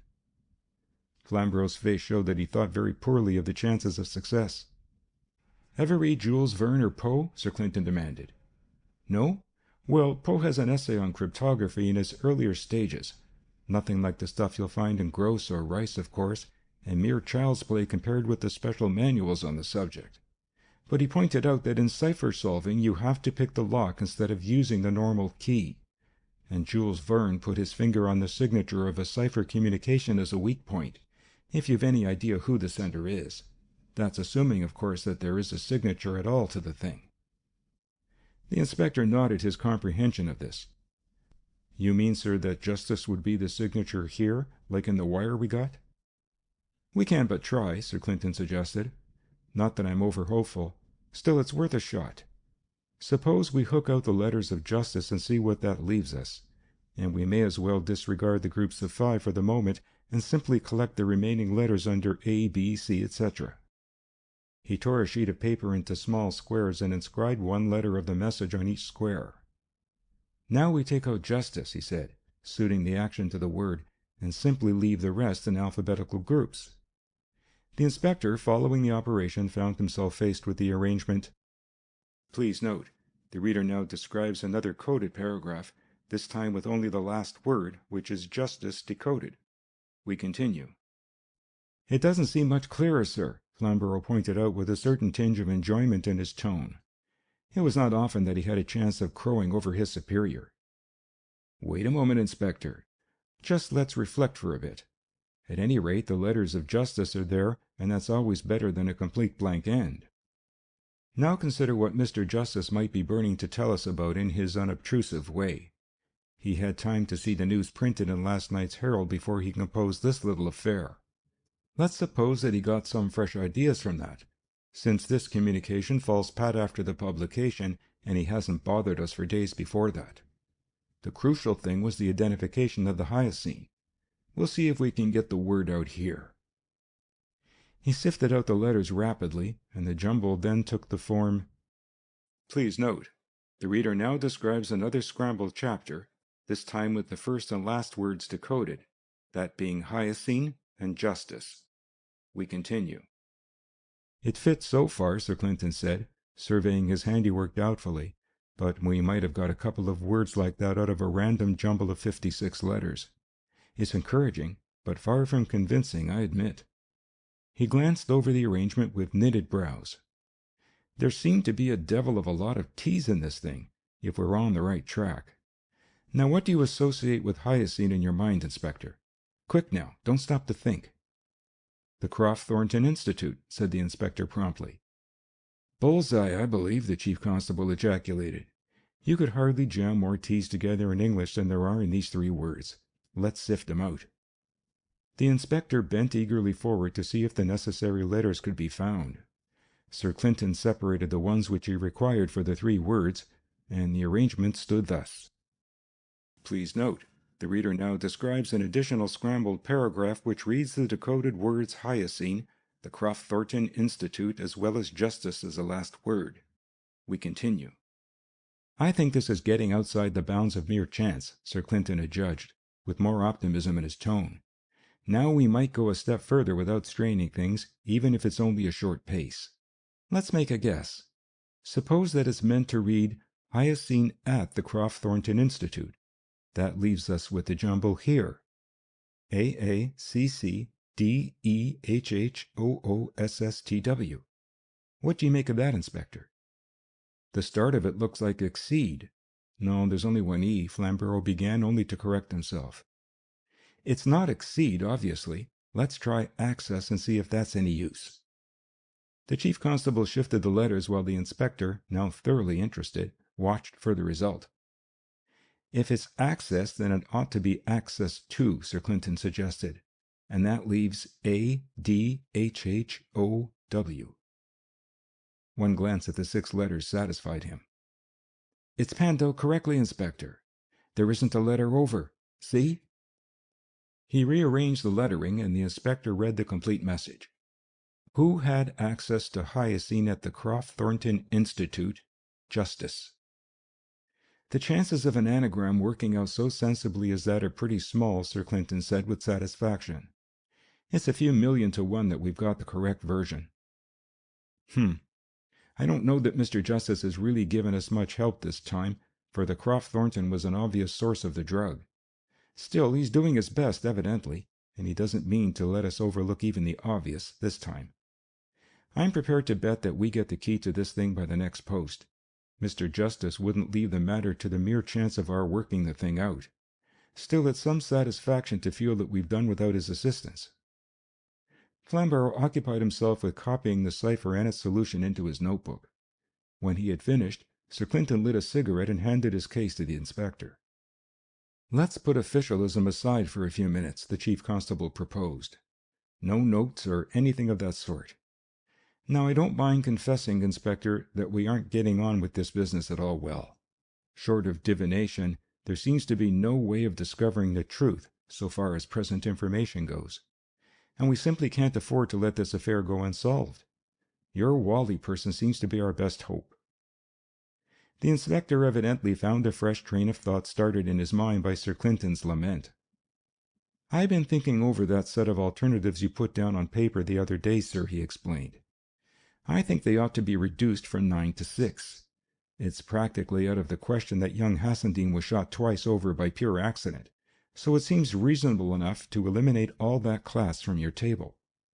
He put his hand in his pocket and produced a sheet of paper which had evidently been folded and unfolded fairly often since it had been first written upon.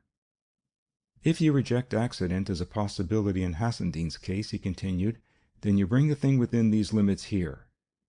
He put his paper down on the table, and Sir Clinton read the following. Please note, the reader now describes another table with 2 columns and 6 rows. The first column is titled Hassendean and the second Mrs. Silverdale. The rows are titled A, B, C, D, E, and F. Each row contains a possible combination of either murder or suicide for each victim. It reads: A. Hassendean suicide, Mrs. Silverdale suicide. B. Hassendean murder, Mrs. Silverdale murder. C. Hassendean suicide, Mrs. Silverdale accident. D. Hassendean murder, Mrs. Silverdale accident. E. Hassendean suicide, Mrs. Silverdale murder. F. Hassendean murder, Mrs. Silverdale suicide. Now I think it's possible to eliminate even further than that, sir, for this reason. There's a third death, the maid's at Heatherfield, which on the face of it is connected in some way with these others. I don't see how you can cut the Heatherfield business away from the other 2. I'm with you there, Inspector, Sir Clinton assured him. Flamborough, obviously relieved to find that he was not going to be attacked in the flank, pursued his exposition with more confidence. Who killed the maid? That's an important point. It wasn't young Hassendean, because the maid was seen alive by Dr. Ringwood immediately after young Hassendean had died on his hands. It certainly wasn't Mrs. Silverdale, because everything points to her having died even before young Hassendean left the bungalow to go home and die at Ivy Lodge. Therefore, there was somebody afoot in the business that night who wouldn't stick at murder to gain his ends, whatever they were. Nobody's going to quarrel with that, Inspector. Very good, sir, Flamborough continued. Now, with that factor at the back of one's mind, one might review these 6 remaining cases in the light of what we do know. Go ahead, Sir Clinton urged him, covertly amused to find the inspector so completely converted to the method which at first he had decried. Case A, then, Flamborough began, a double suicide. Now I don't cotton much to that notion for this reason. If it was suicide, then one or other of them must have had possession of hyoscine in quantity sufficient to kill both of them. So I judge from the quantity found in her body. Now, no hyoscine was in young Hassendean's system. His eyes were quite normal, and there was no trace of the stuff in his stomach, as they found when they sent to your London friend on the question. From what I've seen of young Hassendean's diary, and from what we've picked up about him from various sources, he wasn't the sort of person to go in for needless pain.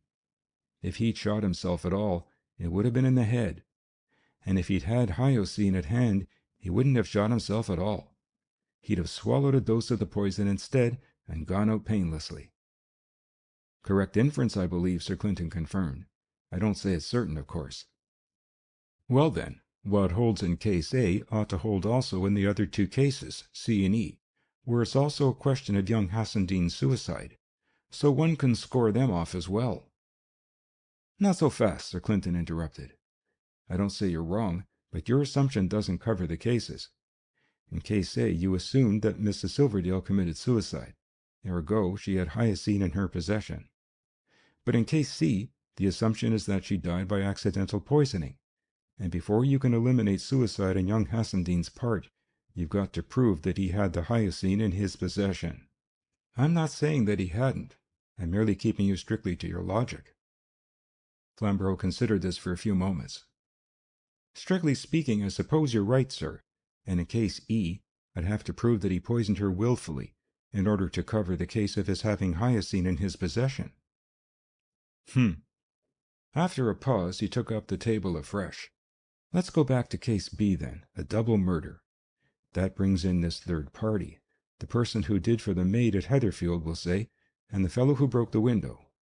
There were signs of a struggle in that room at the bungalow, you remember. Now, it seems to me that Case B piles things on too thick, if you understand what I mean. It means that Mrs. Silverdale was murdered by poison and that young Hassendean was shot to death. Why the 2 methods when plain shooting would have been good enough in both cases? Take the obvious case. It's been at the back of my mind, and I'm sure it's been at the back of yours too, that Silverdale surprised the two of them at the bungalow and killed them both. Where does the poison come in? To my mind, we ought to put a pencil through case B. It's most improbable. Rather to his relief, Sir Clinton made no objection. The inspector drew his pencil through the first two lines of the table, then let it hover over the last line. What about case F, sir? She suicided and he was murdered. If she suicided, it was a premeditated affair. Otherwise they wouldn't have had the Hassendean at hand.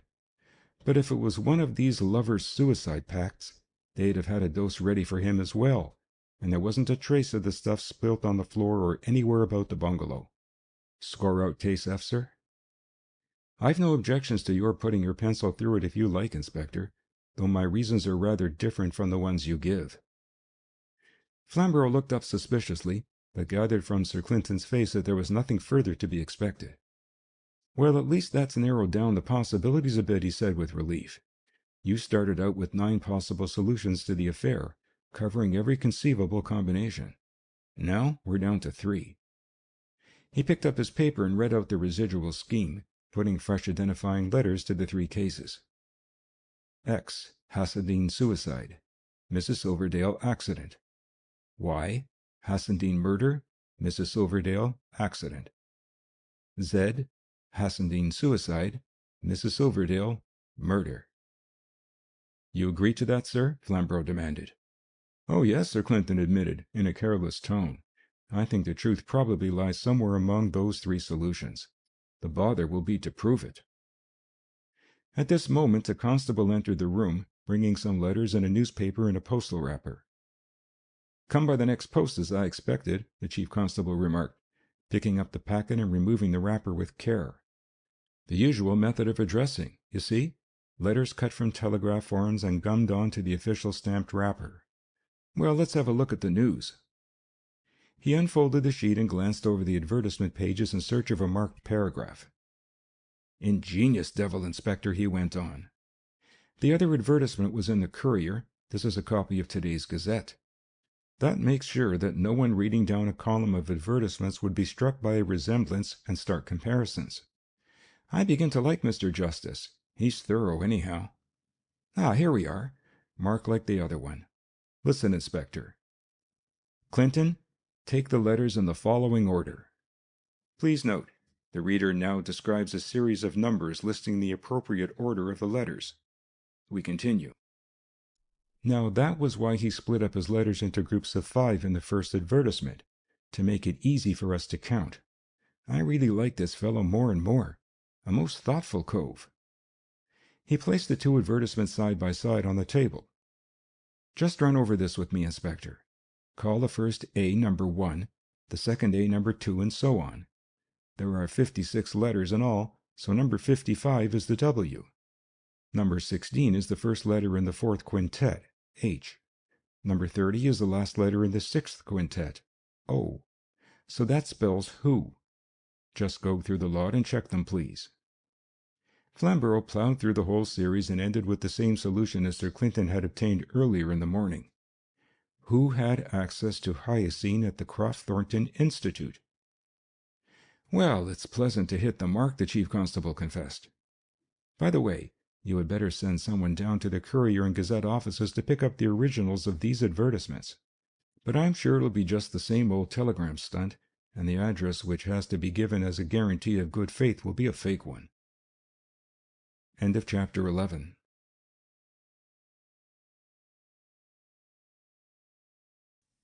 Chapter 12 of The Case with 9 Solutions. The Silverdale Wills. This is Mr. Renard, sir. Flamborough held open the door of Sir Clinton's office and ushered in the little Frenchman. The chief constable glanced up at the interrupters. Mrs. Silverdale's brother, isn't it? He asked courteously. Renard nodded vigorously and turned toward the inspector as though leaving explanations to him.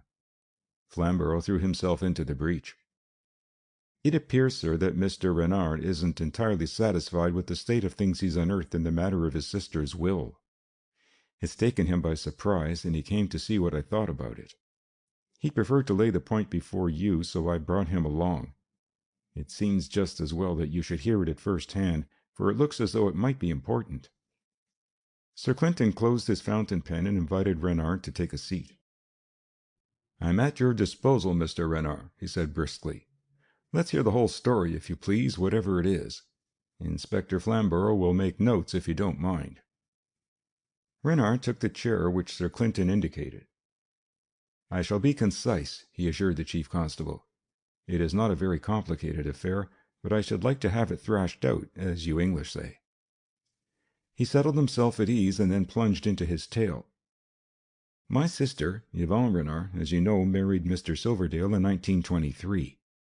I was not altogether pleased with the alliance, not quite satisfied, you understand? Oh, there was nothing against Mr. Silverdale. But I knew my sister, and Silverdale was not the right man for her. He was too serious, too intent on his profession. He had not the natural gaiety which was needed in a husband for Yvonne. Already I was in doubt at the very moment of the marriage. There were incompatibilities, you understand?" Sir Clinton's gesture assured him that he had made himself sufficiently clear. "I have nothing to say against my brother-in-law, you follow me?" Renard went on. "It was a case of marry in haste and repent at leisure, as your English proverb says. They were unsuited to each other, but that was no fault of theirs. When they discovered each other, their real selves, it is clear that they decided to make the best of it. I had nothing to say. I was sorry that my sister had not found a husband more suited to her temperament, but I am not one who would make trouble by sympathizing too much." "I quite understand, Mr. Renard," Sir Clinton intervened, with the obvious intention of cutting short this elaborate exposition of the self-evident. "Now I come to the important point," Renard went on. "At the time of the marriage, or shortly afterwards, I do not know your English law about testaments very well. My brother-in-law transferred part of his property in stocks and shares to my sister. It was some question of death duties, I was told. If he died first, then she would have to pay on his whole estate, but by transferring some of his property to her, this could be avoided. In case of his death, she would have to pay only on what he had retained in his own name. It is, I understand, a usual precaution in the circumstances." "It's often done," Sir Clinton confirmed. "By the way, Mr. Renard, can you give me some idea of how much he transferred to her on their marriage?" "I cannot give you the precise figures," Renard explained. "I have seen the lawyer's accounts, of course, but they were involved, and I have no good memory for figures.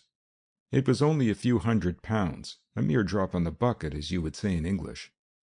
My brother-in-law is not a rich man, not by any means. But the sum itself is of little importance. It is the sequel which is of more interest, as you shall see." He leaned forward in his chair as though to fix Sir Clinton's attention. "When my brother-in-law transferred this little property to my sister, they each made their testament. That, I believe, was on the advice of a lawyer. By his will, my brother-in-law left all his property to my sister. He had no relations, so far as I have learned, and that seemed very fair. The second will, my sister's, was in identical terms, so far as the principal clauses went. All her property in stocks, shares, and money went to my brother-in-law. There was a little provision at the end which left to me a few small souvenirs, things of sentimental value only. It seemed very fair in the circumstances. I suggest nothing wrong. How could there be anything wrong?" "It seems a normal precaution in the circumstances," Sir Clinton assured him. "Naturally, if she died first, he would expect to get his own property back again, less the death duties, of course." "It was a very small affair," Renard emphasized. "If I had been consulted, I should certainly have advised it. But I was not consulted. It was no business of mine, except that I was made a trustee. I am not one who mixes himself up with affairs which do not concern him." "Where is this leading to, Mr. Renard?" Sir Clinton asked patiently. "I don't see your difficulty as yet, I must confess." "There is no difficulty. It is merely that I wish to lay some further information before you. Now I proceed. My aunt had been ill for a long time. A disease of the heart it was, angina pectoris. She was bound to die in a spasm at a moment's notice. One expected it, you understand? And less than 3 weeks ago, she had the spasm which we had so long anticipated, and she died." Sir Clinton's face expressed his sympathy, but he made no attempt to interrupt. As I told Inspector Flamborough when I saw him last, Renard continued, the figure of her fortune came as a surprise to me. I had no idea she was so rich. She lived very simply, very parsimoniously even. I had always thought of her as a hard-up, you understand? Figure to yourself my astonishment when I learned that she had accumulated over £12,000. That is a great sum. Many people would do almost anything to acquire £12,000. He paused for a moment as though in rapt contemplation of the figures. Her testament was very simple, he proceeded. My sister Yvonne was her favorite. My aunt always put her in front of me. I made no complaint, you understand. Someone must be preferred. I had a little bequest under my aunt's testament, but Yvonne secured almost the whole of my aunt's fortune. That was how things stood a fortnight ago. He hitched himself in his chair as though preparing for a revelation. My sister and I were the trustees under my aunt's testament. The lawyer who had charge of the will communicated with me and forwarded a copy of the document. These legal documents are not easy to understand, but I soon saw that my sister had acquired the whole of my aunt's capital in stocks and shares, about £1.5 million. I am not very good at legal affairs. It took me some time to understand what all this meant, but I thought it out. It is really quite simple, very easy. My sister had gained £12,000 under my aunt's will, but if she died without any change in the circumstances, then under the will which she signed after her marriage, my brother-in-law would inherit the whole of that money.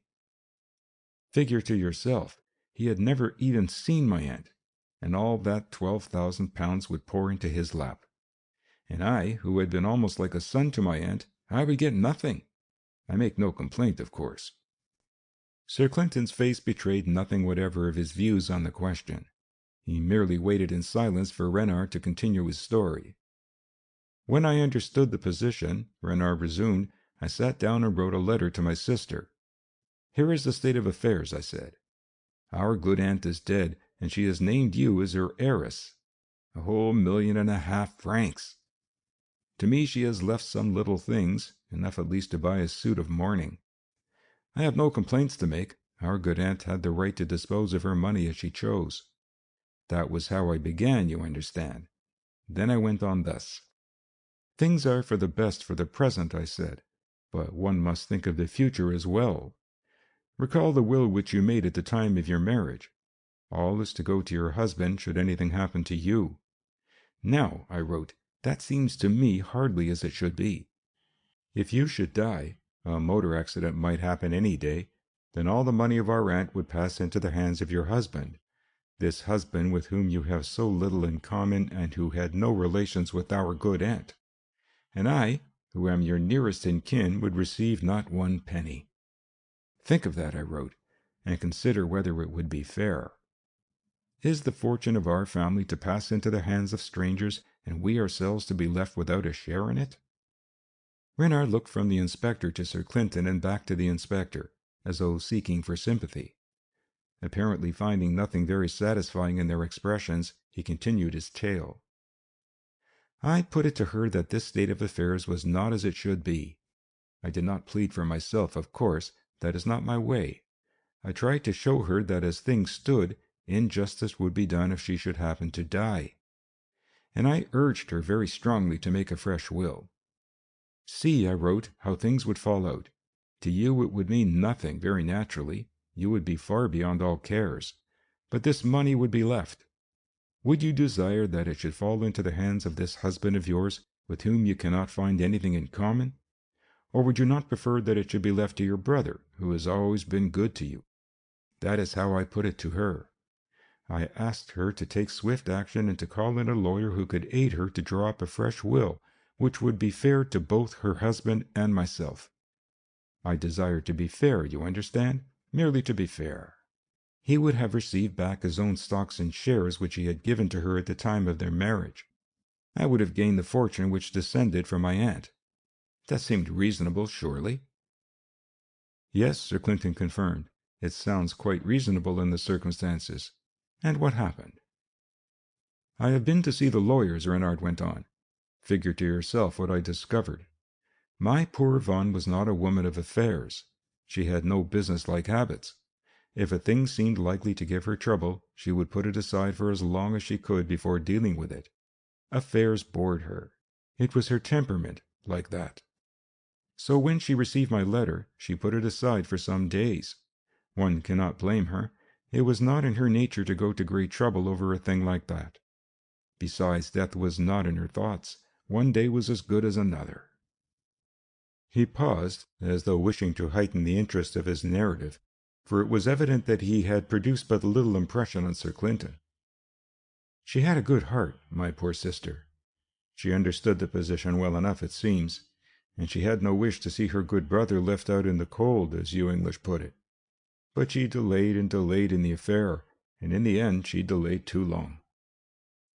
Again he hitched himself forward in his chair, as though he were approaching something important. I went to the lawyers. What did I find? This. My poor Yvonne had not forgotten her good brother. She had the intention of setting things right. One day she rang up the lawyers on the telephone and made an appointment with them for the following afternoon. She informed them that she proposed to alter her will, but of course over the telephone she said nothing about her wishes on the point. That is to be understood. But she said she would jot down the points to be embodied in the new will and bring that paper with her. That is all the lawyers know. That is all I know myself. For before the next afternoon, when she had made her appointment with the lawyers, my poor Yvonne was dead. Is it not distressing? 12,000 pounds, £1.5 million francs, and they slipped through my fingers just by a few hours. But I made no complaint, of course. I do not grumble. It is not my way. These things happen, and one has to bear them. If he had expected to read any sympathy in Sir Clinton's face, he must have been disappointed. The chief constable betrayed nothing of the feelings in his mind. Was it not most inopportune, Renard continued, or most opportune indeed for Silverdale, that things fell out as they have done? A coincidence, of course. Life is full of these things. I have seen too many to be astonished myself. But is it not most apt that she should die just at that juncture? Another day of life, and the 12,000 pounds goes into one pocket, a death, and the money falls into other hands. I am something of a philosopher. One has to be, in this world. And these strange chances have an attraction for my mind. I know there is nothing behind them, nothing whatever, you understand? And yet, is it not most striking that things fall out as they do? The chief constable declined to be drawn into a general discussion on the universe. I am afraid it is scarcely a matter for the police, Mr. Renard. Wills hardly fall into our province, you know, unless a case of forgery turns up, and in this case there's nothing of that sort. The only advice I could give you would be to consult a lawyer, but as you've already had the legal position made clear, I don't see that there's anything to be done. Inspector Flamborough took his cue, and without more ado he hinted to Renard very plainly that enough time had been spent on the matter. At length the little Frenchman withdrew, leaving the two officials together. "I don't much care for his way of telling his story, sir," Flamborough remarked, "but I'm not sure if I were in his shoes that I wouldn't feel much the same as he seems to do. It must be a bit galling to lose 12,000 pounds by a few hours' delay, and he's quite reasonably suspicious, evidently." Sir Clinton refused to be drawn. "Don't let's be too much influenced by the stop-press news, Inspector. Renard's evidence is the latest we have, but that adds nothing to its value, remember. Look at the case as a whole and try to reckon up the people who could conceivably gain anything by the crime. Then you can assess the probabilities in each case, apart altogether from the order in which the facts have come to light." The inspector had evidently considered the matter already from this standpoint. He hardly paused before offering his views. "Well, sir, if you ask me, Silverdale had at least two sound motives for committing murder. By getting his wife out of the way, he opened the road to a marriage with the Deepcar girl, whom he's obviously keen on. Also, if Renard's story is true, the death of his wife at that particular juncture put 12,000 pounds into his pocket, which he'd have lost if Mrs. Silverdale had lived a day or two longer. One has to admit that he hadn't evidence to get a divorce, which would have been an obvious alternative to murder, Sir Clinton acknowledged. And the cash affair makes the death of Mrs. Silverdale peculiarly opportune. It's no use burking the plain fact that either money or a woman might tempt a man to murder, and when you've got both of them together, one can't brush them aside cavalierly. But go on with your list, Inspector. There's that moneylender, Spratton, Flamborough pursued. If young Hassendean's death can be proved to be a murder, then Spratton lifts some thousands out of the pocket of the insurance company in return for the payment of a single premium. That's a motive, certainly. It's a sound motive for proving that it was a case of murder and not suicide, and it's a possible motive for murder, I admit. But the position of a gentleman who commits a murder for gain and can only collect the money by proving that murder was done, well, it sounds a bit complicated, doesn't it? Unless he can be sure of fixing the murder on someone else, sir. It's a bit difficult in practice to produce a frame-up of that description, isn't it? The inspector refrained from betraying any opinion on this point. Then there's the Hailsham girl, sir. She's a vindictive type, and she quite obviously had the worst kind of grudge against both of them. Revenge might have been at the back of the business for all one can tell. I don't say it's likely, but I'm considering possibilities, not necessarily probabilities. I don't think Miss Hailsham can reckon me among her admirers, Sir Clinton confessed, but that's hardly evidence against her in a murder case. We need something a bit more concrete. She admitted that she left the dance early that night and took her car home, sir. She hasn't got a clean alibi for the time the murder was committed. So I noticed when she told her story, but the absence of an alibi doesn't establish murderous intent, you know. Go ahead. Well, sir, there's the Deep Car girl. She's keen on Silverdale. It's always a motive. Save me from being mixed up in any murder case that you have charge of, Inspector. My character wouldn't escape, I see. You'll need to have something better than that before you start arresting anyone. I'm not talking about arresting anyone, sir, the inspector replied in an injured tone. I'm just reviewing possible motives. Quite true. Can't one make a feeble joke without rasping your susceptibilities? Now, is that the end of your list? I think so, sir. Ah, you didn't think of including someone with the initial B, then? You remember the B on the bracelet? The inspector seemed rather startled. You mean this fellow B might have been a discarded lover of Mrs. Silverdale's who was out for revenge like the Hailsham girl? I hadn't thought of that. It's possible, of course. Now let's turn to a fresh side of the case, Sir Clinton suggested. One thing's certain. Hyacinth played a part in the affair. What about Mr. Justice's pertinent inquiry? Who had access to Hyacinth at the Croft-Thornton Institute? Every blessed soul in the place, so far as I could see, the inspector confessed rather ruefully. Silverdale, Markfield, young Hassendean, and the two girls, they all had equal chances of helping themselves from that bottle in the store. I don't think that leads very far. That Hyacinth was common property so far as access to it went. Anyone might have taken some. Then push the thing a little further. Out of all that list, who had an opportunity of administering Hyacinth to Mrs. Silverdale, directly or indirectly, on the night she died? Directly or indirectly? Flamborough mused. There's something in that, perhaps. On the face of it, only 3 people could have administered the drug directly, since there were only 3 people at Heatherfield in a fit state to do it. I take it that she swallowed the stuff at Heatherfield, sir, because I found no trace of a paper which might have held it, either at the bungalow or in the bodies of young Hassendean and Mrs. Silverdale. That's sound, I believe, Sir Clinton acquiesced. She swallowed the stuff at Heatherfield before going out. Now, who are your 3 suspects? Mrs. Silverdale herself might have taken it, sir, either on purpose or by mistake. But she had no access to Hyacinth that we know of. No, sir, but both Silverdale and young Hassendean had. She may have taken it in mistake for a headache powder or something of that sort, and it might have been added to a headache powder by either Silverdale or young Hassendean. That's a good enough suggestion, Inspector, but I didn't see any sign of a powder paper in her room when I searched it, and you remember she came straight downstairs and went out of the house, according to the maid's evidence. Any other view? Then it must have been administered in the coffee, sir, by either young Hassendean or the maid. The maid? Where would she get Hyacinth? From Silverdale, sir. It's just occurred to me.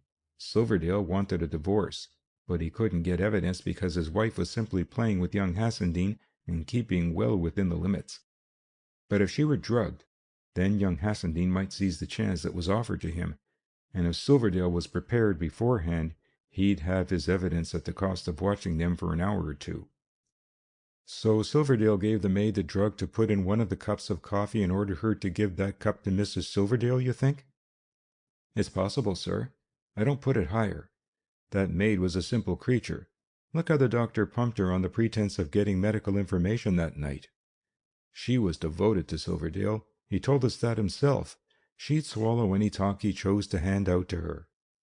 Suppose he faked up some yarn about Mrs. Silverdale needing a sedative but refusing to take it. The maid would believe that from Silverdale, and she put the hyoscine into the cup quite innocently.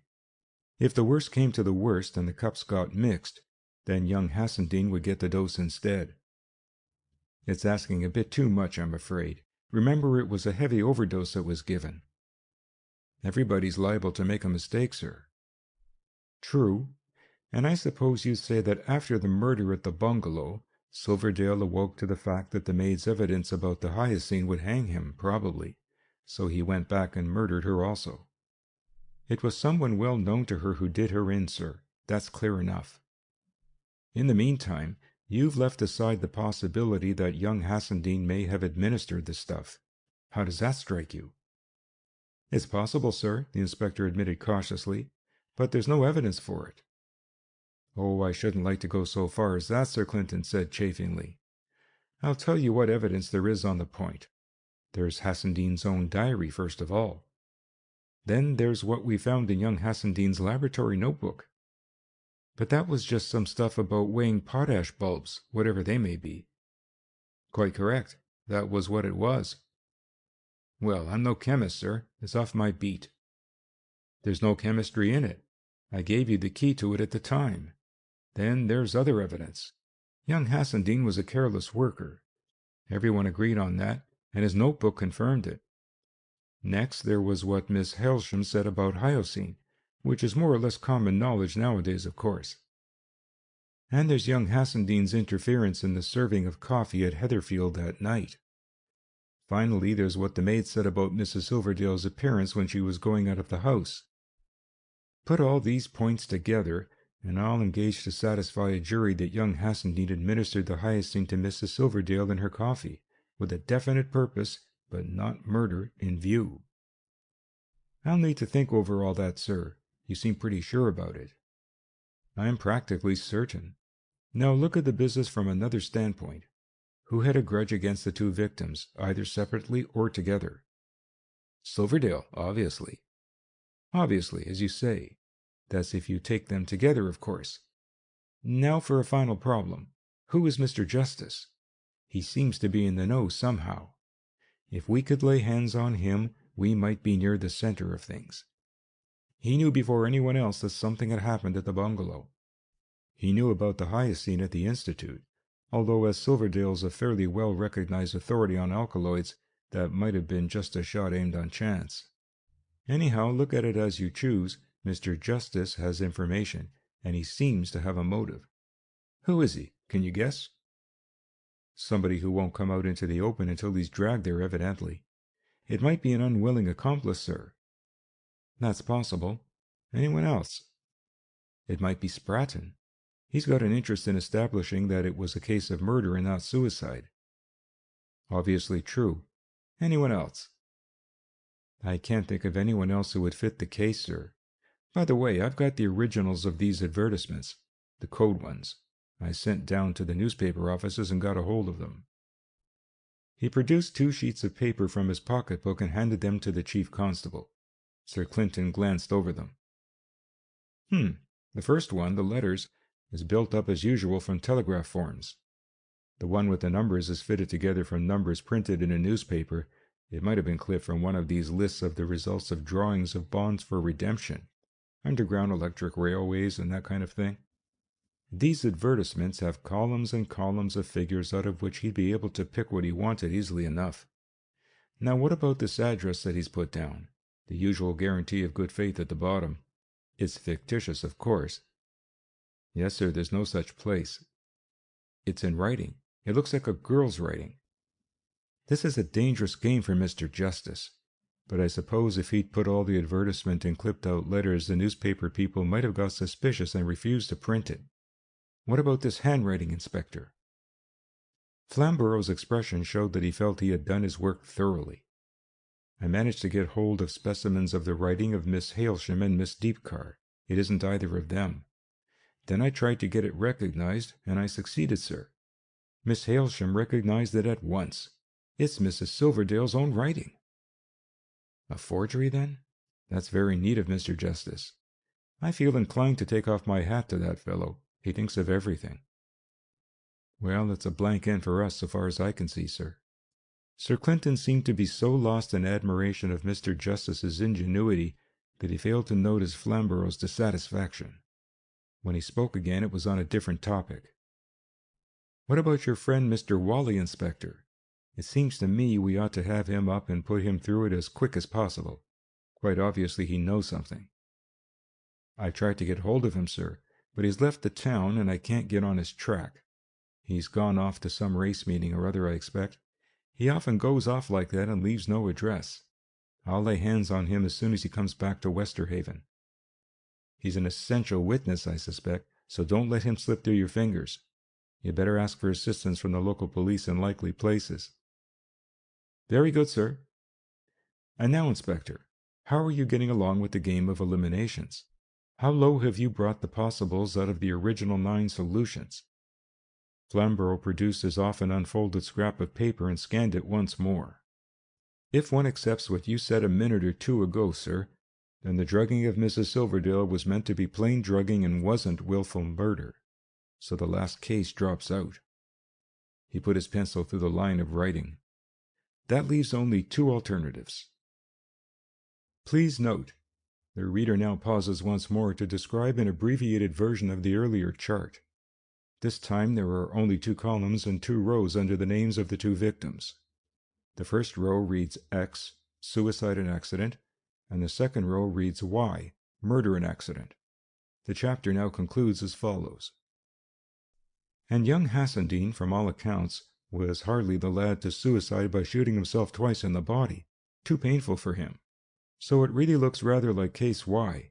Certainly it's coming down to brass tacks quicker than I thought it would. End of chapter 12.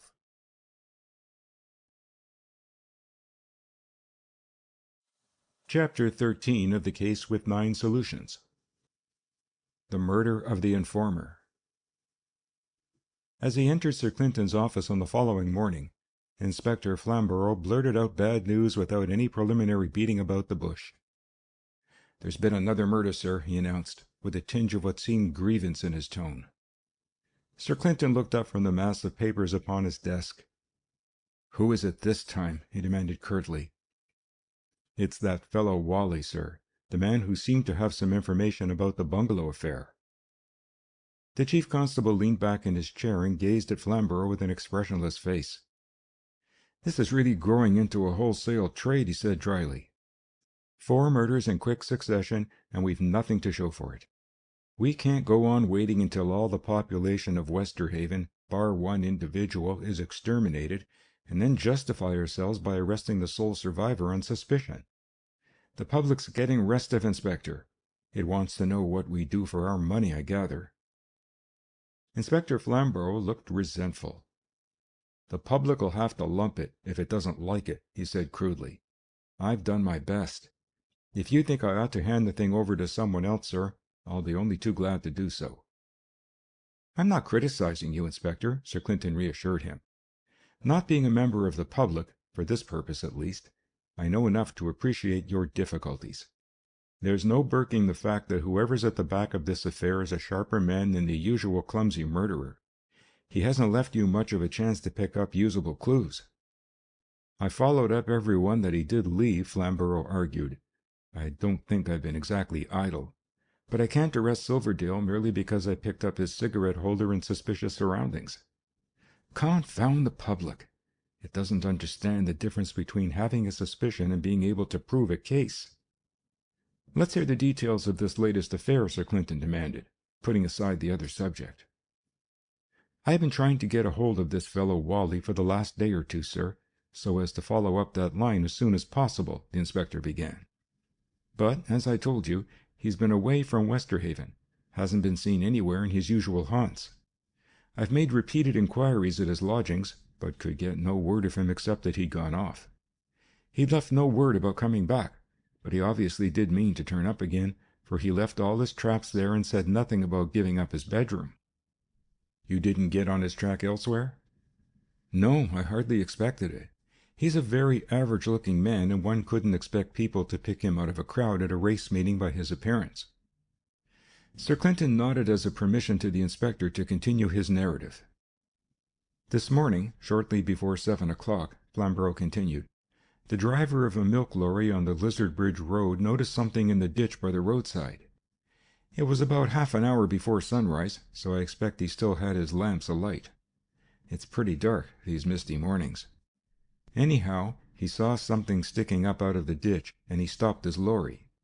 Then he made out that it was a hand and arm, so he got down from his seat and had a closer look. I expect he took it for a casual drunk sleeping things off quietly.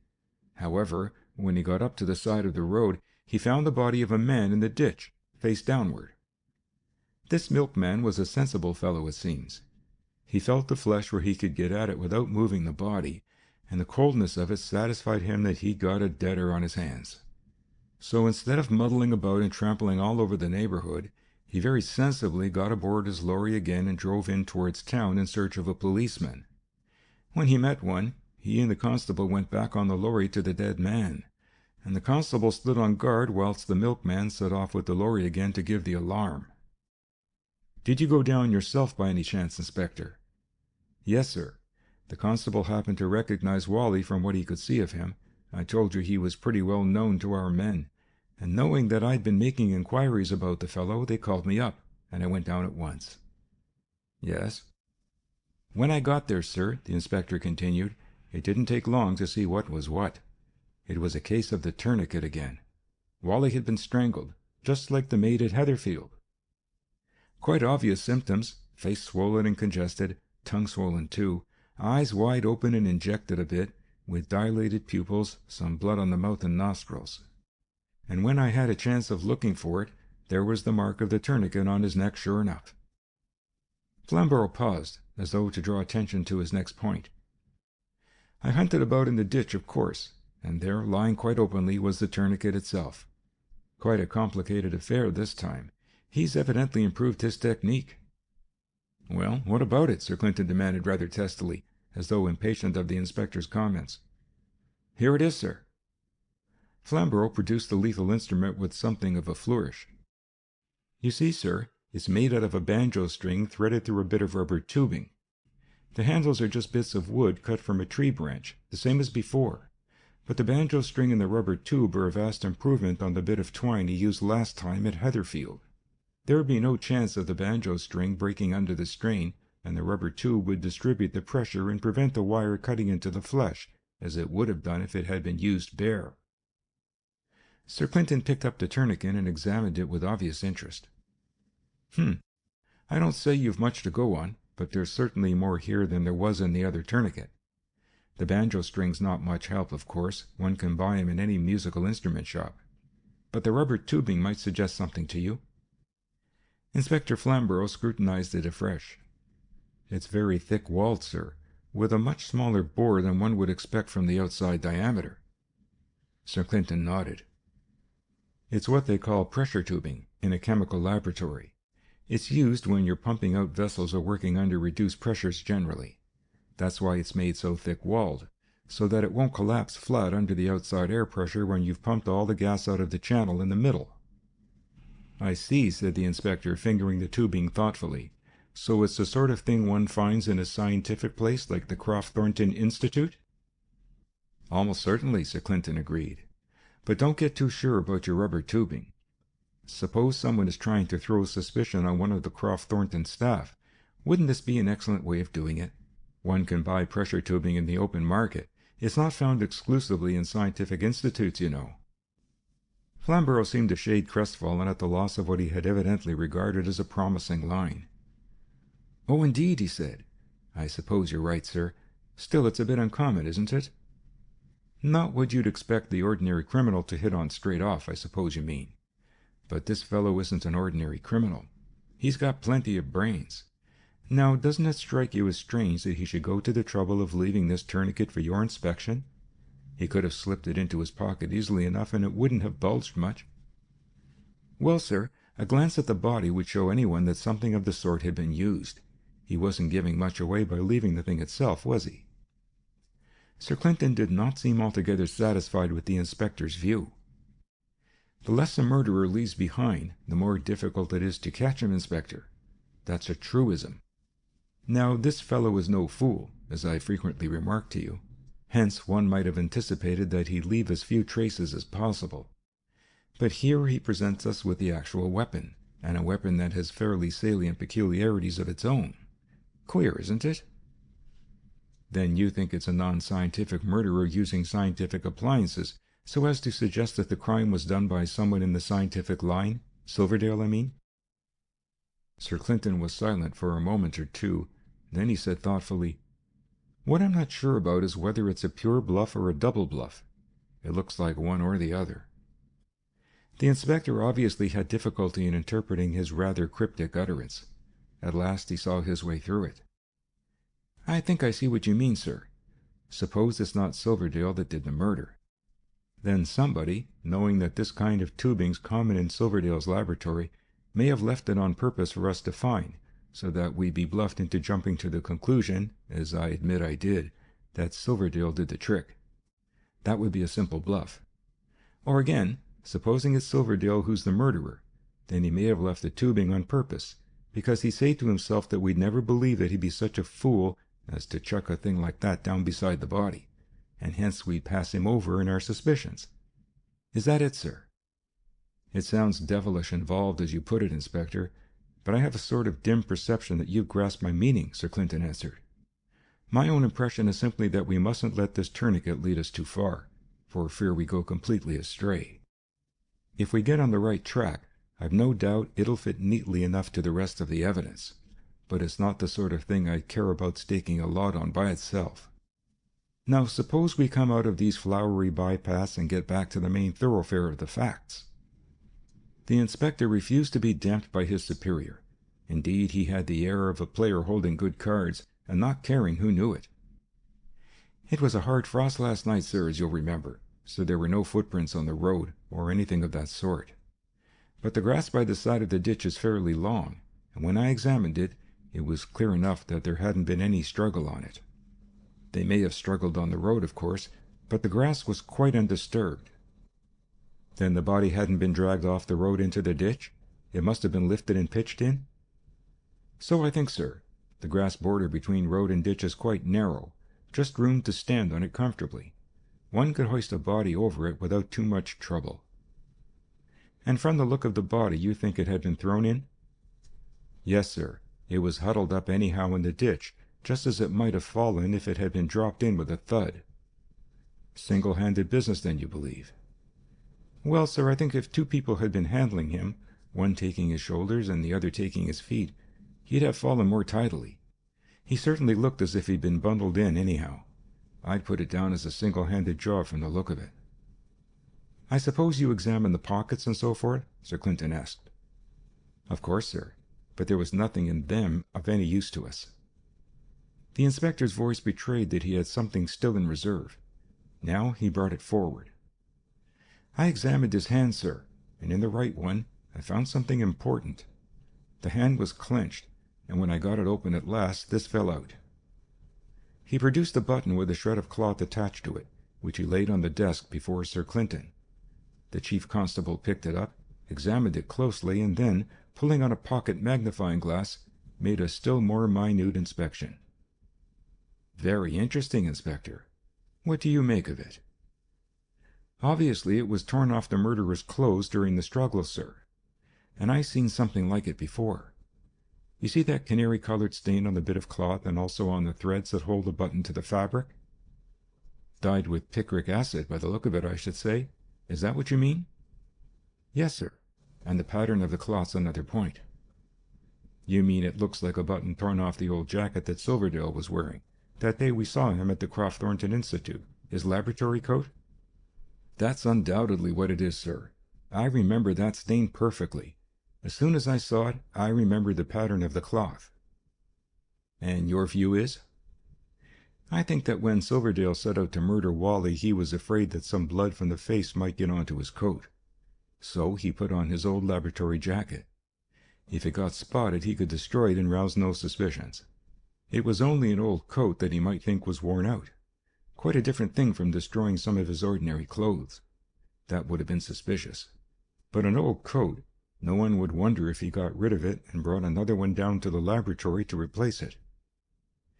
"It sounds deuced plausible, Inspector, I must admit. But—" "But what, sir?" "Well," Sir Clinton answered thoughtfully, "it leaves us again with the choice between the single and the double bluff, you see, even if one goes no further with one's inquiries." The inspector pondered over the point for a few seconds, but at the end of his cogitation he seemed unimpressed. Apparently, however, he thought it wise to change the subject. "In any case, sir, I think Wally's part in the bungalow affair is pretty plain now. I told you he was the sort of fellow who was out for easy money, no matter how dirty it might be. By the way, he was the man who inquired about the number of that motor which he said knocked him spinning, an obvious try-on to get damages, although he wasn't hurt at all. You can see he'd do anything to make money and save himself from honest work. If you remember that, it's easy enough to see the part he played at the bungalow. He was the person you christened Peeping Tom." "Anything further about him that you can think of, Inspector? I don't say you're wrong, of course." "Well, sir, if Silverdale expected to take his wife in flagrante delicto, he'd need an independent witness, wouldn't he? Possibly Wally was the man he picked out for the work." "Do you think he was the sort of witness that was wanted? I'm not so sure of his suitability myself." "It wasn't exactly a nice job, sir," the inspector pointed out. "Silverdale would hardly care to take one of his close friends to inspect an affair of that sort. And of course a woman—" He broke off suddenly as though struck by a fresh idea. Sir Clinton ignored the last phrase of the inspector. "Assume that Wally was the witness, then. What next?" "Assume that Silverdale posted Wally at the second window and went round to the first one, at the front. Then, to make the thing complete, he breaks in through the window and jumps into the room.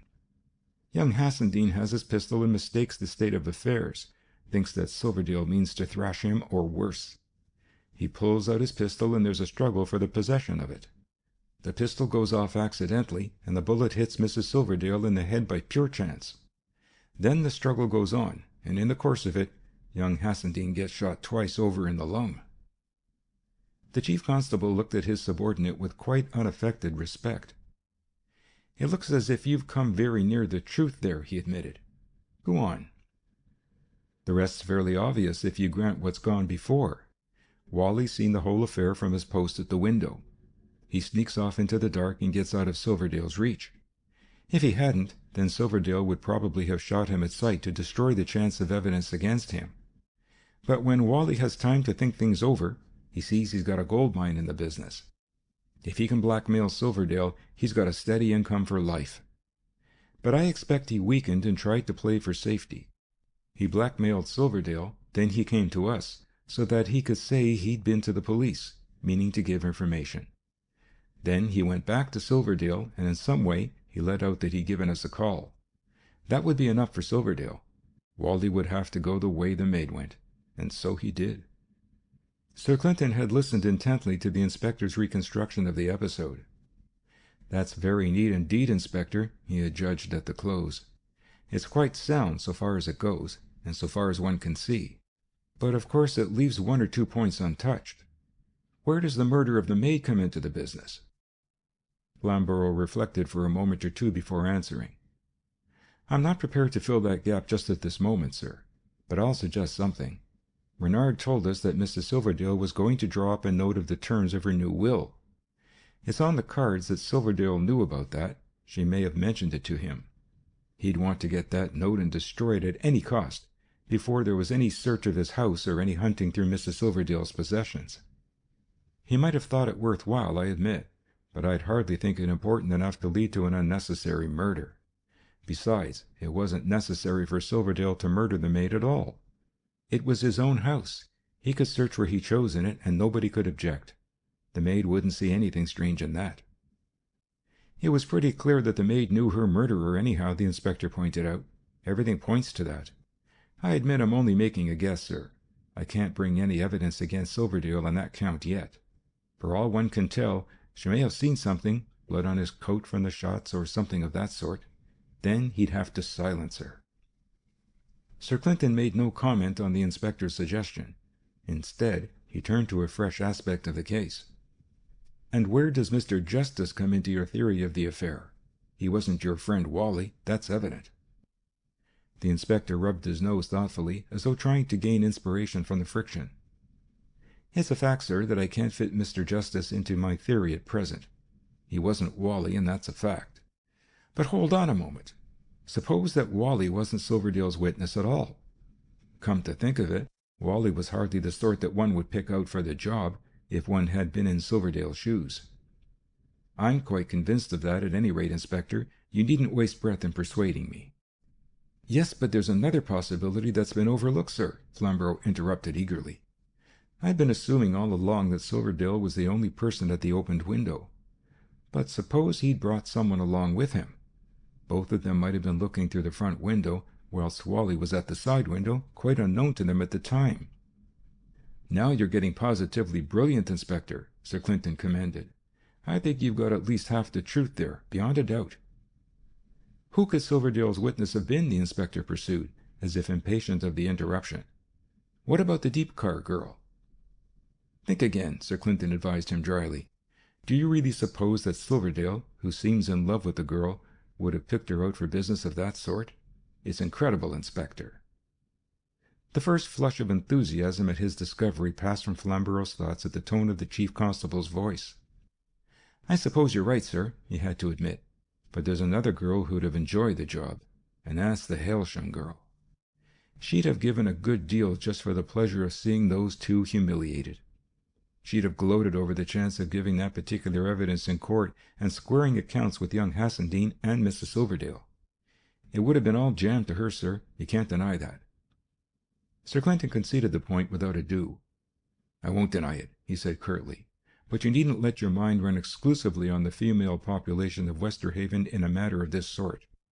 A man would be a much more convenient witness for Silverdale to take with him. Why leave Silverdale's male friends out of account?"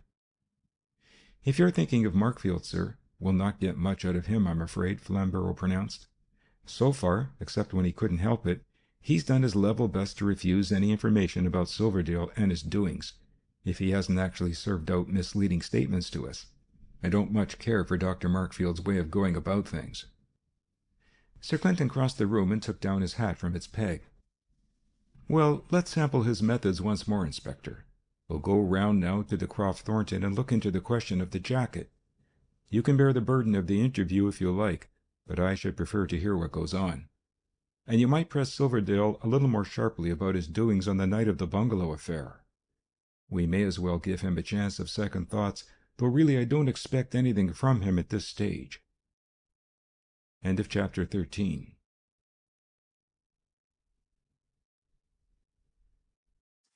Chapter 14 of the case with 9 solutions. The jacket.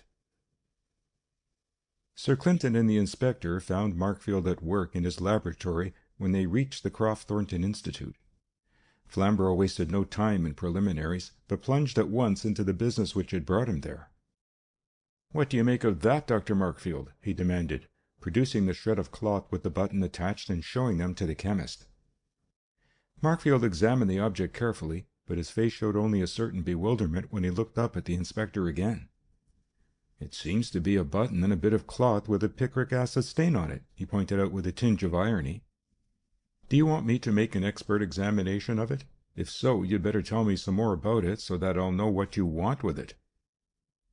Flamborough stared at him for a moment or two, as though trying to read something in his expression, but Markfield seemed in no way put out. "I'm not a mind-reader, Inspector," he pointed out. "You'll need to explain clearly what you expect me to do, and I'll have to be told whether I can cut bits out of your specimen for chemical analysis."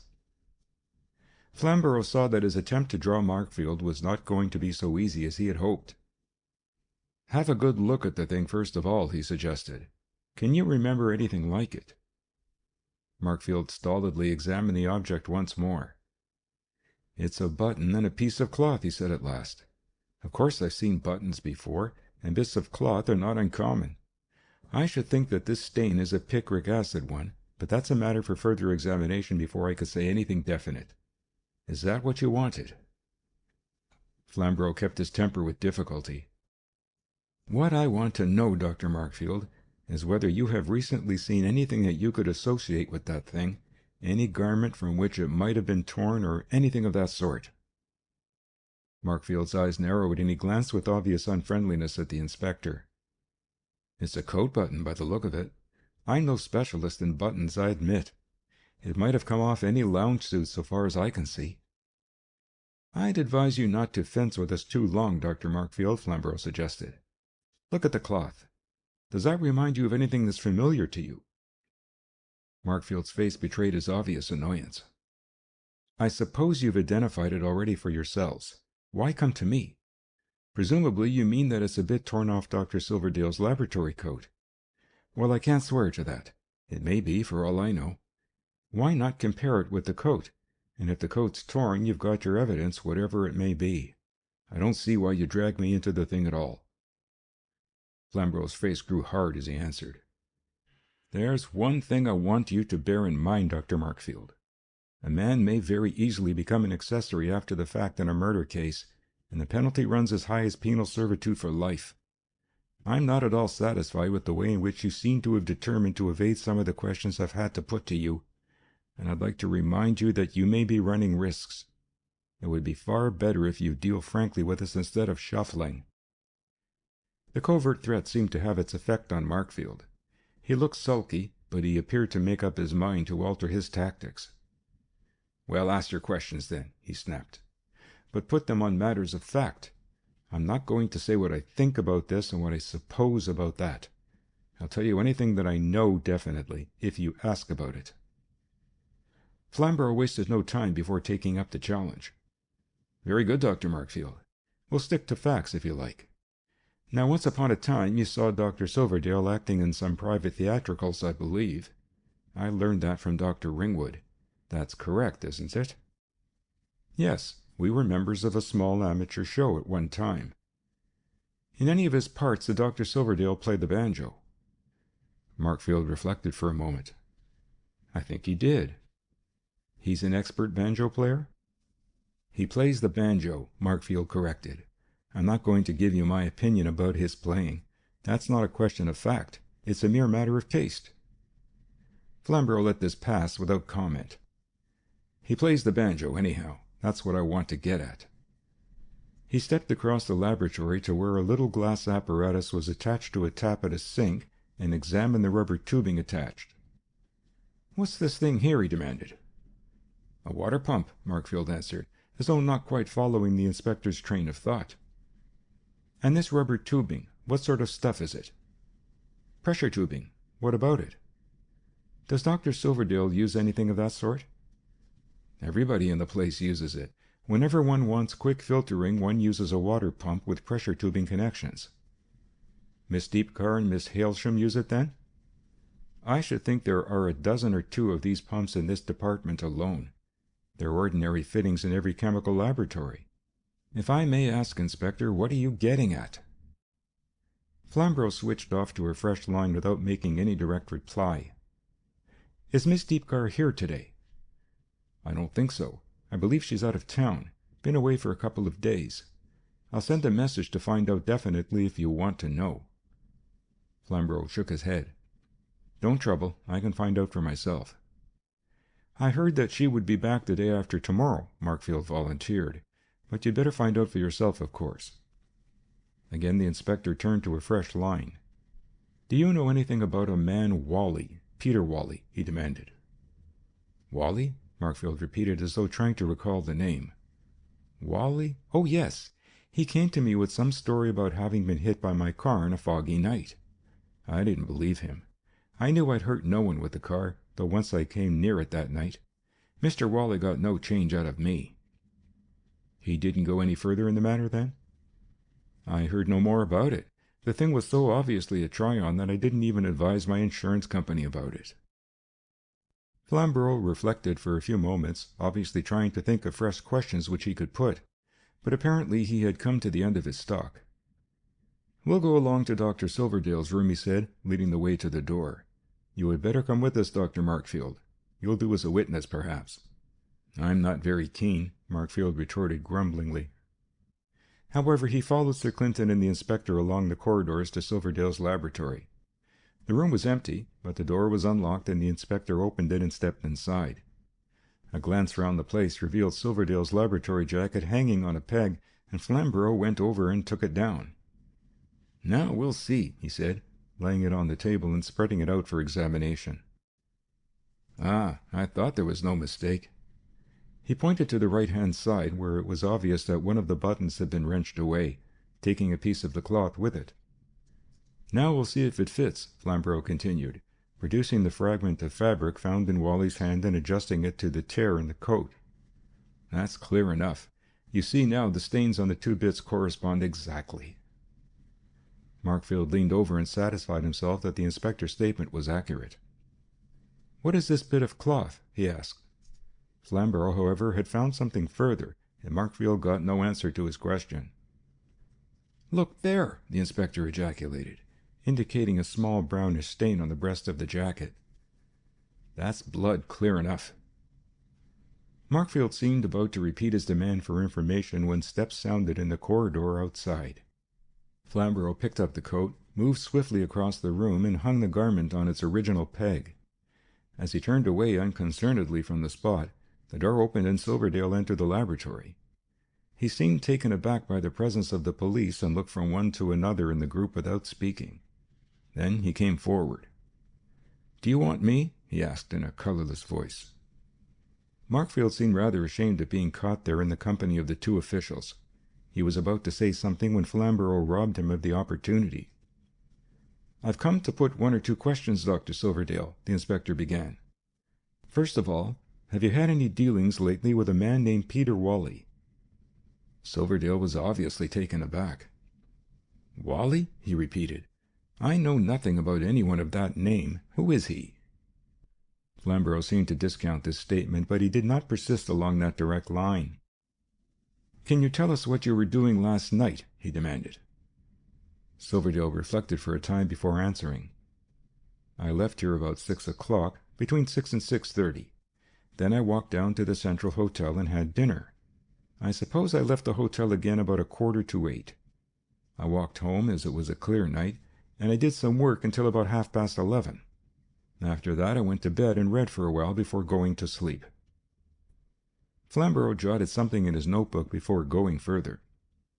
"I suppose you could produce some witnesses in support of that?" he asked. Silverdale appeared to consult his memory. "I met Miss Hailsham as I was leaving here," he explained. "That would give you the approximate time, if she remembers it. The waiter at the Central could probably satisfy you that I was there. It's the tall one with the wart on his cheek who looks after the tables at the north window. After that you'll have to take my word for it." "What about your maids at Heatherfield?" "I haven't anyone on the premises. No maid would take the place owing to the murder. I merely sleep there and take my meals at an hotel. A charwoman comes in during the day and cleans the place." "Ah," said the inspector thoughtfully. "Then you can't prove that you were actually at home after, say, 8:30? By the way, you hadn't a visitor by any chance?" Silverdale shook his head. "No, I was quite alone." Flamborough made another note, and then continued his interrogation. "I want you to cast your mind back to the night when Mrs. Silverdale came by her death. I asked you once before what you were doing that night, but you put me off. I think you'd find it more advisable to be frank, now that I'm putting the question again."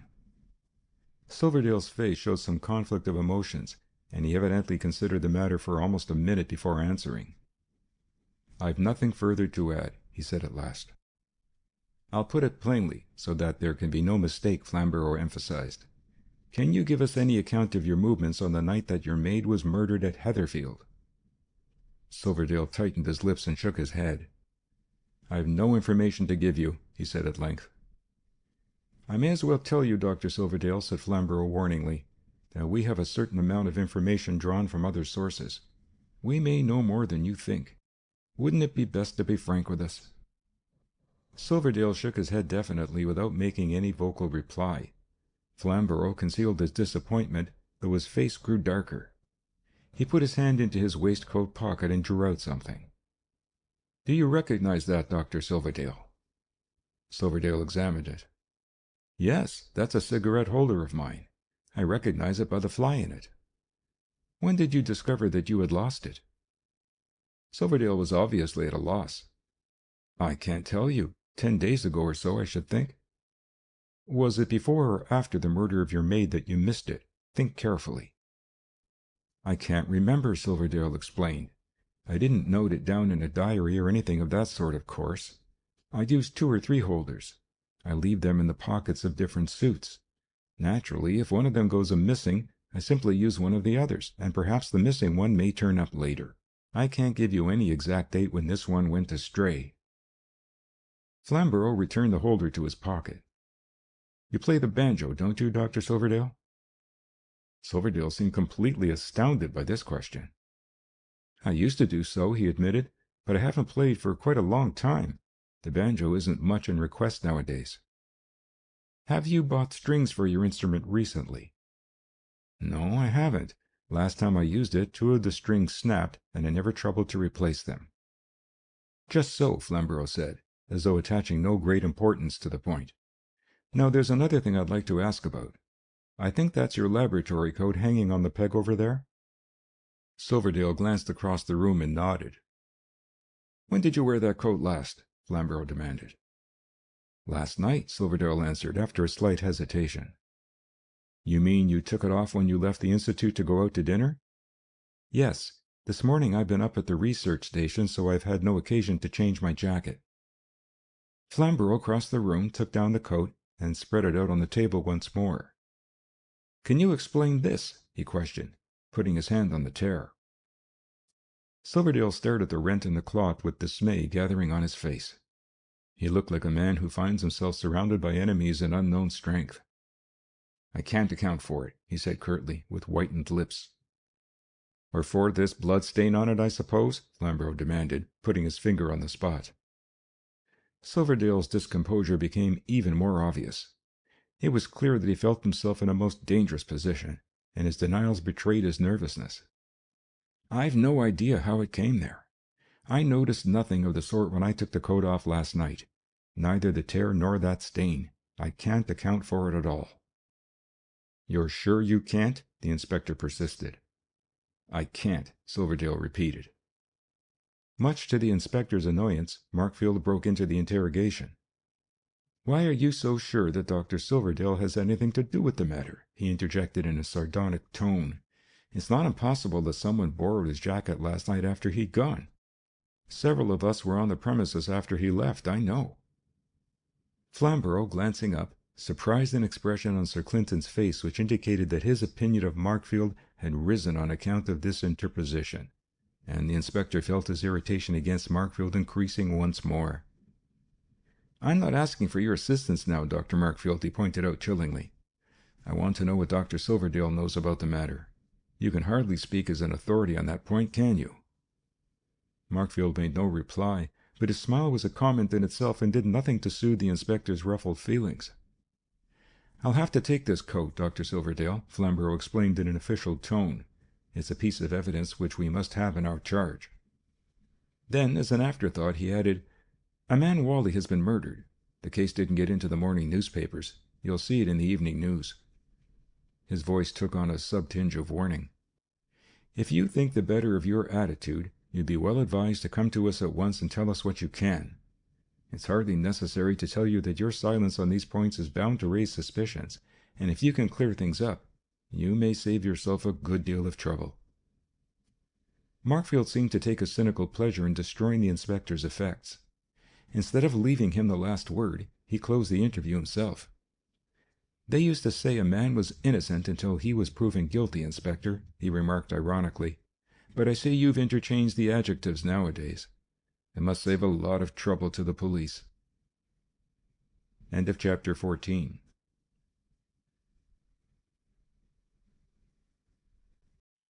Chapter 15 of the Case with 9 Solutions. Sir Clinton's Double. 2 days after the interview with Markfield and his colleague at the Croft Thornton Institute, Inspector Flamborough came into Sir Clinton's office, obviously in a state of faint trepidation.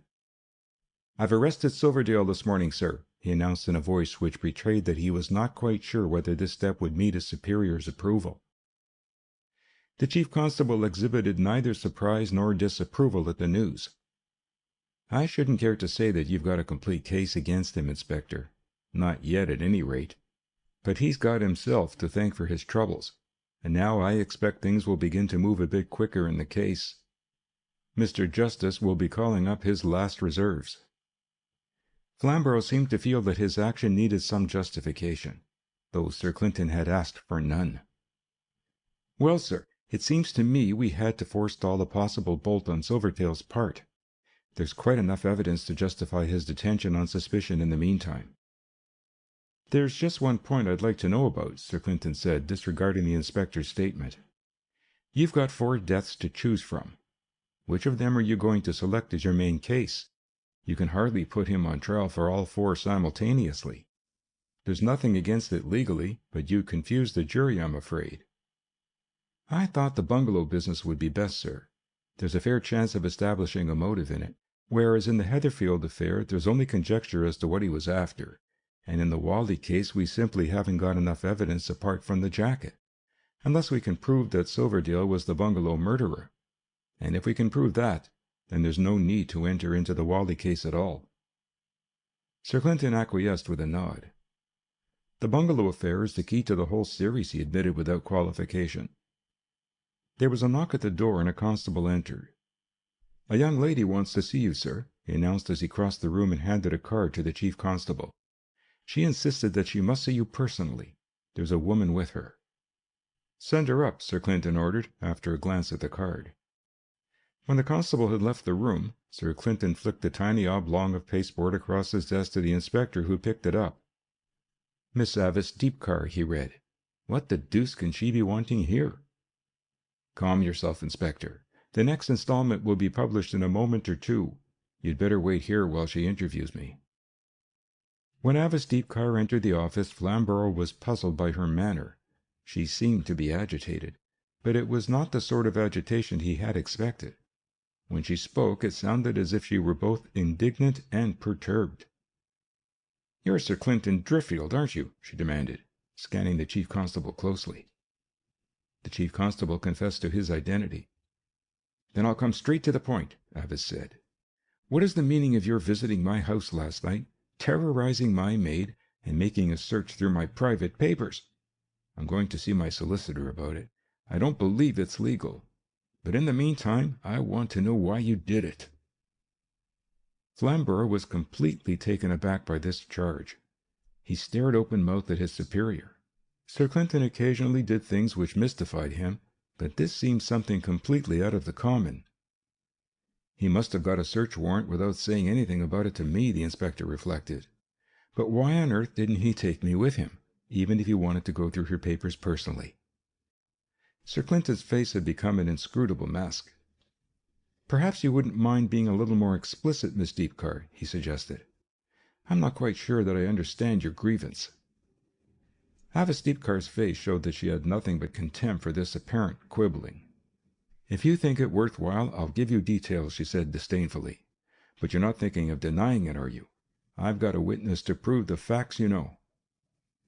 With a gesture, Sir Clinton invited her to tell her story. "I've been away from home for a day or 2, Avis began. This morning I came back to Westerhaven by the 11 o'clock train and drove to my house in a taxi. I left my maid alone in the house while I was away, and when I got home again, I found her in a great state of excitement. It seems that last night you came to the door, showed her your card, and told her that you had come to search the house on some matter connected with these awful murders. Naturally, she was greatly shocked, but there was nothing for it but to let you in. You went over the whole place, searched in every corner of the house, opened every drawer, poked your nose into all my private possessions. In fact, you behaved as if I were a criminal under suspicion."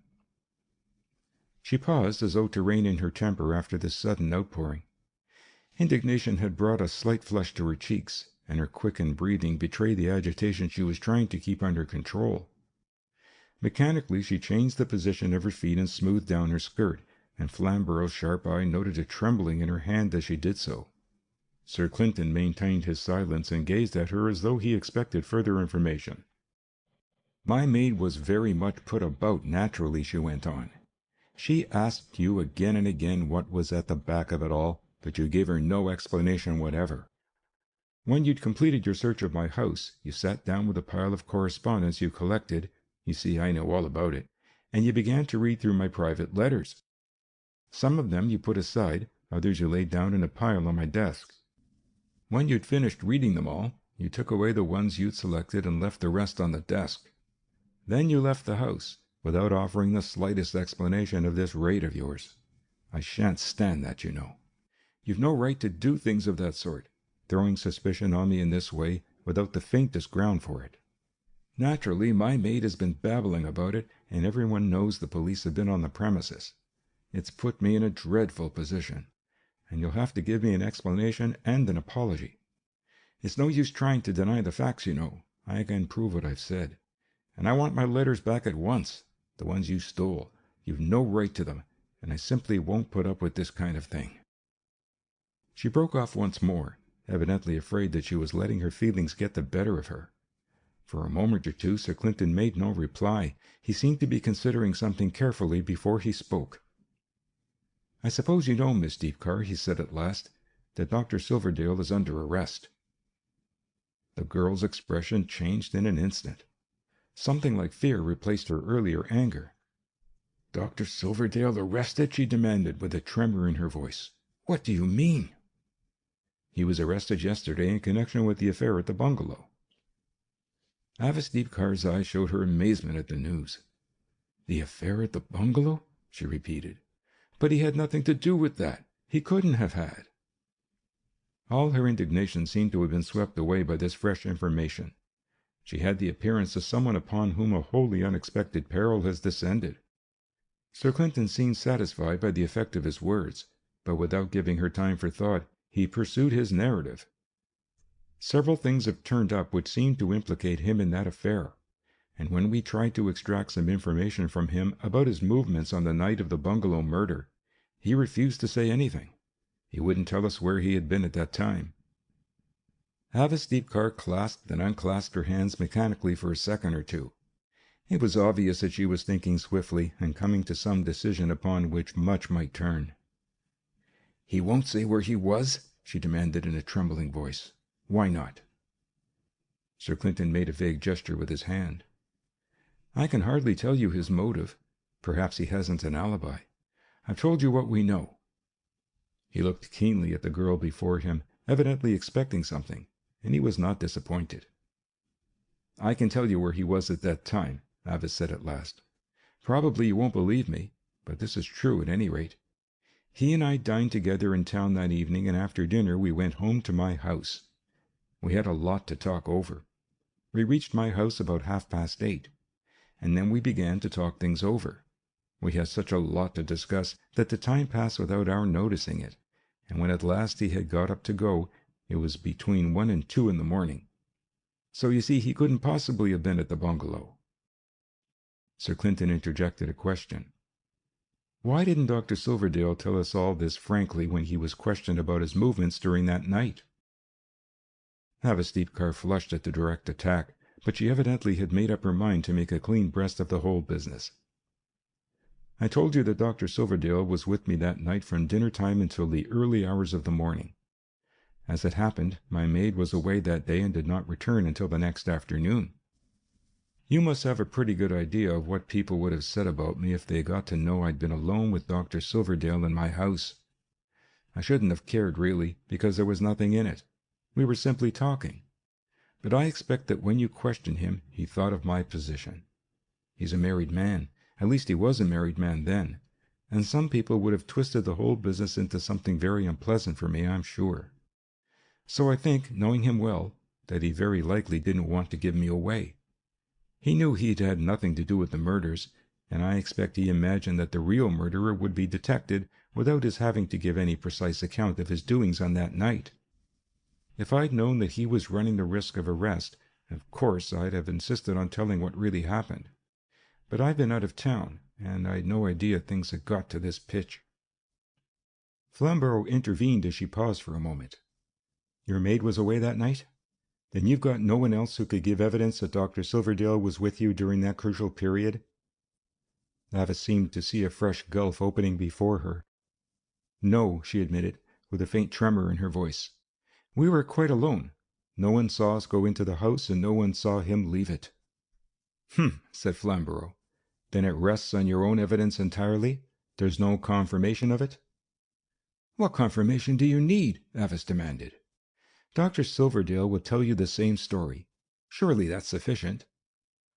Before Flamborough could make any comment on this, Sir Clinton turned the interview back to its original subject. "I should like to be clear about the other matter first, if you please, Miss Deepcar. With regard to this police raid on your house, as you call it, can you tell me something more about it? For instance, you say that I produced my card. Was that card preserved?" "No," Avis admitted. "My maid tells me that you only showed it to her. You didn't actually hand it over to her." "Then anybody might have presented it?" "No," Avis contradicted him. "My maid recognized you. She'd seen your photograph in a newspaper once, some months ago, and she knew you from that." "Ah, indeed. Can you produce this maid? She's not out of town at present or anything like that?" "I can produce her in a few moments," Avis retorted with obvious assurance. "She's waiting for me somewhere in this building at the present time." Sir Clinton glanced at Flamborough, and the inspector retired from the room. In a very short time he returned, bringing with him a middle-aged woman who glanced inquisitively at Sir Clinton as she entered. "Now, Marple," Avis Deepcar demanded, "do you recognize anyone here?" Mrs. Marple had no hesitation in the matter. "That's Sir Clinton Driffield, miss. I know his face quite well." Flamborough's suspicion that his superior had been moving in the background of the case were completely confirmed by this evidence.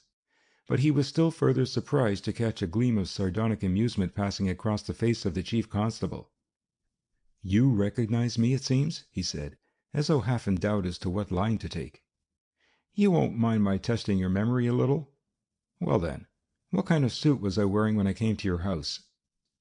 Mrs. Marple considered carefully for a moment or two before replying. "An ordinary suit, sir. A dark one, rather like the one you've got on just now." "You can't recall the color?" "It was a dark suit, that's all I can remember. You came in the evening, sir, and the light isn't good for colors." "You didn't notice my tie or anything like that?" "No, sir. You'll remember that I was put about at the time. You gave me a shock, coming down on me like that. It's the first time I ever had to do with the police, sir, and I was all on my nerve's edge with the idea that you'd come after Miss Avis, sir. I couldn't hardly get to believe it, and I was all in a twitter." Sir Clinton nodded sympathetically. "I'm sorry you were so much disturbed. Now have a good look at me where the light's bright enough. Do you see anything that strikes you as different from the appearance I had that night?" He moved across to the window and stood patiently while Mrs. Marple scanned him up and down deliberately. "You haven't got your eyeglass on today, sir." "Ah, did you say eyeglass or eyeglasses?" "Eyeglass, sir. I remember you dropped it out of your eye when you began to read Miss Avis's letters." "Apart from the eyeglass, then, I'm much the same?" "You've got quit of your cold now, sir. You were quite hoarse that night you came to the house, as if you'd got a touch of sore throat or something like that." "That's true. I've no cold now. Anything more?" Mrs. Marple subjected him to another prolonged scrutiny. "No, sir, you're just like you were that night." "And you recognize me from some newspaper portrait, it seems?" "Yes, sir. I saw your picture in the evening paper once. It was just a head and shoulders one, but I'd have recognized you from it even if you hadn't shown me your card." Sir Clinton reflected for a moment. "Can you remember what was on that card?" he asked. Mrs. Marple consulted her memory. It said, "Sir Clinton Driffield," and some letters after the name, "Chief Constable." Then in the left-hand corner was the address, "Police Headquarters, Westerhaven." Sir Clinton caught Flamborough's eye and they exchanged glances. The inspector had little difficulty in seeing that his first impression had been wrong. It was not the chief constable who had ransacked Avesteepcar's house. Sir Clinton took out his card case and handed a card to Mrs. Marple. "It wasn't that card I showed you, was it?" Mrs. Marple scanned the card for a moment. "Oh, no, sir. This one reads quite different." Sir Clinton nodded and took back the card. "I think that's really all I want to know, Mrs. Marple. Perhaps Inspector Flamborough may want to ask you a question or two later on." Avesteepcar seemed by no means satisfied at this close to the interview. "That's all very fine, Sir Clinton," she said, "but you seem to think you've satisfied me. You haven't. You can't invade my house in this way and then pass the whole thing off as if it were part of your routine. And you can't carry away a pile of my private letters and keep them without my consent. I insist on having them back. If you don't, I'll see my solicitor at once about the matter. And may I remind you again that you owe me some apology for your proceedings?" Sir Clinton seemed in no way ruffled. "Of course I apologize for anything I've done which may have inconvenienced you, Miss Deepcar. I'm quite sincere in saying that I very much regret that you should have been worried in this way. Nothing that I have done has been meant to throw any suspicion on you, I can assure you. As to the letters, I think your best plan will be to consult your solicitor as you suggest. Ask him to ring me up at once, and I'll try to settle the matter as soon as we can. I've no wish to cause you any trouble, none whatever." Avis glanced suspiciously from him to the inspector. It was evident that this solution did not satisfy her, but obviously she realized that nothing would be gained by attempting to argue the point. "Very well," she said at last. "I'll go straight to my solicitor now. You'll hear from him very shortly." Sir Clinton held the door open for her, and she passed out of the room, followed by Mrs. Marple. After a few seconds, the chief constable turned to Flamborough. "What do you make of it all, Inspector?" "Well, sir, that Mrs. Marple seems to me honest enough, but not very bright." Sir Clinton nodded in assent. She recognized her visitor from his resemblance to some blurred newspaper portrait, and she recognized me from my resemblance to her visitor. That's your idea?" "It looks like it. I never saw you wearing a single eyeglass, sir. And it occurs to me that a single eyeglass helps to change the normal expression of a face owing to the wrinkling that you make in holding it in your eye. Also, if it's an unfamiliar thing, one would drop it when one began to read documents, so as not to be hampered by it." "True.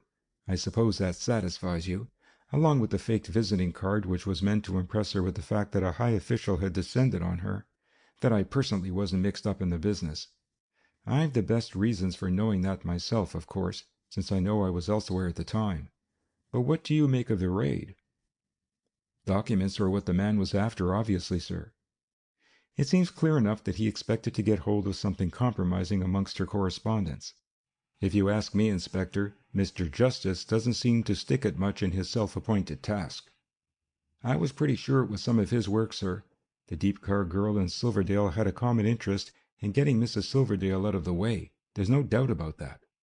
And some people are perfect fools in what they put down on paper. It's quite on the cards that Mr. Justice thought he might find something useful amongst Silverdale's letters to Avesteepcar." "He evidently found something which he thought worth taking away at any rate," Sir Clinton pointed out. "I had a notion that once you arrested Silverdale, things would begin to move faster. If Mr. Justice has got hold of any evidence, it'll be in our hands before long, I'm prepared to bet." "He's saving us some trouble, if there is anything in the writing," the inspector said with a grin. "We would hardly have raided the Deepcar house on such a long chance as that, and he's done the job for us." "A most useful and altruistic person, evidently," Sir Clinton commented ironically. "Now what about the rest of the affair, Inspector? If you accept Miss Deepcar's evidence, then the bottom's out of your case against Silverdale.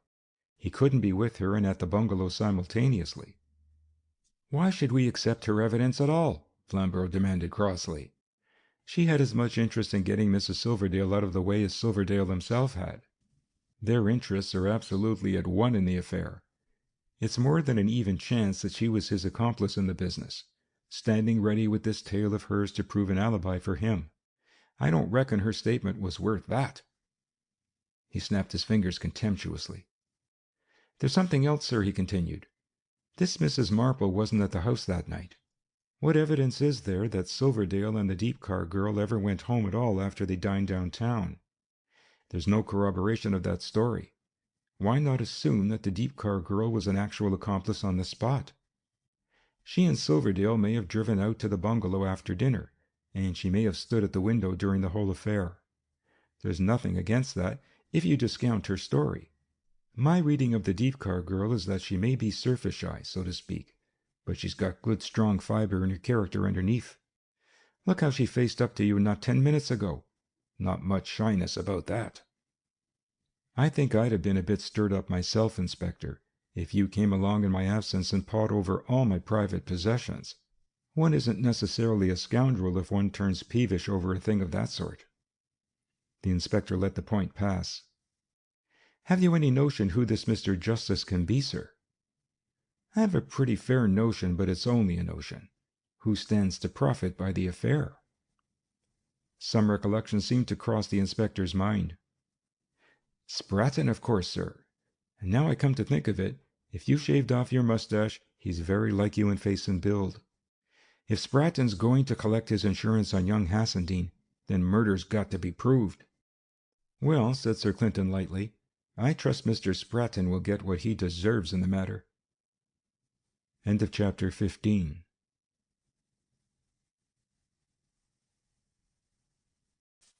Chapter 16 of the case with 9 solutions. Written evidence. Inspector Flamborough had to wait a couple of days before his unknown ally, Justice, made any further move. It so happened that Sir Clinton was not at headquarters when the post brought the expected communication, and the inspector had plenty of time to consider the fresh evidence, unbiased by his superior's comments. As soon as the chief constable reappeared, Flamborough went to him to display the latest document in the case. This came by the midday post, sir, he explained, laying some papers on the table. It's Mr. Justice again. The results of his raid on the Deepcar house, it seems. Sir Clinton picked up the packet and opened out the papers. Some photographic prints attracted his attention, but he laid them aside and turned first to a plain sheet of paper on which the now familiar letters from telegraph forms had been gummed. With some deliberation he read the message. I enclose photographs of part of the correspondence which has recently taken place between Dr. Silverdale and Miss Deepcar. Justice. Sir Clinton gazed at the sheet for a moment or two, as though considering some matter unconnected with the message. At last he turned to the inspector. I suppose you've tried this thing for fingerprints? No good, eh? I can still smell a faint whiff of rubber from it. Off his gloves, I suppose. Flamborough shook his head in agreement with Sir Clinton's surmise. Nothing on it whatever, sir, he confirmed. The chief constable laid down the sheet of paper and took up one of the photographs. It was an ordinary half-plate size and showed a slightly reduced copy of one page of a letter. That things cannot go on any longer this way. The plan we talked over last seems the best. When I have given Hassendean hints about the use of hyoscine, he will probably see for himself how to get what he wants. After that, it merely means watching them, and I am sure that we shall soon have her out of our way. It will be very easy to make it seem intentional on their part, and no one is likely to look further than that. Flamborough watched the chief constable's face as he read the message, and as soon as he saw that Sir Clinton had completed his perusal of it, the inspector put in his word. I've checked the writing, sir. It's Silverdale's beyond any doubt. The chief constable nodded rather absent-mindedly and took up another of the prints. This showed a largely magnified reproduction of the first 2 lines of the document, and for a minute or two Sir Clinton subjected the print to a minute scrutiny with a magnifying glass. It's an original right enough, Flamborough ventured to comment at last. Mr. Justice has been very thorough, and he's given us quite enough to prove that it isn't a forgery. You can see there's no sign of erasing or scraping of any sort on the paper of the original, and the magnification's big enough to show up anything of that sort. That's true, Sir Clinton admitted, and so far as one can see, the lines of the writing are normal. There are none of those halts in the wrong place that a forger makes if he traces a manuscript. The magnification's quite big enough to show up anything of that sort. I guess you're right, Inspector. It's a photograph of part of a real document in Silverdale's own handwriting. The rest of the things make that clear enough, Flamborough said, indicating several other prints which showed microphotographic reproductions of a number of other details of the document. There's no doubt whatever that these are all genuine bits of Silverdale's handwriting. There's been no faking of the paper or anything like that. Sir Clinton continued his study of the photographs, evidently with keen interest, but at last he put all the prints on his desk and turned to the inspector. "Well, what do you make of it?" he demanded. "It seems clear enough to me," Flamborough answered. "Look at the contents of that page as a whole. It's as plain as one could wish. Silverdale and the Deepcar girl have had enough of waiting. Things can't go on any longer in this way. They've been discussing various ways of getting rid of Mrs. Silverdale. The plan we talked over last seems the best. That's the final decision, evidently. Then you get a notion of what the plan was. Silverdale was going to prime Hassendean with information about Hyacinth, and practically egg him on to drug Mrs. Silverdale so as to get her into his power. Then when the trap was ready, Silverdale and the Deepcar girl were to be on the alert to take advantage of the situation. And the last sentence makes it clear enough that they meant to go the length of murder and to cover it up by making it look like a suicide pact between young Hassendean and Mrs. Silverdale. That's how I read it, sir." Sir Clinton did not immediately endorse this opinion. Instead, he picked up the full copy of the manuscript page and studied it afresh, as though searching for something in particular. At last he appeared to be satisfied, and he slid the photograph across the desk to the inspector. "I don't wish to bias you, Inspector, so I won't describe what I see myself. But will you examine the word probably in that text and tell me if anything whatever about it strikes you as peculiar? Anything whatever, remember." Flamborough studied the place indicated, first with his naked eye and then with the magnifying glass. "There's no sign of any tampering with the paper that I can see, sir. The surface is intact and the ink lines run absolutely free, without the halts and shakes one would expect in a forgery. The only thing I do notice is that the word looks just a trifle cramped." "That's what I wanted. Note that it's in the middle of a line, Inspector. Now look at the word shall in the 5th line from the bottom of the page." "One might say it was a trifle cramped too," Flamborough admitted. "And the it in the 3rd line from the foot?" "It looks like the same thing." Flamborough relapsed into silence and studied the photograph word by word while Sir Clinton waited patiently.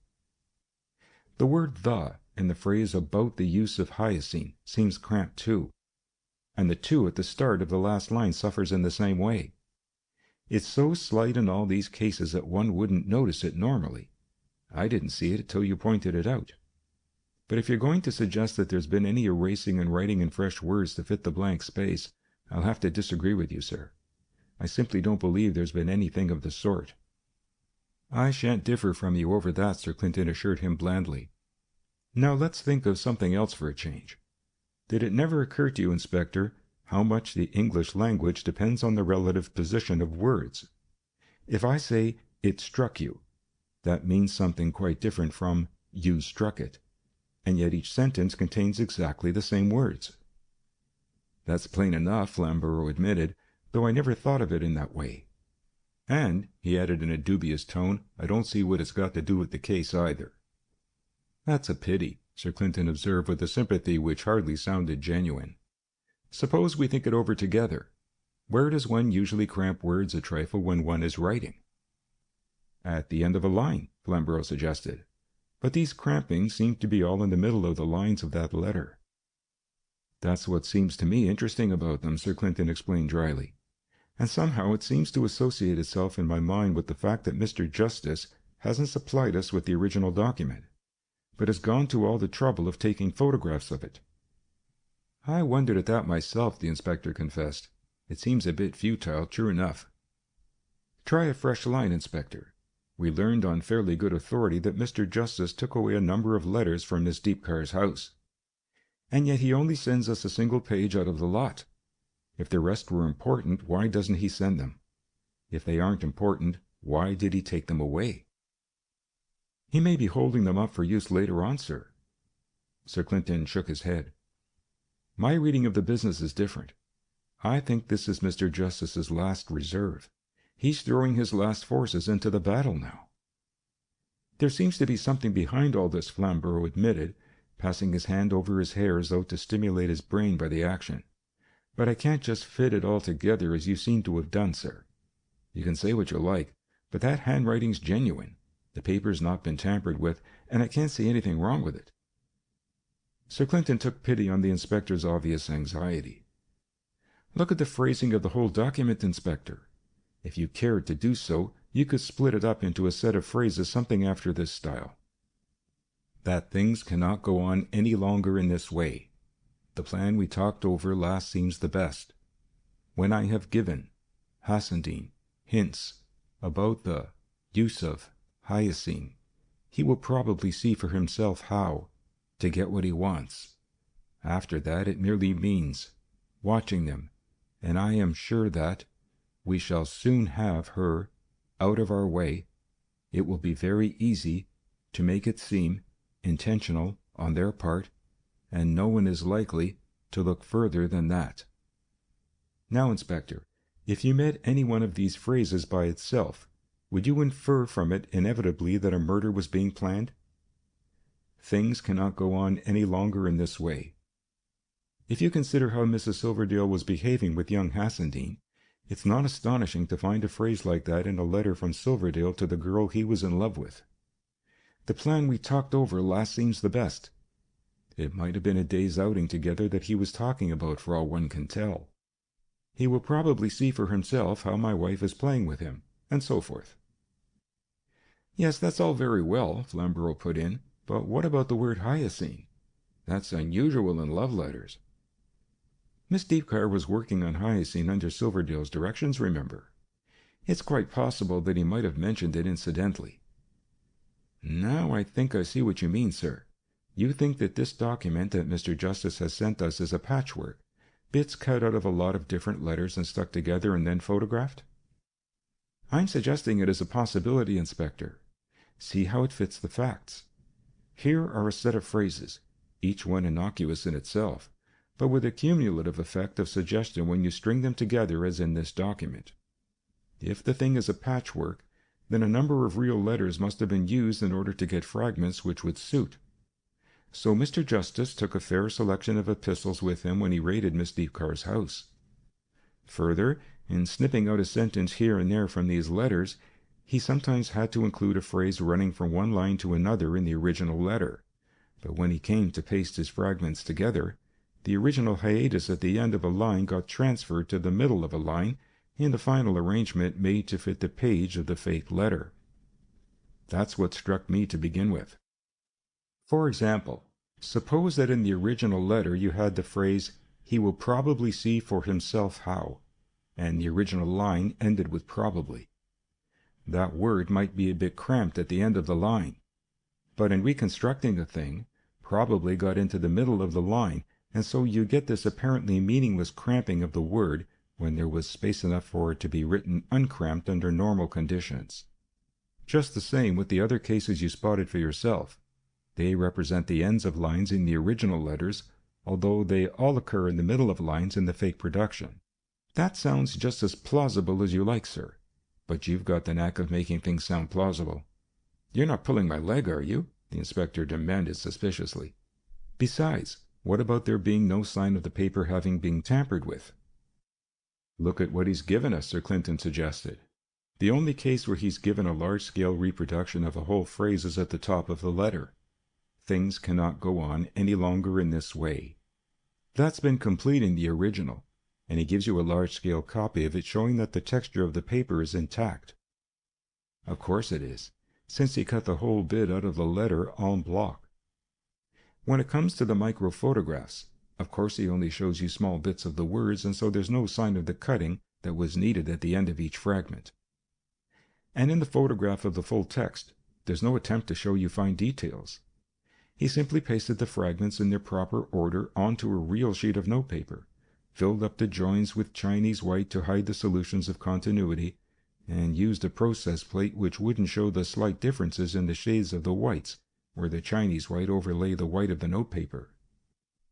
If you have a drawing to make for black and white reproduction in a book, you can mess about with Chinese white as much as you like, and it won't show up in the final result at all.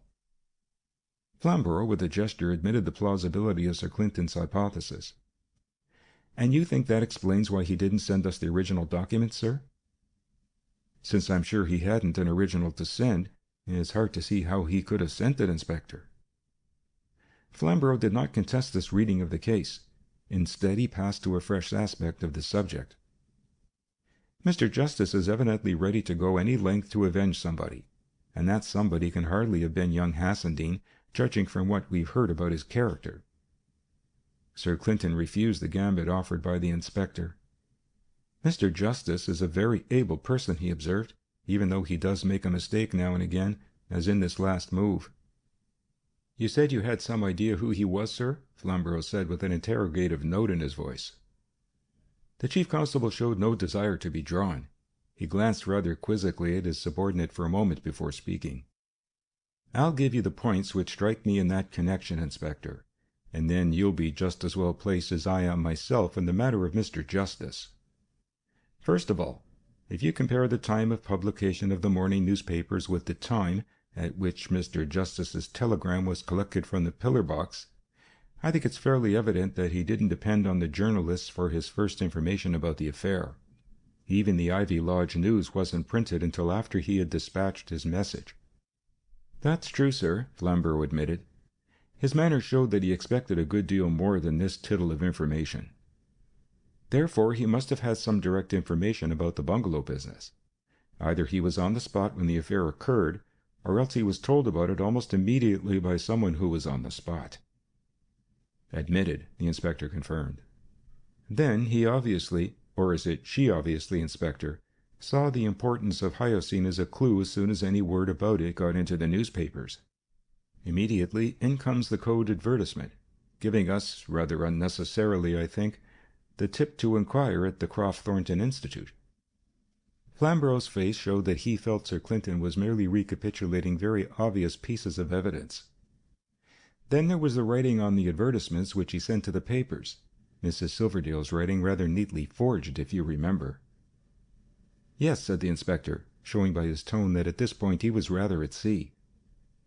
Then there was the fact that he managed to choose his time most conveniently for his raid on Miss Deepcar's house. You mean he made his visit when only the maid was at home, sir? Precisely.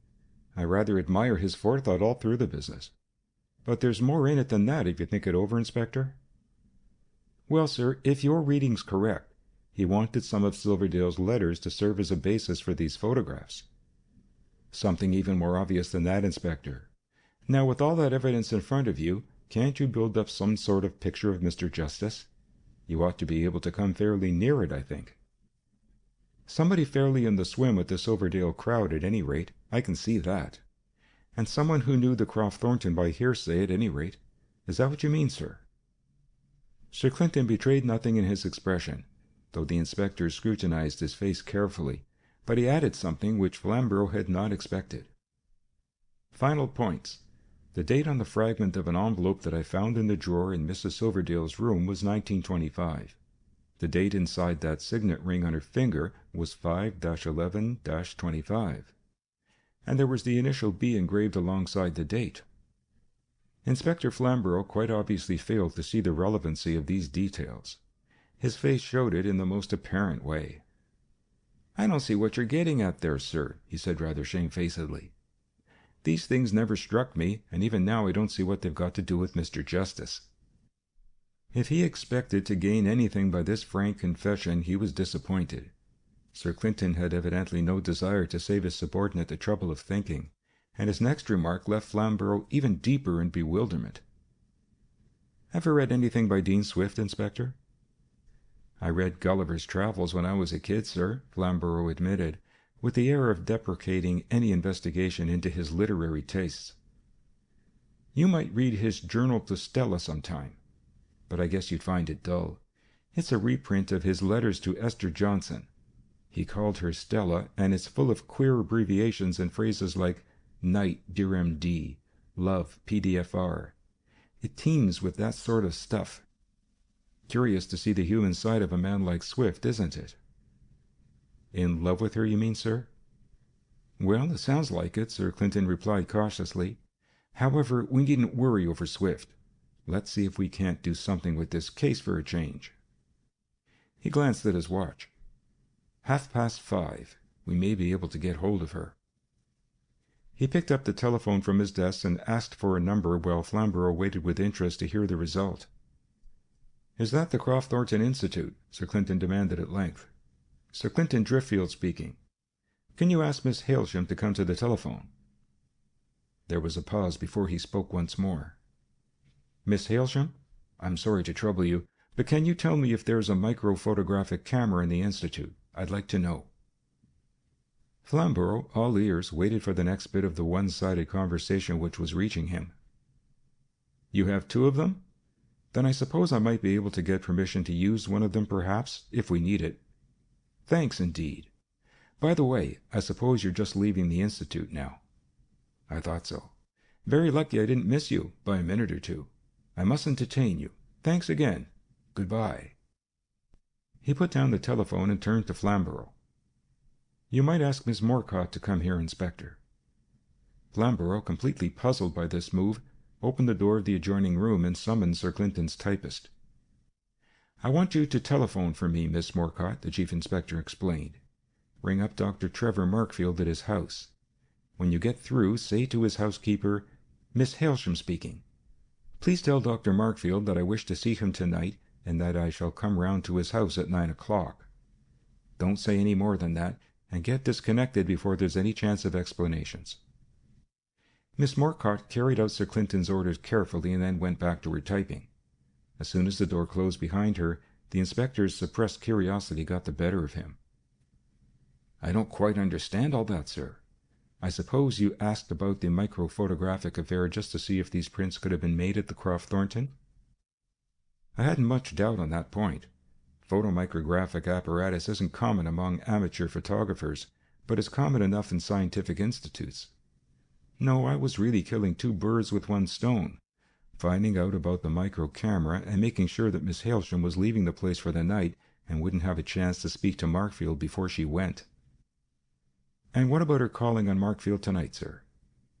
"She'll have to do it by proxy, I'm afraid. We'll represent her, however inefficiently, Inspector. The point is that I wanted to be sure that Markfield would be at home when we called, and I wished to avoid making any appointment in my own name lest it should put him too much on his guard. The time's come when we'll have to persuade Dr. Markfield to be a bit franker than he's been hitherto. I think I see my way to getting out of him most of what he knows, and if I can succeed at that, then we ought to have all the evidence we need." He paused as though not very sure about something. "He's been bluffing us all along the line up to the present, Inspector. It's a game 2 can play at, and you'll be good enough to turn a deaf ear occasionally if I'm tempted out of the straight path. And whatever happens, don't look over surprised at anything I may say. If you can contrive to look thoroughly stupid, it won't do any harm." End of chapter 16.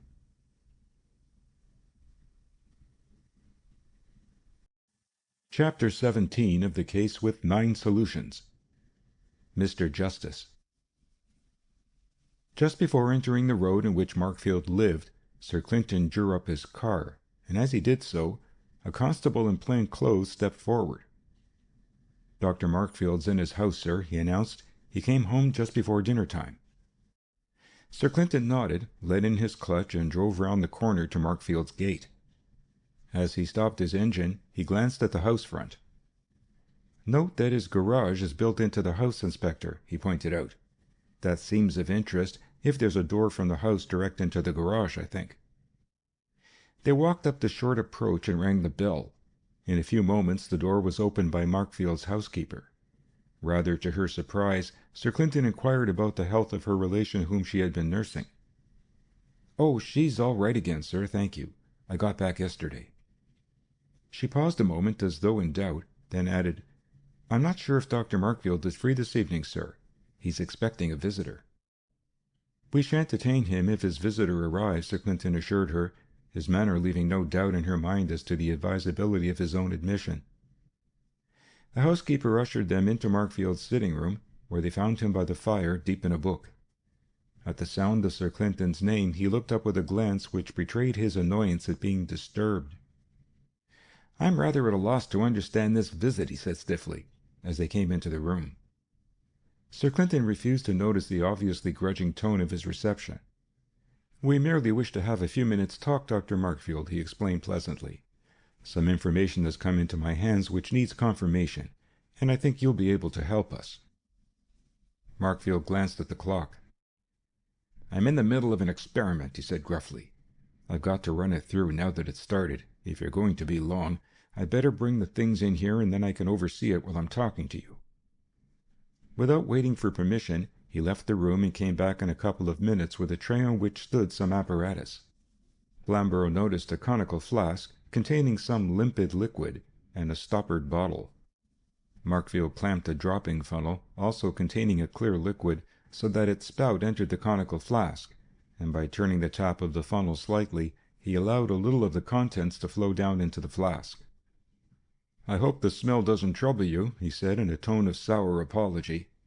"It's the triethylamine I'm mixing with the tetranitromethane in the flask. Rather a fishy stink it has."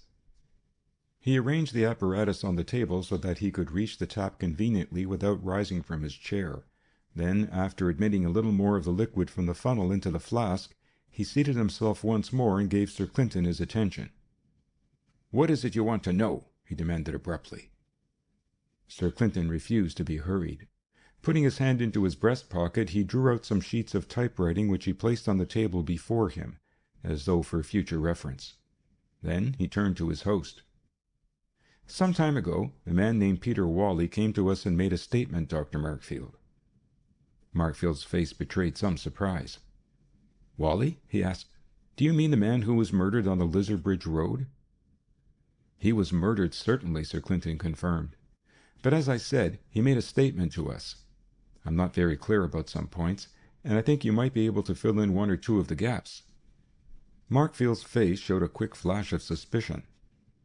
"I'm not very sure what you mean," he said doubtfully. "If you're trying to trap me into saying things that might go against Silverdale, I may as well tell you I have no desire to give evidence against him. I'm sure he's innocent, and I don't wish to say anything to give you a handle against him." "That's frank enough, isn't it?" "If it relieves your mind, I may as well say I agree with you on that point, Dr. Markfield. So there's no reason why you shouldn't give us your help." Markfield seemed slightly taken aback by this, but he did his best to hide his feelings. "Go on, then," he said. "What is it you want?" Sir Clinton half opened the paper on the table, then took away his hand as though he needed no notes at the moment. "It appears that on the night of the affair at the bungalow, when Mrs. Silverdale met her death, Peter Whalley was walking along the Lizardbridge Road coming towards town," Sir Clinton began. "It was a foggy night, you remember. He just passed the bungalow gate when he noticed, ahead of him, the headlights of a car standing by the roadside, and he appears to have heard voices." The inspector listened to this with all his ears. Where had Sir Clinton fished up this fresh stock of information, evidently of crucial importance? Then a recollection of the chief constable's warning flashed through his mind, and he schooled his features into a mask of impassivity. A glance at Markfield showed that the chemist, though outwardly uninterested, was missing no detail of the story. "It seems," Sir Clinton went on, "that the late Mr. Whalley came up to the car and found a man and a girl in the front seat. The girl seemed to be in an abnormal state, and Mr. Whalley, from his limited experience, inferred that she was intoxicated. The man, Whalley thought, had stopped the car to straighten her in the seat and make her look less conspicuous, but as soon as Whalley appeared out of the night, the man started the car again and drove slowly past him towards the bungalow." Sir Clinton mechanically smoothed out his papers, glanced at them, and then continued. "The police can't always choose their instruments, Dr. Markfield. We have to take witnesses where we can get them. Frankly, then, the late Mr. Whalley was not an admirable character, far from it. He'd come upon a man and a girl alone in a car, and the girl was apparently not in a fit state to look after herself. An affair of this sort would bring two ideas into Mr. Whalley's mind. Clothing them in vulgar language, they'd be, 'Here's a bit of fun, my word!' and 'What is there in it for me?' He had a foible for trading on the weaknesses of his fellow creatures, you understand." Markfield nodded grimly, but made no audible comment. The late Mr. Whalley then stared after the car, and to his joy, no doubt, he saw it turn in at the gate of the bungalow. He guessed the place was empty, since there hadn't been a light showing in it when he passed it a minute or two before. Not much need to analyze Mr. Wally's ideas in detail, is there? He made up his mind that a situation of this sort promised him some fun after his own heart, quite apart from any little financial pickings he might make out of it later on, if he were lucky. So he made his best pace after the car. Sir Clinton turned over a page of the notes before him and, glancing at the document, knitted his brows slightly. The late Mr. Wally wasn't a perfect witness, of course, and I'm inclined to think that at this point I can supply a missing detail in the story.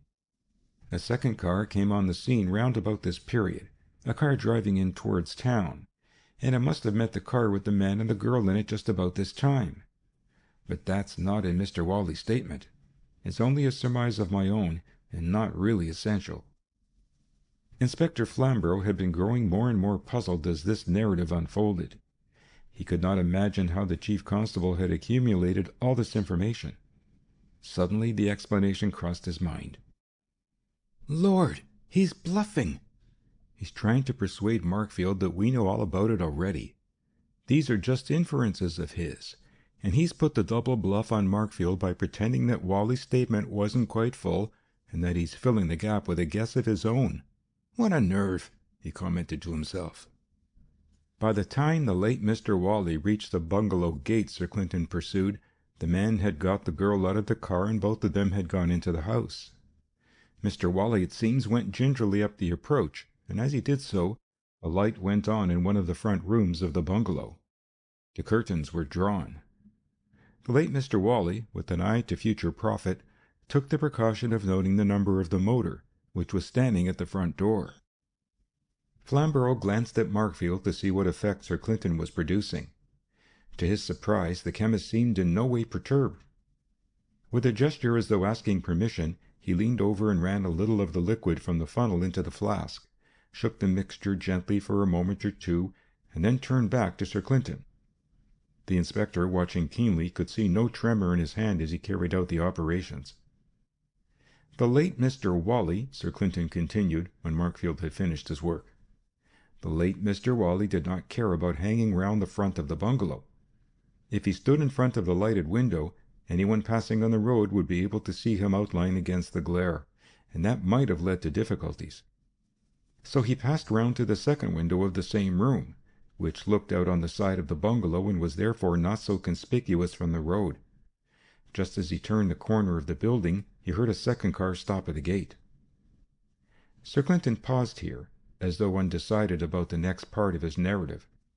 He glanced at Markfield, apparently to see whether he was paying attention. Then he proceeded.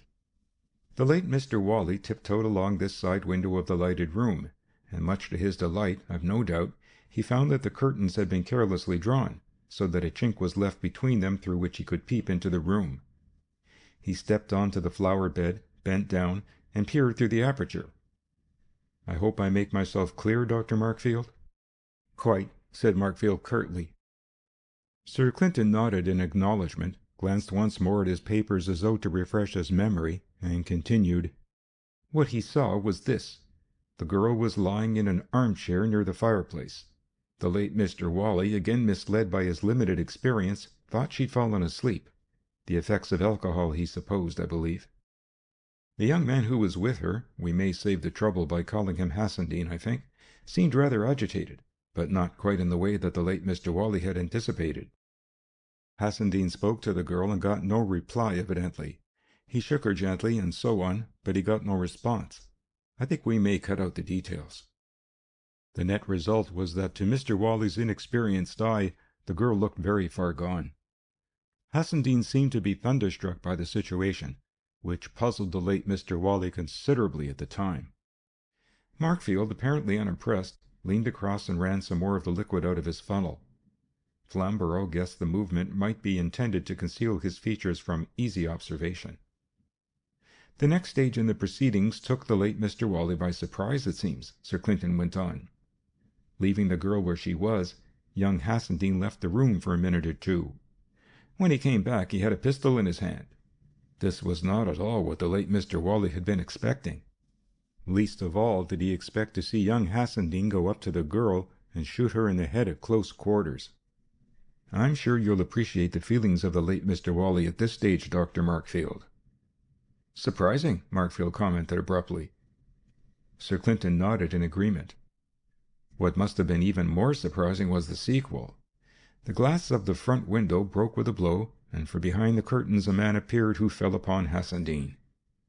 There was a struggle, a couple of shots from Hassendean's pistol, and then Hassendean fell on the ground, dead, as Whalley supposed at the time.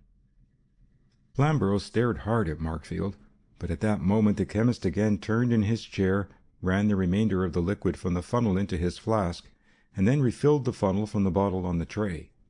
This done, he turned once more with an impassive face to Sir Clinton. By this time, the late Mr. Whalley seems to have seen all that he wanted. Just as he was turning away from the window, he noticed the newcomer take some small object from his waistcoat pocket and drop it on the floor. Then Mr. Whalley felt it was time to make himself scarce. He stepped back onto the path, made his way round the bungalow, hurried down the approach to the gate. There he came across a car, evidently the one in which the assailant had arrived. The late Mr. Whalley, even at this stage, was not quite free from his second idea. "What is there in it for me?" He took the number of the car, and then he made himself scarce.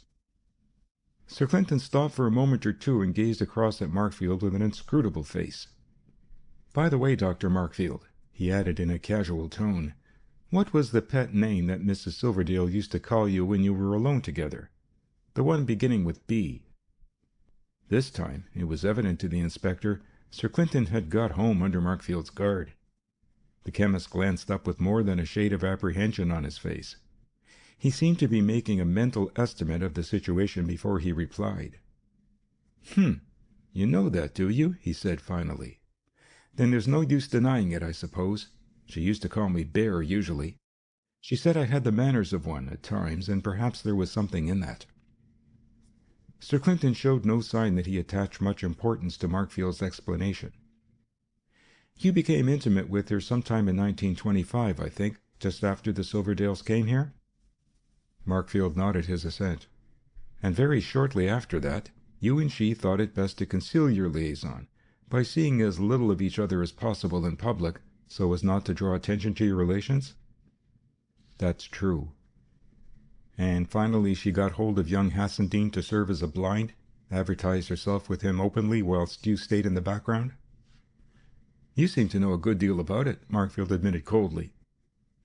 "I think I know all that matters," the chief constable commented. "You've lost the game, Dr. Markfield." Markfield seemed to consider the situation rapidly before he spoke again. "You can't make it worse than manslaughter," he said at last. "It's no more than that, on the evidence you've given me just now. I saw him shoot Yvonne, and then in the struggle afterwards his pistol went off twice by accident and hit him. You couldn't call that a case of murder. I shall plead that it was done in self-defense, and you haven't Whalley to put into the box against me." Sir Clinton took no pains to conceal a sardonic smile. "It won't do, Dr. Markfield," he pointed out. "You might get off on that plea if it were only the bungalow business that you were charged with.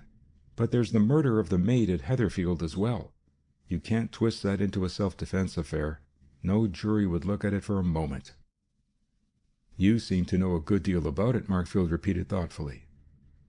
"I suppose what you really wanted at Heatherfield was a packet of your love letters to Mrs. Silverdale?" Sir Clinton asked. Markfield confirmed this with a nod. "That's all you have against me, I suppose?" he demanded after a pause. Sir Clinton shook his head. "No," he said. "There's the affair of the late Mr. Whalley as well." Markfield's face betrayed neither surprise nor chagrin at this fresh charge. "That's all, then?" he questioned again with apparent unconcern. "All that's of importance," Sir Clinton admitted. "Of course, in the guise of our friend Mr. Justice, you did your best to throw suspicion on Silverdale. That's a minor point, so far as you're concerned now. It's curious how you murderers can't leave well alone. If you hadn't played the fool there, you'd have given us ever so much more trouble." Markfield made no answer at the moment. He seemed to be reviewing the whole situation in his mind, thinking hard before he broke the silence. "Good thing, the scientific training," he said at length, rather unexpectedly. "It teaches one to realize the bearing of plain facts. My game seems to be up. You've been too smart for me." He paused, and a grim smile crossed his face, as though he found something humorous in the situation. "You seem to have enough stuff there to pitch a tale to a jury," he continued, "and I dare say you've more in reserve. I'm not inclined to be dragged squalling to the gallows. Too undignified for my taste. I'll tell you the facts."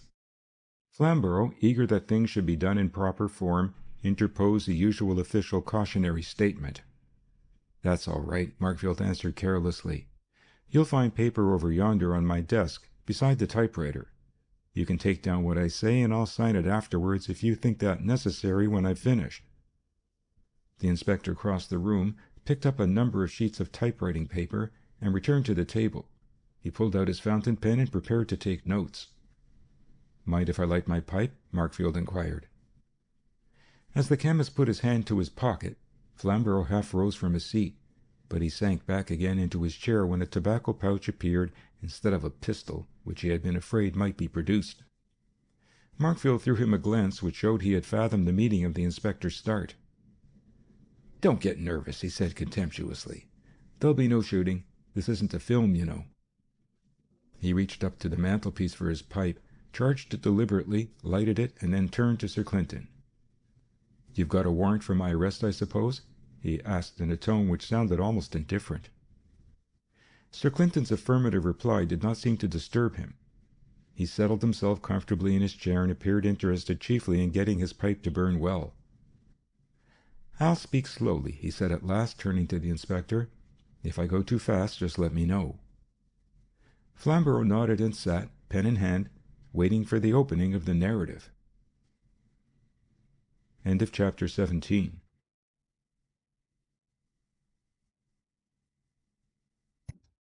Chapter 18 of the case with 9 solutions. The connecting thread. "I don't see how you did it," Markfield began, "but you got to the root of things when you traced a connection between me and Yvonne Silverdale. I'd never expected that. And considering how we kept our affairs quiet for years, I thought I'd be safe at the end of it all. It was in 1925, as you said, that the thing began, just after Silverdale came to the Croft Thornton. There was a sort of amateur dramatic show afoot then, and both Yvonne and I joined it. That brought us together first. The rest didn't take long. I suppose it was a case of the attraction of opposites. One can't explain that sort of thing on any rational basis. It just happened."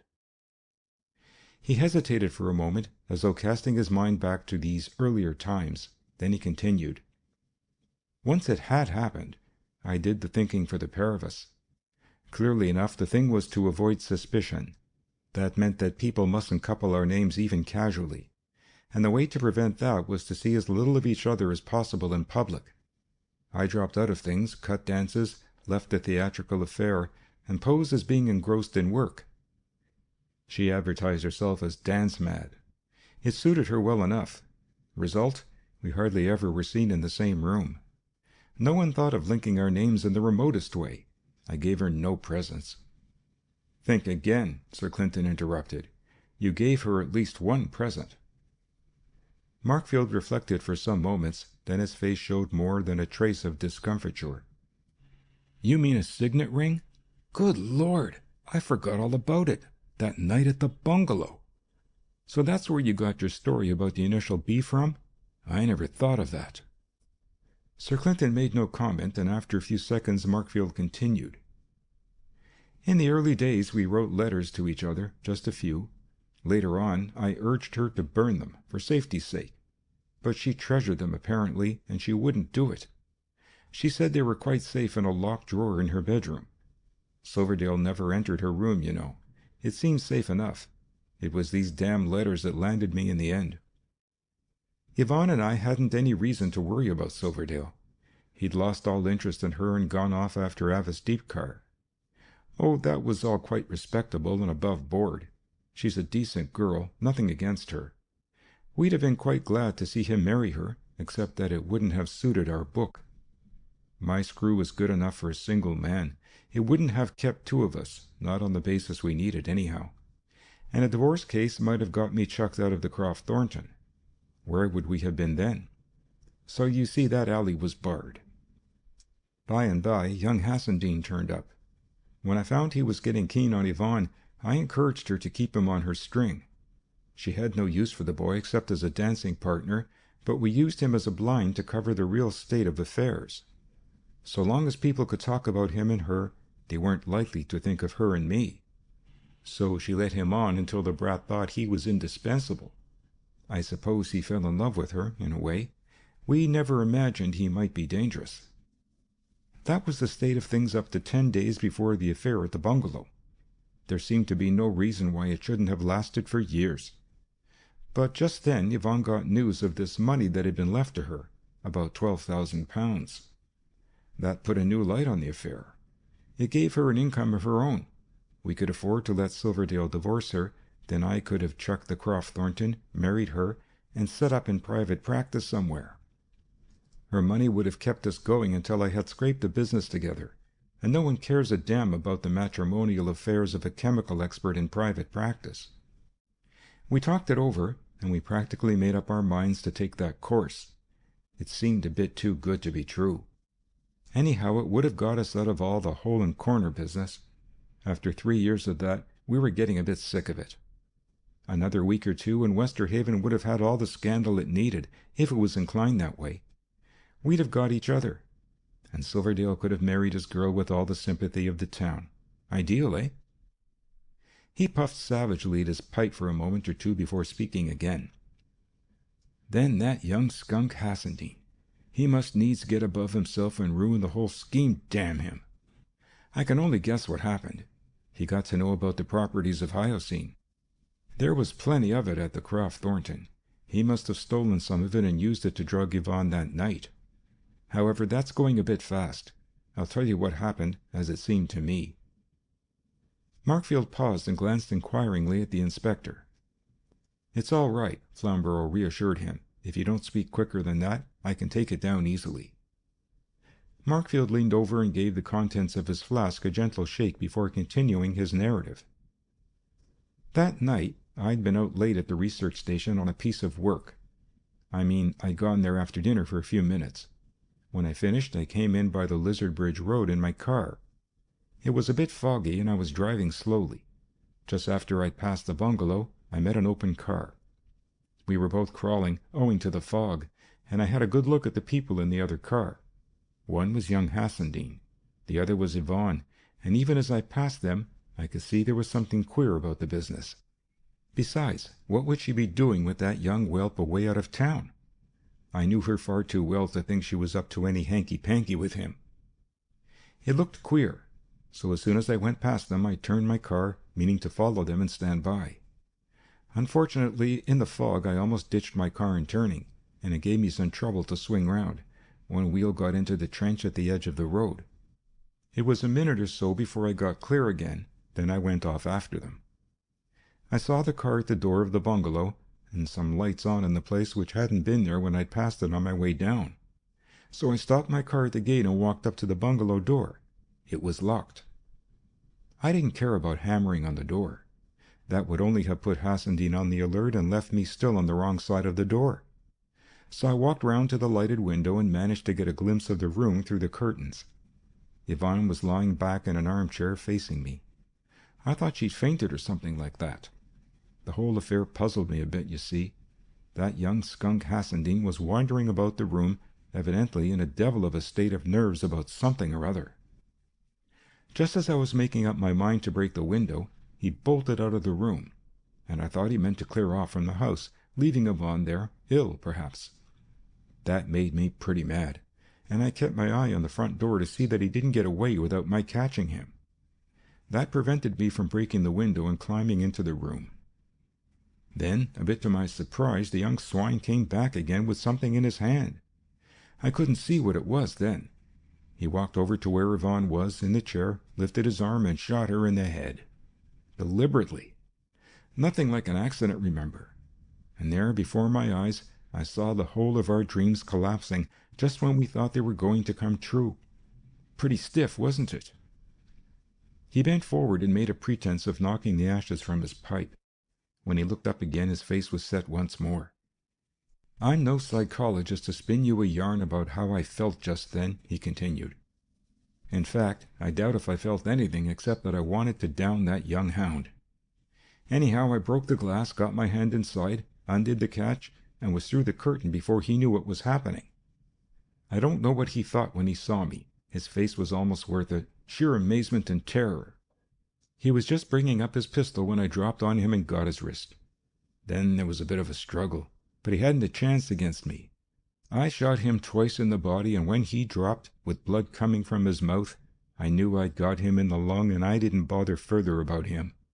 He seemed done for. I hoped he was. Markfield's voice in the last few sentences had expressed the bitterness of his emotions, but when he continued, he made a successful effort to keep his tone level. One thinks quick enough in a tight corner. First thing I did was to look at Yvonne. He shrugged his shoulders to express what he seemed unable to put into words. That dream was done for.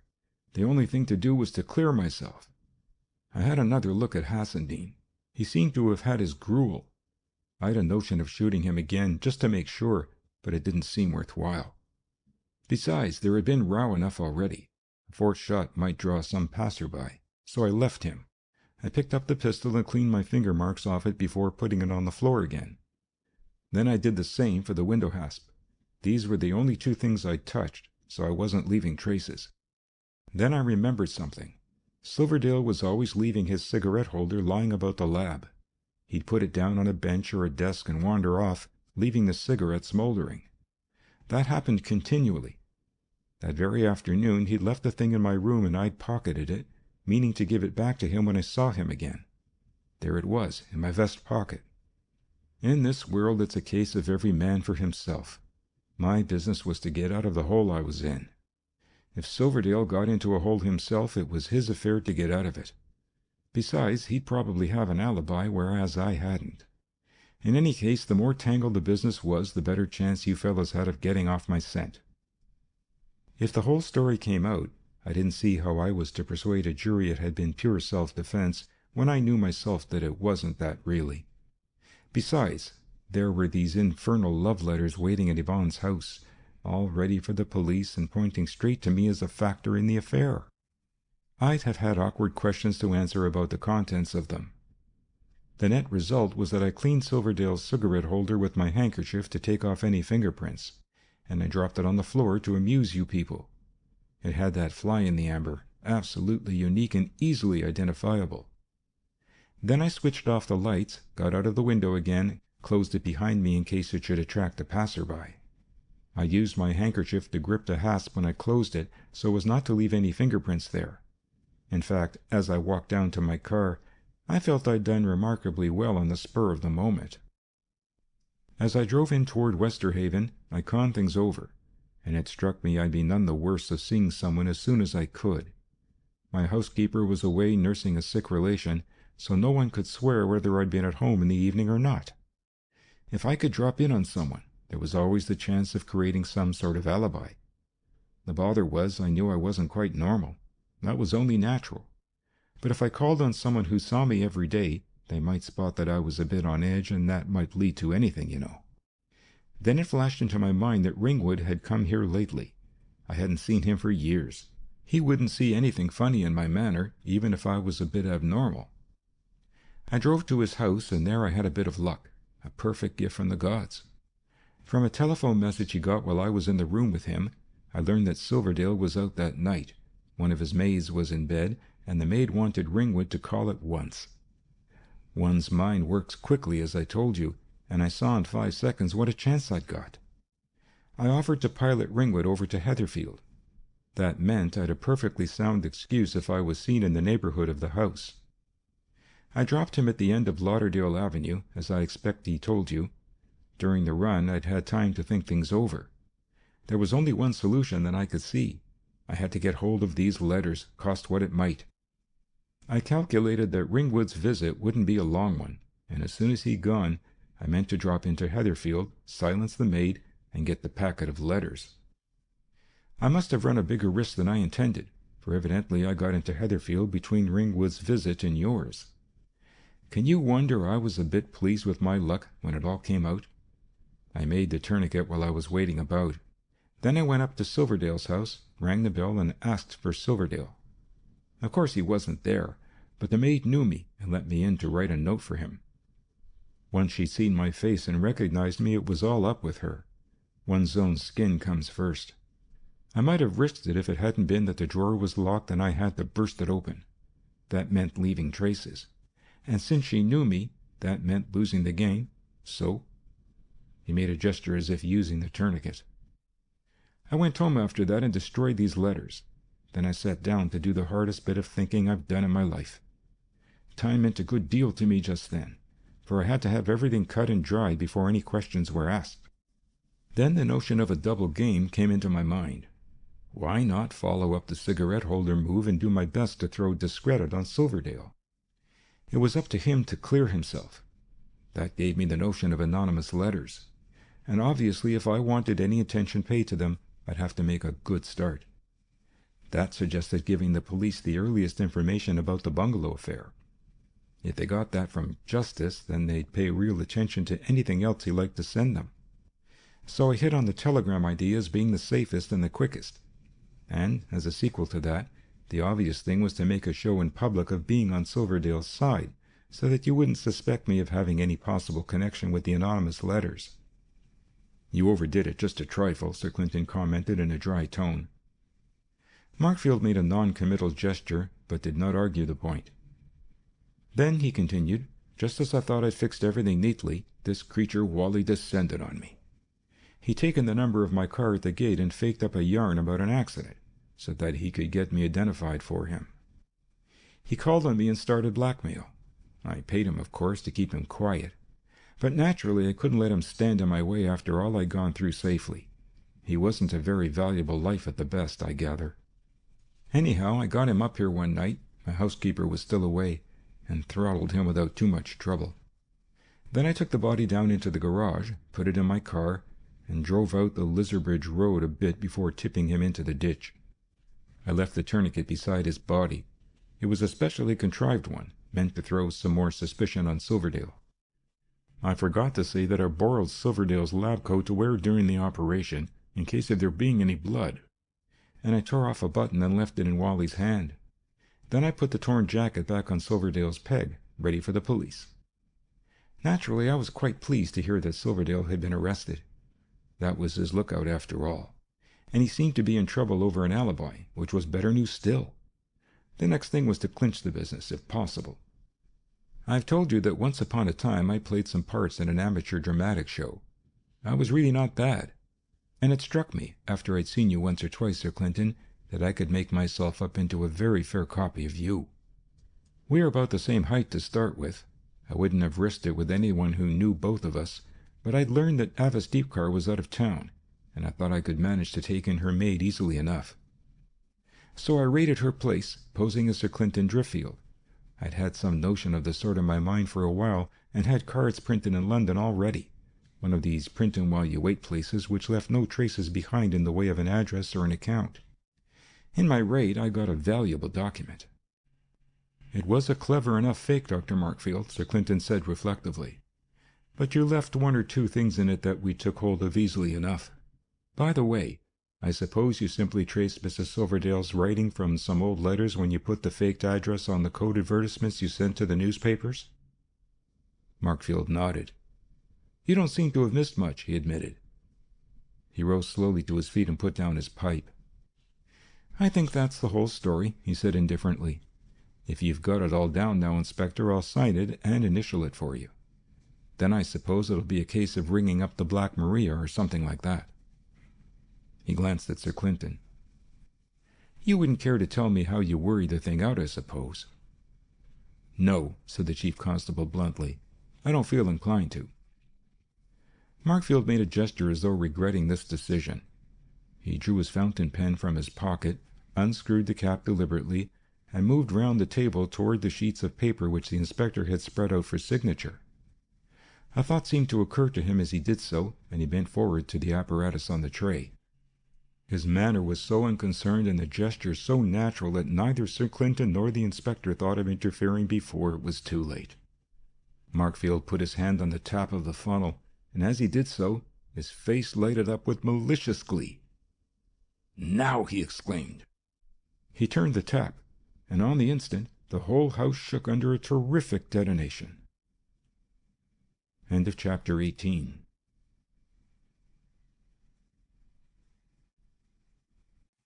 Chapter 19 of The Case with 9 Solutions. Excerpts from Sir Clinton's notebook. Written after the murder at Heatherfield. The following things seem suggestive. 1. The break-up of the Silverdale menage, with Silverdale turning to have a steep car, whilst Mrs. Silverdale lets Hassendean frequent her openly. 2. Hassendean's interference with the usual routine of coffee serving after dinner at Heatherfield. 3. The dazed appearance of Mrs. Silverdale when she left the house after coffee. 4. The fact that the 2 shots which wounded Hassendean at close quarters were not fired in Ivy Lodge. This exonerates Dr. Ringwood, who might otherwise have come under suspicion. 5.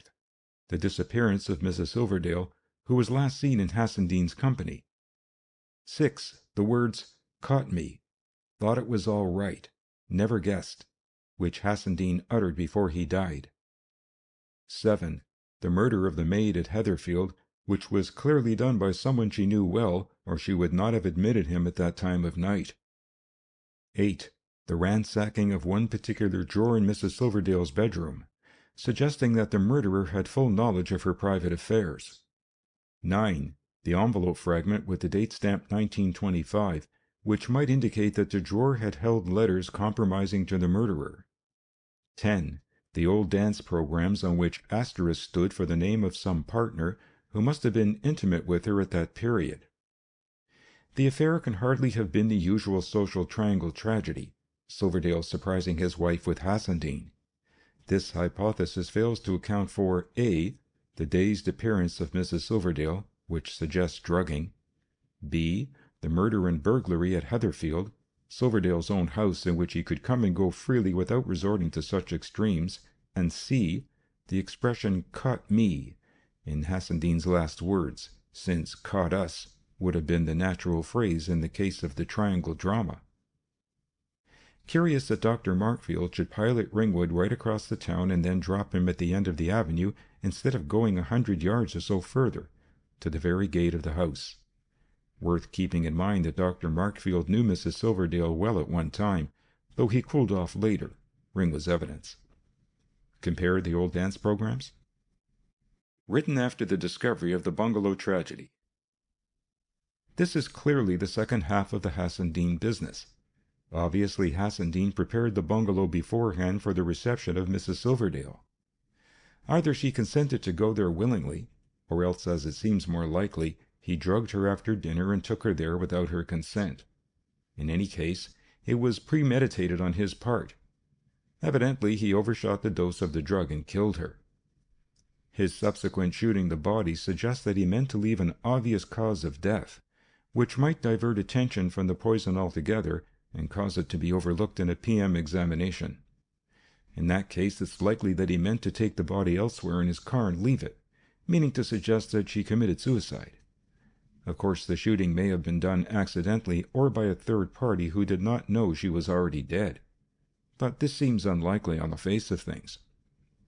4 people at least were at the bungalow that night: Mrs. Silverdale, Hassendean, and the 2 watchers at the windows.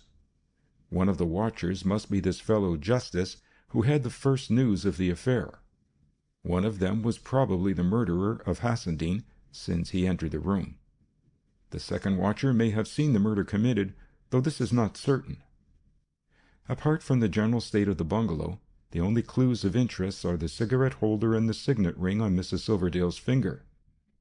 Silverdale denies that he gave her the ring, and as the date 1925 in it belongs to the period of dissociation in the Silverdale menage, it seems probable that he is speaking the truth. The initial B engraved in the ring evidently indicates the donor, and it may stand for either a real initial or the initial of a pet name. Possibly the donor was the person indicated by an asterisk on the dance programs, and or the person who burglared Heatherfield, to get hold of letters which perhaps compromised him. The cigarette holder found at the bungalow is undoubtedly Silverdale's, but that does not necessarily prove that Silverdale was ever there. Someone else who had a chance of laying hands on his cigarette holder may have left it to mislead us. All that it tells us is that someone associated with Silverdale was at the bungalow. Both Hassendean and Mrs. Silverdale fit this description.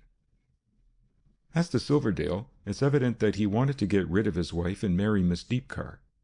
But that does not prove he was prepared to go the length of murder to gain his ends. He has no alibi for the period of the bungalow affair, but few of us could produce an alibi for a given time on the spur of the moment. Miss Hailsham had a grudge against Hassendean, but there is no evidence connecting her with the bungalow affair. The maid at Heatherfield seems a mere pawn in the game.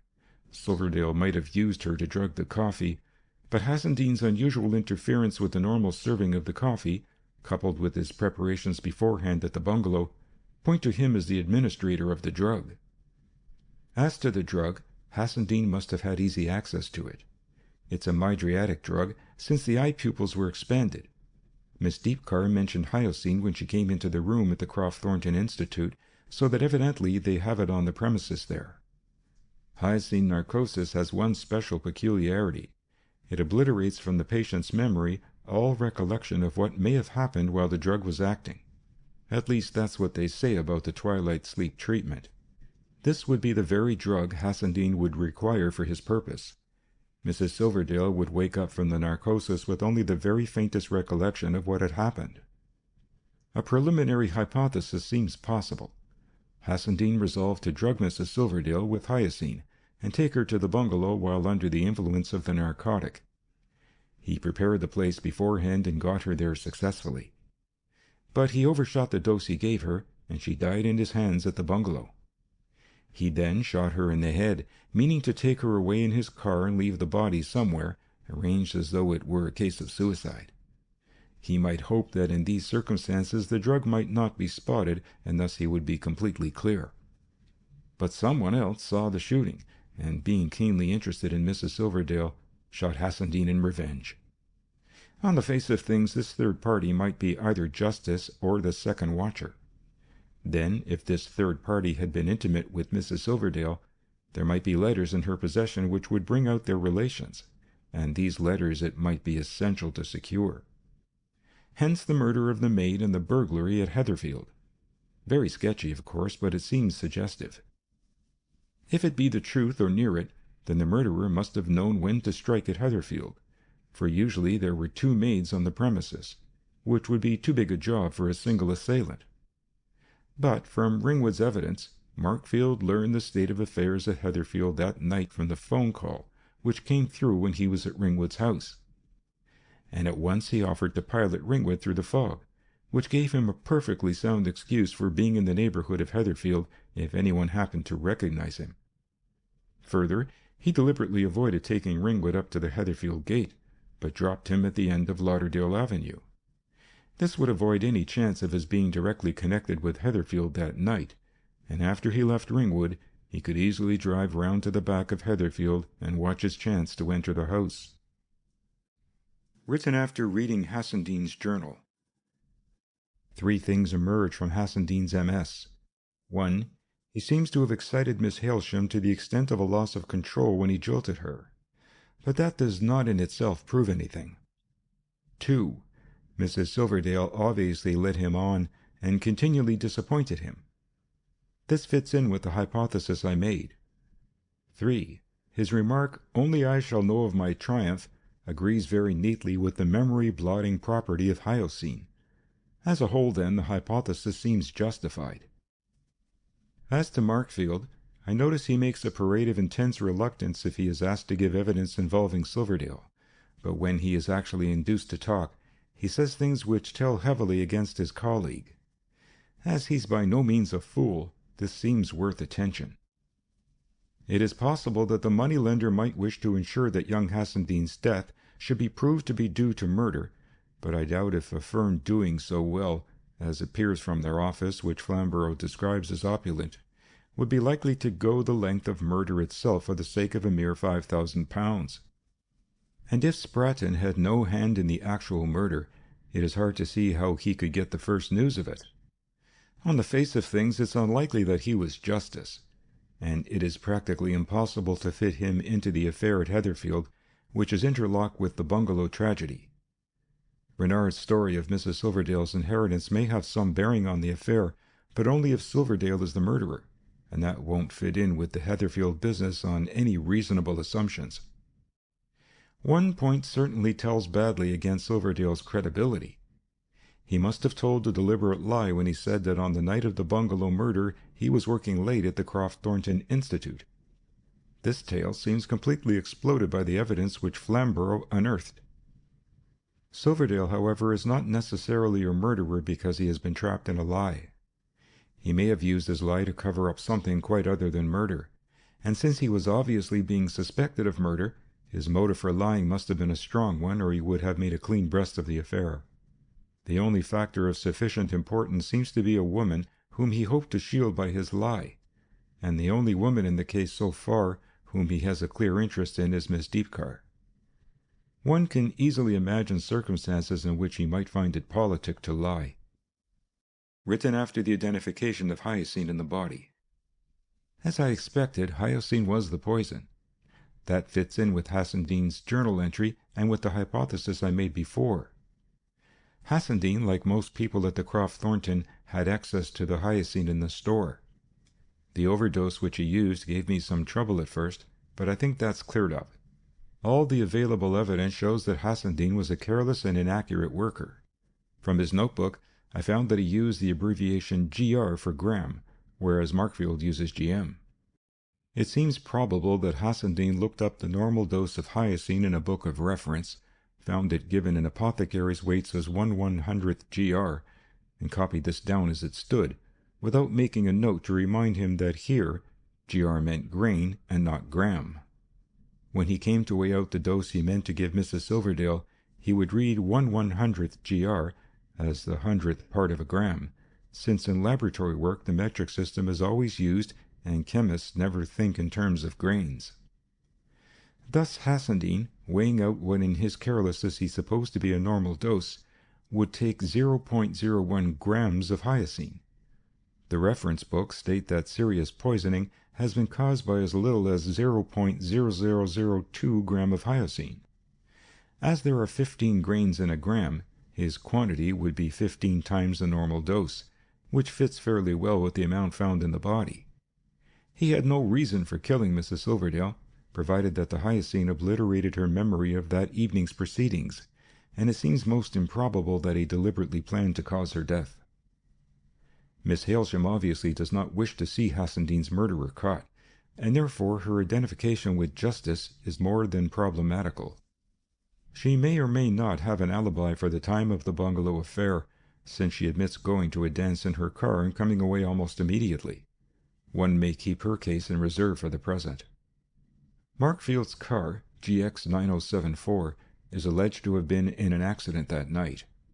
The man who complained about it might provide a clue to Markfield's movements if we can lay hands on him. The man who appeared at Fountain Street Police Station, fishing for a reward in connection with the bungalow affair, can hardly be anyone but one of the two watchers at the windows. Unfortunately, unless he chooses to talk, we have no power to extract information from him. Flamborough states that he can lay hands on him at any moment, as he is well known to our men. Written after the receipt of the Code Advertisement. This Justice is an ingenious fellow. First his trail was covered by using letters clipped from telegraph forms. Now he resorts to advertisements, so that we do not get his handwriting.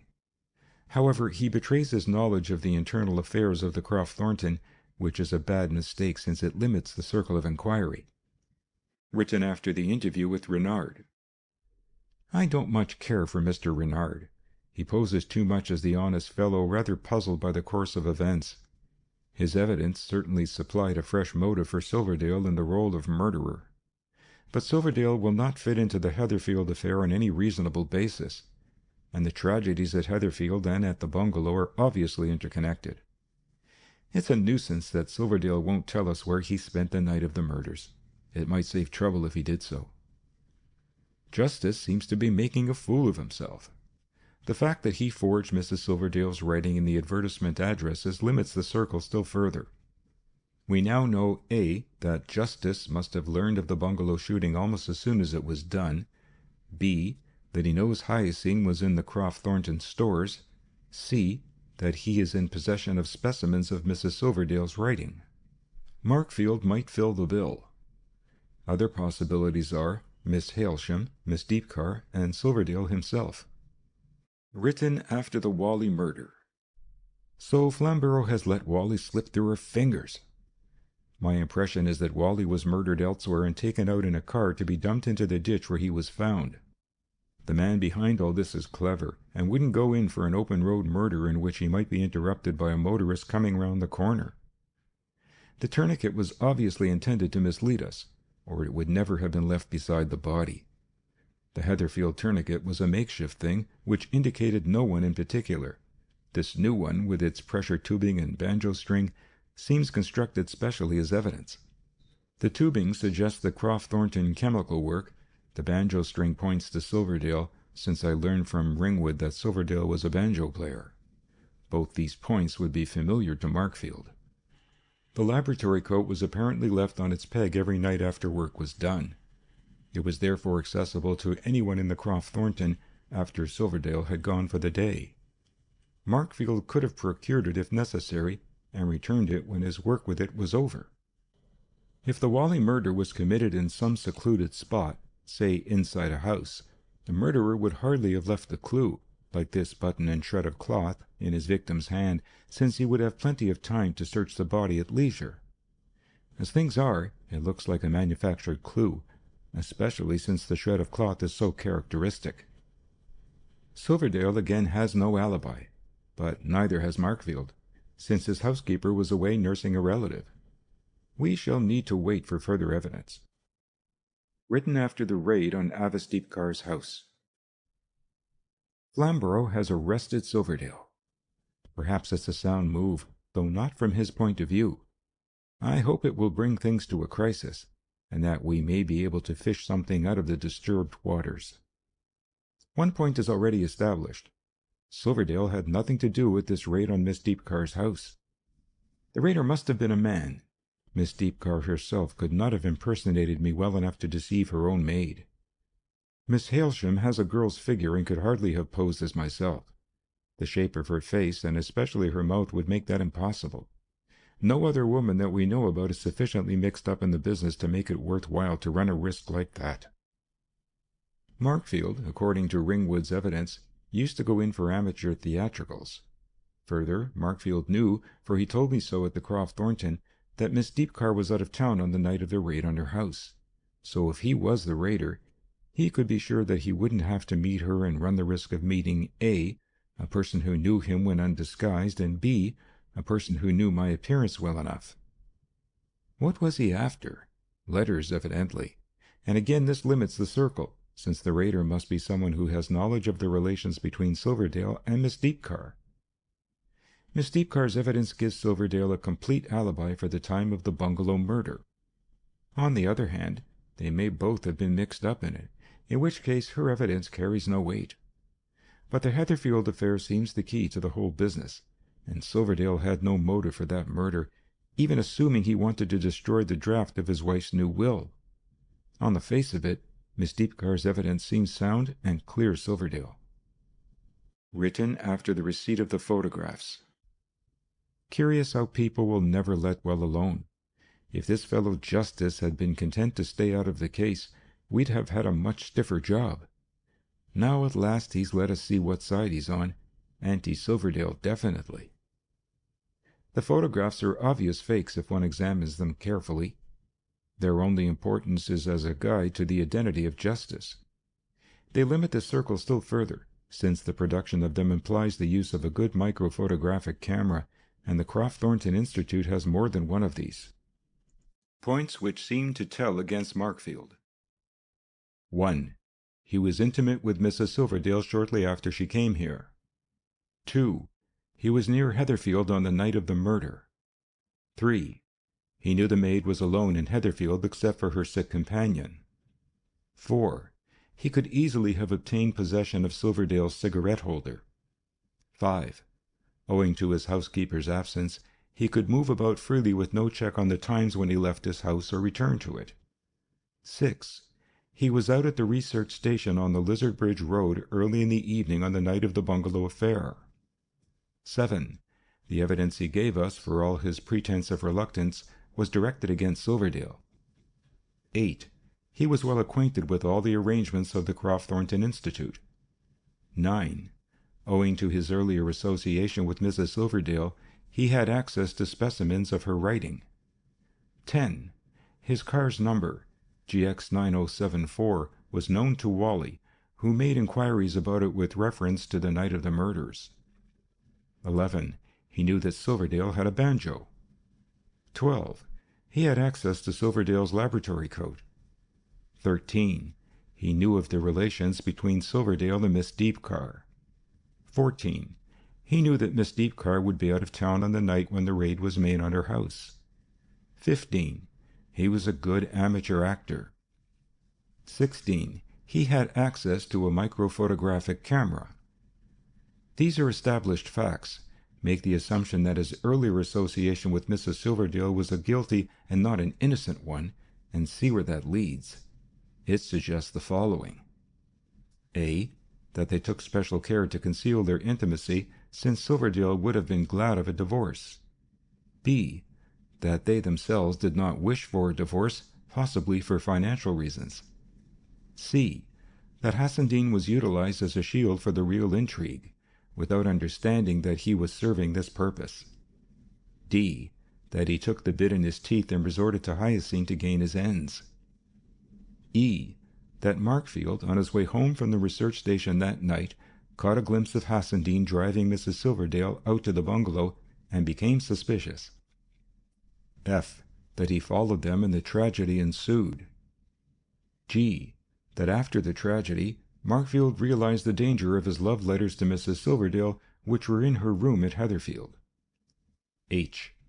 That the Heatherfield murder followed as a sequel to this. Finally, there is the inscription in the ring which Mrs. Silverdale wore. Markfield has no initial B in his name, but the B might stand for some pet name which he used for him. The net result of it all is that there are strong grounds for suspicion against him, but no real proof that one could put confidently before a jury. Possibly he might be bluffed. I'll try it. Written some time after the explosion at Markfield's house. One might put it down as a drawn game. We failed to hang Markfield, for the explosion killed him on the spot. Luckily, the effects were extraordinarily localized, and Flamborough and I got off alive, though badly damaged temporarily. Markfield, one has to admit, was too clever for us at the last. From what a chemist has since told me, tetranitromethane detonates with extraordinary violence in the presence of triethylamine, though it is perfectly safe to handle under normal conditions. Markfield had about half a pound or more of tetranitromethane in his conical flask. In his dropping funnel he had alcohol, or some other harmless liquid, colorless like triethylamine, and in his stoppered bottle he had triethylamine itself. While he talked to us, he ran the alcohol into the tetranitromethane, a perfectly harmless operation. Then, when he saw the game was up, he ran the funnel empty and refilled it from the bottle. As we saw it, this was simply a preparation for continuing the experiment which he had already found to be harmless. But in practice it meant that he had only to turn his tap and mix the two liquids in order to get his explosion. He staged it so well that neither Flamborough nor I spotted what he was after. The house was a perfect wreck, they tell me. Doors and windows blown out, ceilings down, walls cracked. The room we were in was completely gutted by the explosion, and Markfield was torn in pieces. I didn't see it, of course. The next thing I remember was waking up in a nursing home. Possibly it was cheap at the price of getting rid of Markfield. He was a good specimen of the callous murderer. The only soft spot in him seems to have been his passion for Yvonne Silverdale. End of chapter 19. End of the case with 9 solutions by J. Connington.